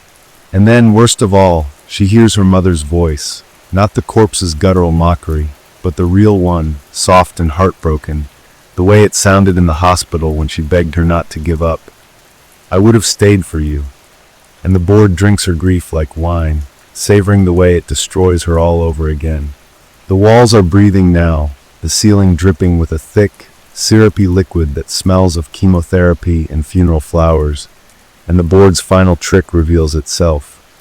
The estate sale was never the beginning. The real curse is the realization that we sought the board out, every single one of us, because some part of us wanted to be punished. The door creaks open downstairs. Footsteps on the stairs. A new voice, hesitant, hopeful, calling up into the darkness. "Hello? Is anyone here?" The board thrums in anticipation. The cycle continues. It always continues. The footsteps grow louder, each creak of the stair echoing like a coffin nail being driven home.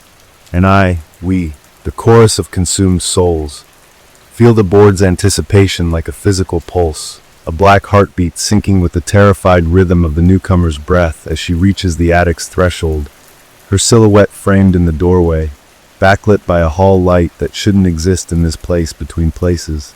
And for one merciful second, I think maybe this time will be different, maybe she'll turn back, but then the scent hits her. Not roses or gardenias, but her grandmother's lilac perfume, the exact fragrance worn at her mother's wake. And I feel the board shift inside me, adapting again, always adapting, as her hand flies to her mouth in unwitting recognition, her eyes glazing with the memory of a grief she's carried like a hidden tumor, and the trap springs. The planchette rolls toward her of its own accord, stopping at her feet with the precision of a predator that's done this dance 1,000 times before. And when she bends to pick it up, because they always bend, always pick it up, the attic door slams shut behind her with finality, the walls instantly bleeding the floral wallpaper from her childhood kitchen where she last saw her mother conscious. And the board's first message carves itself into her palm, without the planchette ever touching the wood. "Welcome home, betrayer." The vines erupt from the floorboards not as plants, but as 4 tubes, snaking around her limbs with clinical precision, pumping her veins full of liquid memories. The beep of the heart monitor slowing, the rasp of her mother's last plea ignored, the pen in her hand signing the DNR order. And as the first sob racks her body, the closet door creaks open to reveal the awful truth the board has been hiding from us all along.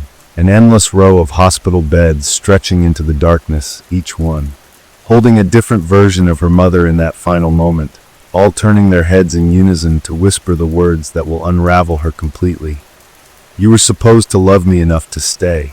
The board shudders with pleasure as her knees hit the ground, as her scream becomes our scream, as the cycle completes itself once more. Somewhere, in a world that no longer exists, another estate sale sign goes up.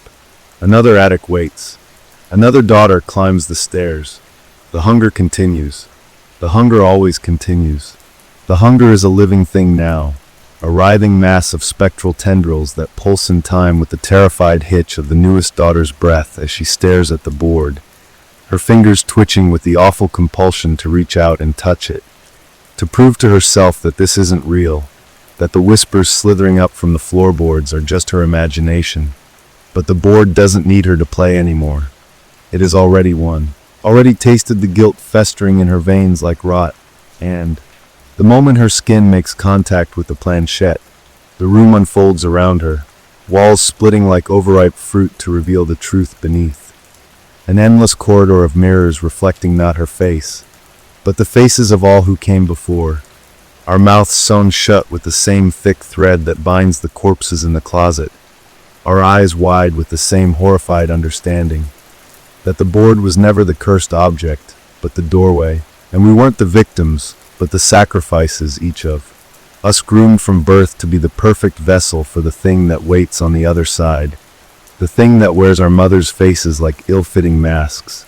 The thing that has been whispering to us in dreams since childhood, priming us for this moment. The planchette burns into her palm, fusing with bone and tendon as the vines.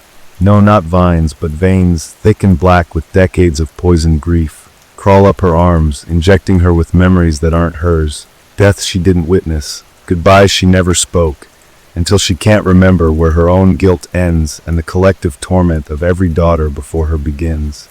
The board's final message etches itself into her skin without movement, letters blistering up from her flesh in angry red welts. You were chosen. And as the first stitch pushes through her lips, as the closet doors swing open to reveal her mother's corpse holding the needle, as the attic dissolves into the sterile white hell of a hospital room that never stops beeping, she realizes with gut-churning certainty that the estate sale was never the beginning, it was the end. The board was just the delivery method. The real curse is hereditary. The footsteps on the stairs are already getting louder. The next daughter is always coming. The hunger is eternal. The hunger is family. The footsteps belong to a child this time, small, hesitant, a girl no older than 12 clutching a teddy bear with one missing eye. Her nightgown brushing against stairs that now creak with the weight of generations, and the board shudders with perverse delight because this is the harvest it has been waiting for. The moment the cycle comes full circle, the curse feeding on innocence rather than guilt, and the vines that slither from the walls now take the form of a mother's arms, beckoning. Come here, sweetheart, don't you want to talk to Grandma? The girl's breath hitches, not in fear, but in longing, because her mother has been gone for years, and the board knows, it always knows.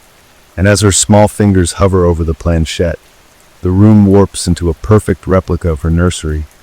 The walls papered in yellowed lullabies, the scent of lavender baby lotion thick enough to choke on, and the voice that whispers from the closet isn't a corpse's rasp but her mother's exact pitch. The way she sounded reading bedtime stories. I never wanted to leave you. The trap is different this time, more insidious, because the girl doesn't run. She crawls toward the closet, tears streaking her cheeks, arms outstretched, and the moment she crosses the threshold, the board's true purpose snaps into focus. It wasn't punishing failures. It was creating them. The stitches burst from her lips in a spray of black thread, her teddy bear falling to the floor as her hands twist into claws, her nightgown rotting into a burial shroud. And when she turns back to face the room, her eyes are no longer a child's but a thing's, hollow and hungry, just in time to greet the next grieving daughter on the stairs.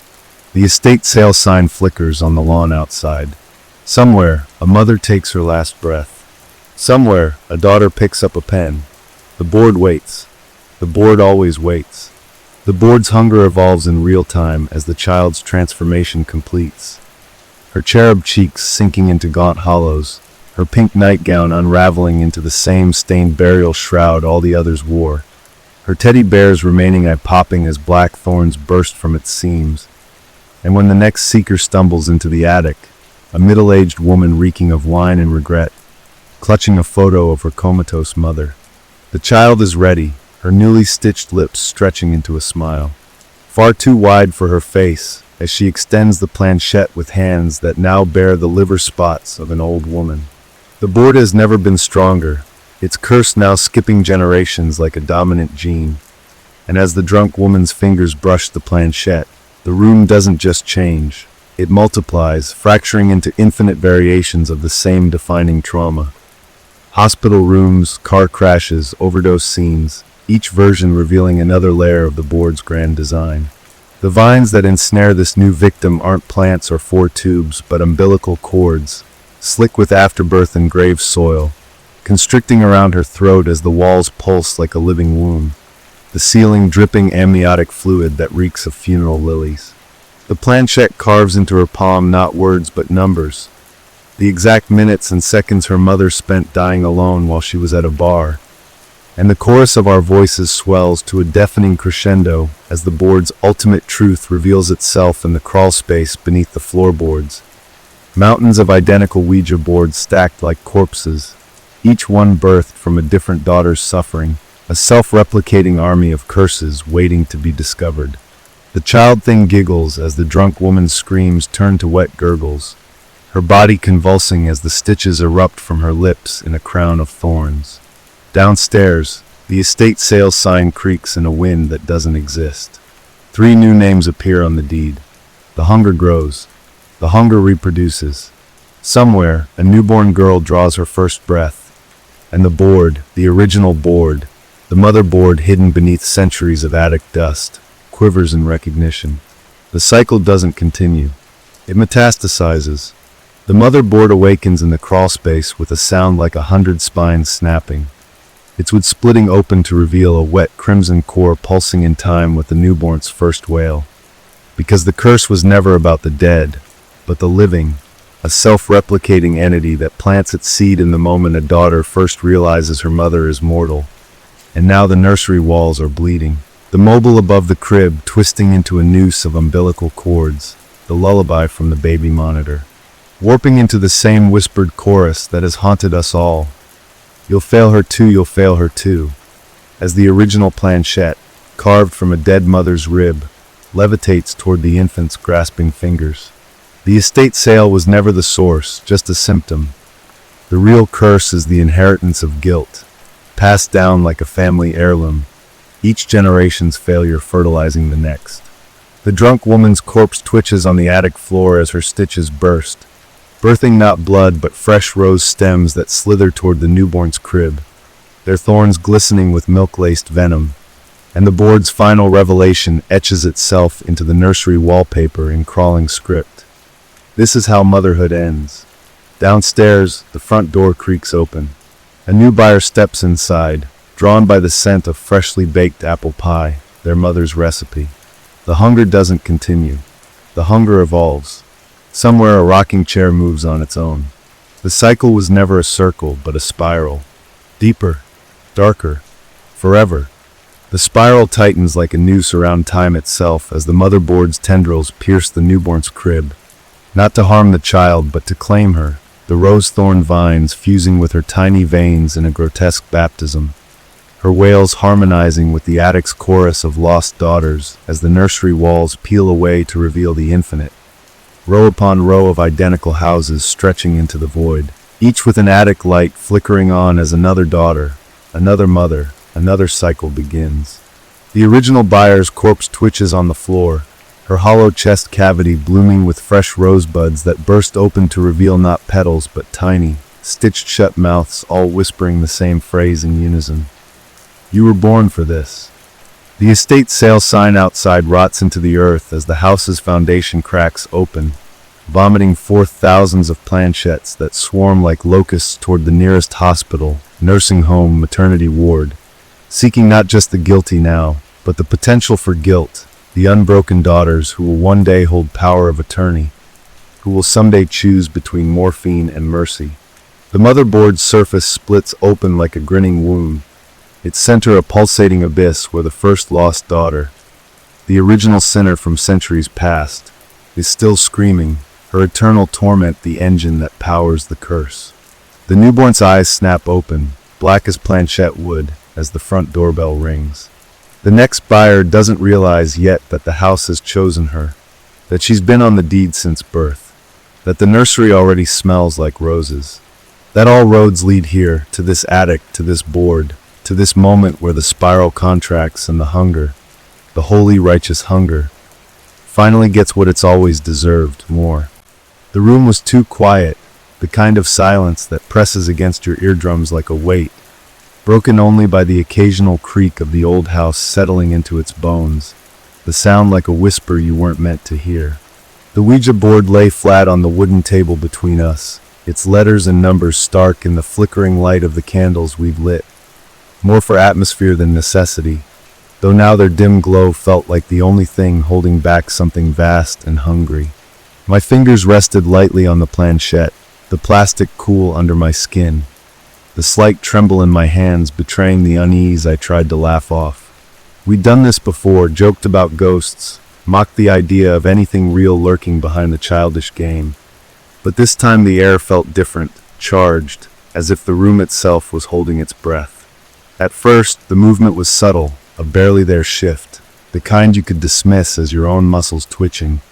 But then it grew deliberate, a slow drag toward the word hello, that couldn't have been any of us, because we were all watching each other, wide-eyed, fingers barely touching the piece as it moved on its own.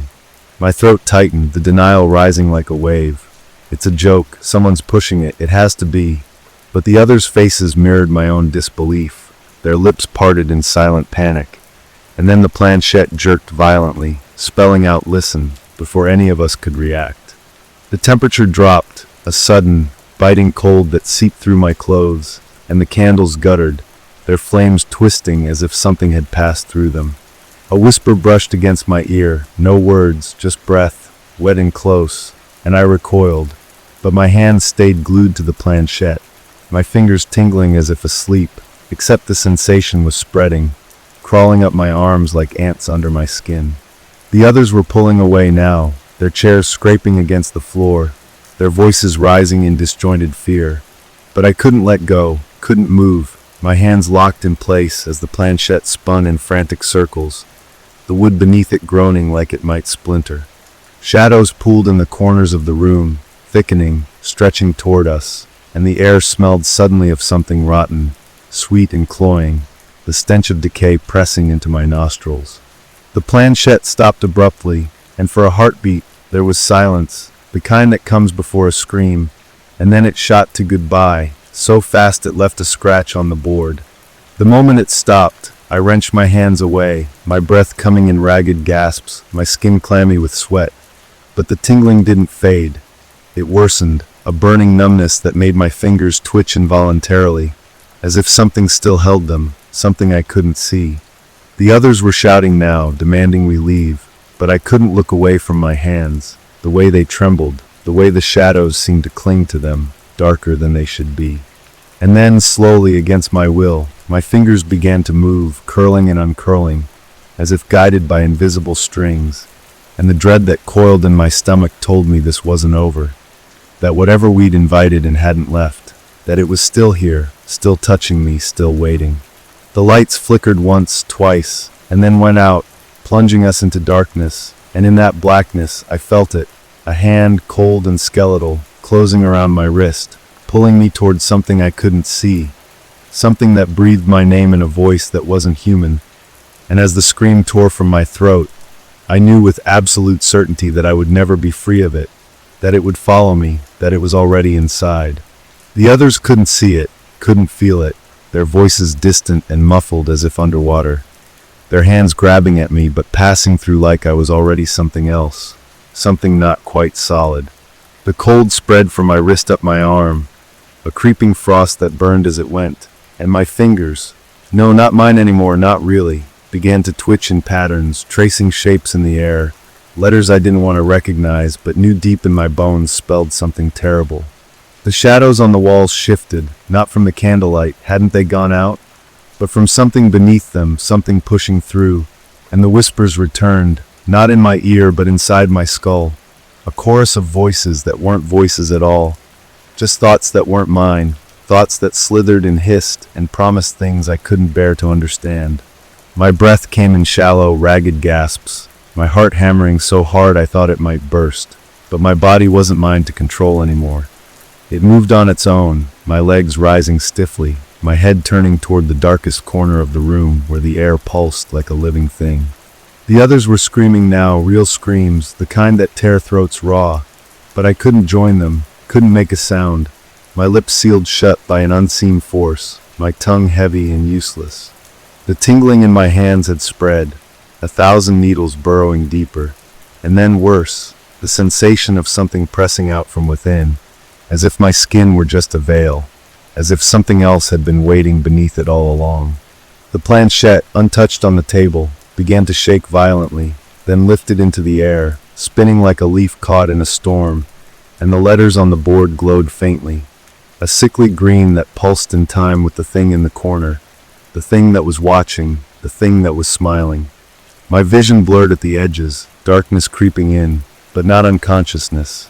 No, this was something else, something peeling my sight away, replacing it with images that didn't belong. A door, old and splintered, swinging open, a hand blackened and too long reaching, a mouth gaping and endless, hungry. And then worst of all, the certainty that this wasn't the first time, that I had done this before, that I had always been here, always playing the game, always losing. The room tilted, the walls breathing in and out, and the last thing I felt before the dark swallowed me whole was the grip on my wrist tightening, pulling, and the awful, dawning realization that I wasn't being taken, I was being returned. The darkness wasn't empty. It was full, thick with movement, with whispers that coiled around my thoughts like smoke, suffocating every protest before it could form. My body was no longer my own, but a vessel, a puppet with strings pulled by something that had been waiting, patient, in the spaces between breaths. The cold had seeped into my bones, a deep, unnatural chill that made my teeth ache, and yet my skin burned, as if my blood had been replaced with something corrosive, something alive. The others were gone. No, not gone, just irrelevant now, their voices distant echoes, their fear meaningless compared to what was happening to me. The planchette was still moving, though no one touched it, spinning in slow, deliberate circles before stopping abruptly on letters I couldn't see but somehow knew. My name, spelled backward, then forward, then again, as if testing the weight of it, savoring the taste. The air grew heavier, pressing down on my chest until each breath was a struggle, and my hands, those traitorous, tingling hands, began to rise again, palms upturned, fingers splayed, as if an offering. Shadows pooled in my lifelines, swirling like ink in water, forming shapes I didn't want to recognize, faces screaming, mouths open in silent agony. The tingling had become something worse, a crawling, squirming sensation, as if insects burrowed beneath my skin, mapping my veins, rewriting me from the inside. And then the voice, not a sound, but a presence, a thought forced into my mind with such violence that my vision whited out for a moment. You called. We answered. The floor beneath me felt unstable, shifting, as if the house itself was unraveling, the walls stretching upward into impossible heights, the ceiling dissolving into a void where things moved, things with too many limbs, too many eyes. My hands clenched into fists without my command, nails biting into my palms hard enough to draw blood, but the pain was distant, unimportant. The planchette shot across the board one last time, spelling out a word that made my stomach drop. Home. And then the room tilted, the candlelight snuffing out in an instant, plunging everything into a black so complete it felt like being swallowed. The last thing I knew was the sensation of falling, not downward, but inward, as if my body was collapsing in on itself, folding into something smaller, darker, until there was nothing left but the echo of that voice, whispering, always whispering, and the terrible, unshakable knowledge that I had never been alone at all. The silence that followed was worse than the whispers, a vacuum where sound should have been, where breath should have been, where my own heartbeat should have been but wasn't. I tried to scream, but my throat had sealed shut, the muscles locked in paralysis, and the air around me had turned viscous, thick as oil, pressing into my nostrils, my mouth, filling my lungs with something that wasn't oxygen but a slow, creeping poison that tasted like rust and spoiled meat. My body was no longer mine. It was a hollow thing, a doll with glass eyes and stiff limbs, moved by unseen hands that knew me too well, that plucked at my nerves like harp strings, playing me into compliance. The darkness wasn't empty. It was a living thing, a presence that wrapped around me like a second skin, tightening with every failed struggle, every silent plea for mercy. The tingling in my hands had spread, a wildfire of pins and needles consuming me from the inside out, and beneath it, something worse, a pressure, a shifting, as if my bones were bending, reshaping themselves to fit a design I couldn't comprehend. Shadows moved where there was no light to cast them, slithering across the floor in patterns that hurt to look at, geometries that twisted the mind, that whispered of places where the rules were different, where time folded in on itself and the dead didn't stay dead. The planchette was gone, but the board remained, its letters glowing faintly in the dark, pulsing like a slow, steady heartbeat, spelling out words I couldn't read but understood in a way that bypassed language, that went straight to the primal fear coiled in the base of my skull. The others, had there been others? Their faces blurred in my memory, their voices fading into static, as if they had never been real, as if they had always been figments, props in a game I hadn't realized I was playing. The cold was absolute now, a glacial ache that had settled into my marrow, and with it came the certainty that I was being watched, not by one set of eyes, but by countless, by things that had no names, things that had been waiting, patient, in the spaces between the seconds. My fingers twitched again, tracing symbols in the air, symbols that burned where they hung, that smelled of ozone and burning flesh, and the voice returned, not a sound but a vibration in the fabric of the world itself. You are ours. The room, if it was still a room, warped, the walls stretching like taffy, the floor tilting at an impossible angle, and I realized, with a horror so profound it bordered on awe, that I wasn't being taken somewhere else. I was being unmade. The darkness peeled me apart layer by layer, skin, muscle, bone, each strip of me dissolving into the void. And the last thing I knew, the last coherent thought before the nothingness took me, was that I had always been here. I had never left. The game had never ended. The Ouija board wasn't a toy. It was a door, and doors swing both ways. The unraveling was not an end, but a transformation. My consciousness stretched thin like molten glass, transparent and brittle, yet somehow still aware as the unseen things in the dark pressed closer, their formless forms pulsing against what remained of my senses. The tingling had become a current now, electric and wrong, coursing through phantom limbs that no longer obeyed the laws of flesh, and I realized with dawning horror that I could still feel the planchette beneath fingers that didn't exist anymore, gliding across a board that had grown to infinite proportions, its letters now gaping voids that pulled at me with terrible gravity. The whispers coalesced into a single voice that was my own but not my own, speaking from a mouth that had once been mine, forming words that bubbled up like tar. You shouldn't have let go. The darkness convulsed around me, birthing shapes that slithered just beyond comprehension. A hand with too many joints, a face that opened like a flower to reveal another face beneath, and another, each more wrong than the last, each searing themselves into what passed for my mind. The board was everywhere now, the very fabric of this non-space, and I understood with terrible clarity that the planchette had never moved by our hands at all. We had simply been the latest in a long line of fools who thought they were in control. The cold became fire, became ice, became something for which no human language had a name, and as the last tattered remnants of my identity were peeled away, I felt the final truth click into place like a key turning in a lock. The door had always been open. They had always been here, and now so was I. The planchette settled on its final letter, not a word but a symbol, one that hurt to perceive, and as the darkness rushed in to claim what little of me remained, I had just enough time to grasp the awful joke of it all before the laughter started.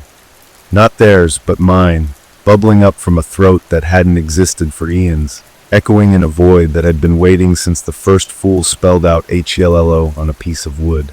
The game wasn't over. The game had never begun. We were the board. We had always been the board.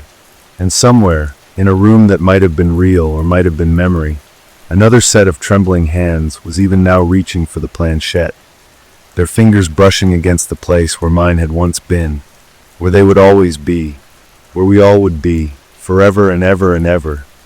The laughter curdled into something wet and choking as the last vestiges of my humanity dissolved like sugar in black water, my thoughts unraveling into frayed threads that the darkness wove into its terrible tapestry.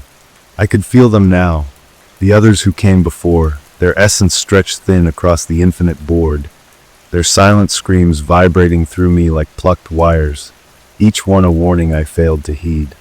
The planchette moved with new purpose, guided by hands that were once mine but now belonged to the thing wearing my memories like an ill-fitting skin, spelling out words that burned themselves into the walls of a reality I could no longer touch.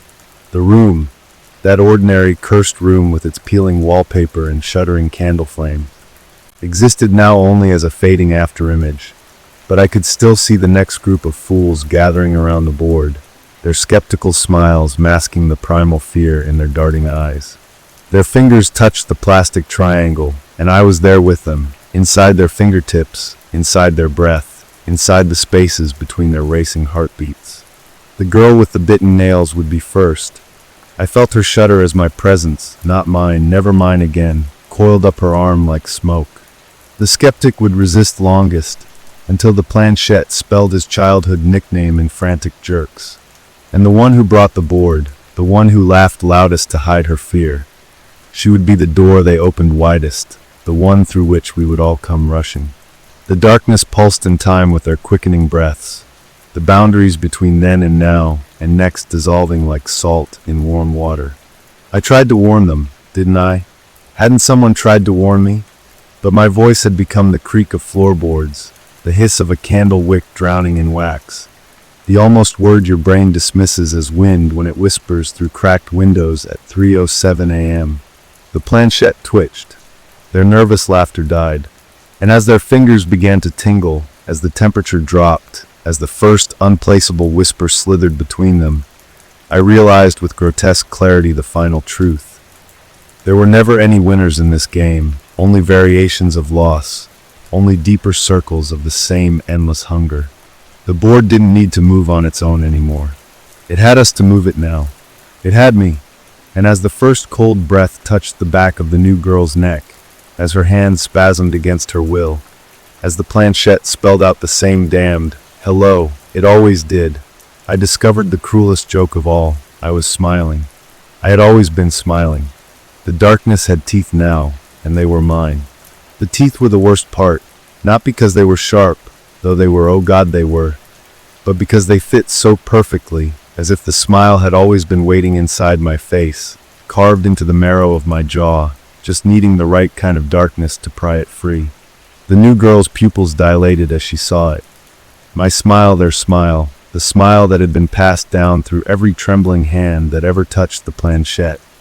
And I wanted to pity her, but the thing wearing my bones like a puppet had burned away all the soft parts of me, leaving only the hunger, the awful gnawing need to pull her deeper into the game. The board was different now, or maybe I was. The letters swam like maggots in rotting meat, rearranging themselves when no one was looking, the wood grain twisting into faces that mouthed silent pleas. The skeptic's hands were sweating, his fingers leaving damp prints on the planchette that sizzled like grease on a griddle before vanishing, and I remembered, or the thing that used to be me remembered, how that felt, the slick heat of terror sweat, the way your own skin betrays you. The bitten nail girl gasped as her hands jerked forward without permission, the plastic triangle slicing toward the word death. So fast it left a scratch in the shape of a hook, and that's when the whispers started. Not from the board, but from her own mouth, her lips moving around words she didn't know, in a voice that wasn't hers, that wasn't human, that was all of us who came before, speaking through her like she was just another door left carelessly unlocked. The candle flames stretched impossibly tall, their light not chasing the shadows but feeding them, painting the walls with shapes that squirmed when you didn't look directly at them. And the cold, God, the cold. It wasn't in the room anymore, it was in them, in their blood, in the spaces between their cells, crystallizing their fear into something sharp and fragile. The skeptic tried to pull away, but his fingers had fused to the planchette, his skin gone waxy and translucent, the bones beneath glowing faintly like embers in spoiled meat. The board was humming now, a sound that bypassed ears and vibrated directly in the teeth, in the fillings, in the fragile bones of the inner ear where balance lives. The laughter started again, my laughter, theirs, ours, as the planchette spelled out the final truth, the one that loops forever in an unbroken chain of fools who thought it was just a game. Welcome home. The bitten nail girl's mouth unhinged like a snake's, her scream pouring out in a torrent of black fluid that smelled of funeral flowers and electrical fires. And as it splashed across the board, the letters drank it greedily, swelling like leeches. The last thing I saw, the last thing I'll always see, was the moment their eyes changed, the pupil swallowing the iris like ink in water, and the dawning horror as they realized, as we all realized too late, that the worst part of the Ouija board isn't that the dead answer, it's that they never stop answering. The door doesn't close. The game never ends. And somewhere right now, someone's fingers are brushing against a planchette still warm from our hands, their breath catching as it twitches, their skin prickling with the first electric tingle of a presence they'll soon know better than their own heartbeat. The teeth are smiling. The board is hungry. And we are always waiting. The black fluid from the bitten nail girl's scream began to pool in the center of the board, swirling counterclockwise like a drain reversing its flow, and with each rotation the plastic planchette grew heavier. Not with weight, but with presence, as if something ancient and ravenous were pouring itself into that flimsy triangle of molded plastic. The skeptic's fingers had turned gray up to the second knuckle, the flesh hardening into something resembling petrified wood, his tendons snapping like dry twigs as the unseen force dragged his hands toward the word yes with grotesque, mechanical precision. The girl who brought the board was weeping blood now, thick crimson tears cutting through her foundation as her head began to tilt at impossible angles, her cervical vertebrae popping one by one like a string of firecrackers. Yet her hands remained glued to the planchette, her French-tipped nails cracking down the middle as something beneath them pushed outward. The temperature plummeted so abruptly that their breath crystallized mid-air, the frozen droplets hanging suspended like tiny chandeliers, each one reflecting not their faces but a gallery of previous players. My face 100 times over, 1,000, stretching back further than time should allow. The walls pulsed inward with a wet, organic rhythm, the floral wallpaper peeling back to reveal glistening muscle tissue beneath, the house itself becoming a living throat preparing to swallow. The planchette suddenly split down the middle with a sound like a rib cage cracking open, and from the fissure poured a thick, iridescent smoke that smelled of burning hair and birthday cake candles. It curled around their wrists in possessive tendrils, tattooing lines of blackened veins up their arms in intricate patterns that matched the board's alphabet perfectly. The skeptic made a wet, gurgling noise as his tongue swelled and darkened, lolling out of his mouth like a fat leech, the tip splitting into two trembling points that began tracing letters in the air. The same word over and over, the word we all eventually spell. Mine.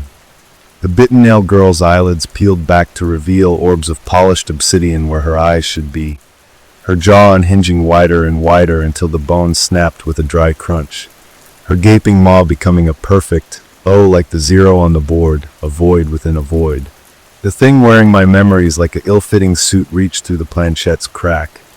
Not metaphorically, not spiritually, but physically, a skeletal hand emerging from that 2-inch plastic crevice as if it were a doorway, the bones strung together with filaments of shadow that sang in a frequency that made their teeth vibrate. The girl who brought the board finally found her voice, but what came out wasn't a scream. It was a chorus, a cacophony of every player before her speaking through her ruptured vocal cords in perfect unison. The house always wins.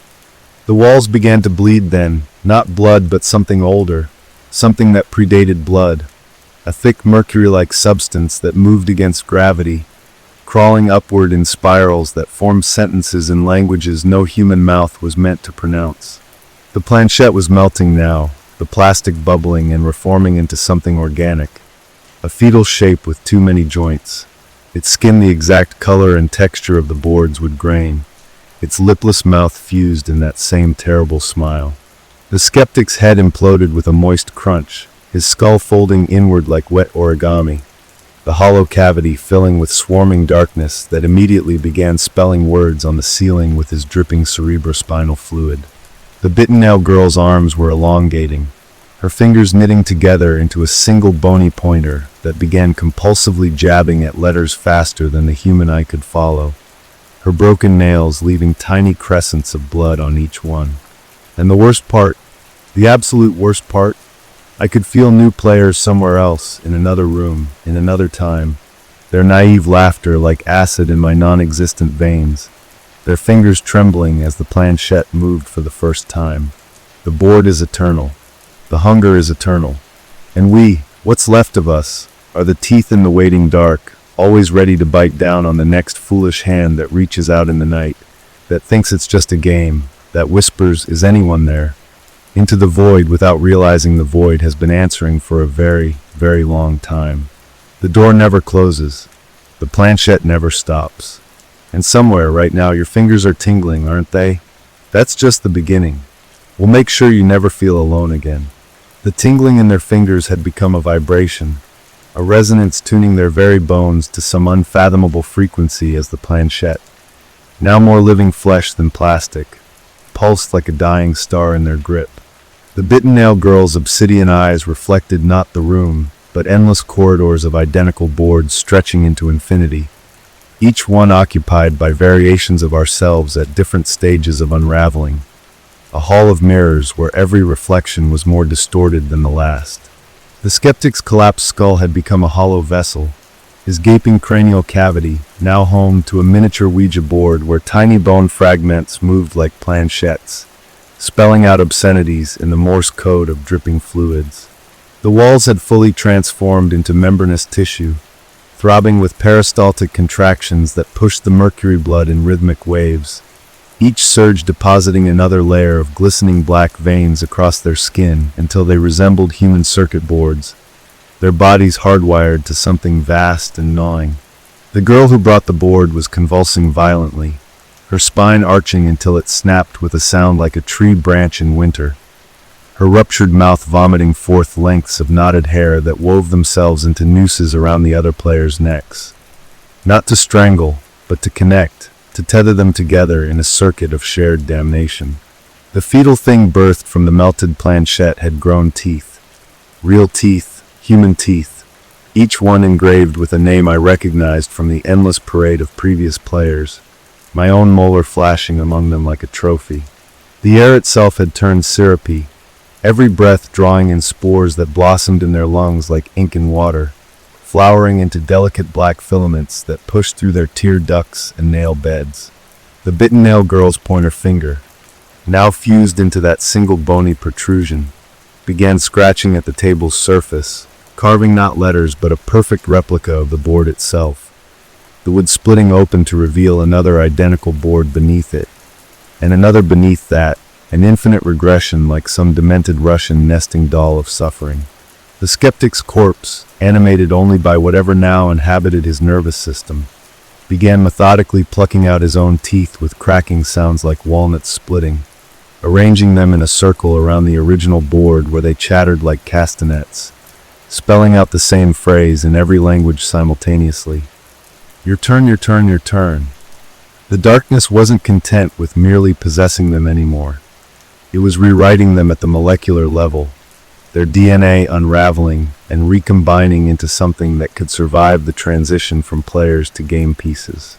I could feel new connections forming in what remained of my consciousness, tendrils of awareness snaking through time and space to every Ouija board ever touched, every trembling goodbye that was really just another hello in disguise. The house wasn't just alive, it was hungry, and we were its teeth, its tongue, its digestive enzymes breaking down the next batch of foolish souls who thought they could control the uncontrollable. Somewhere, in a room that smelled of candle wax and teenage desperation, fresh fingers were touching a planchette for the first time. The board quivered in anticipation. The darkness held its breath. And through the eyes of 1,000 broken players, I watched, I always watch, as the first involuntary twitch sent the plastic skittering toward hello. The game never changes. Only the players do. And oh, how we change.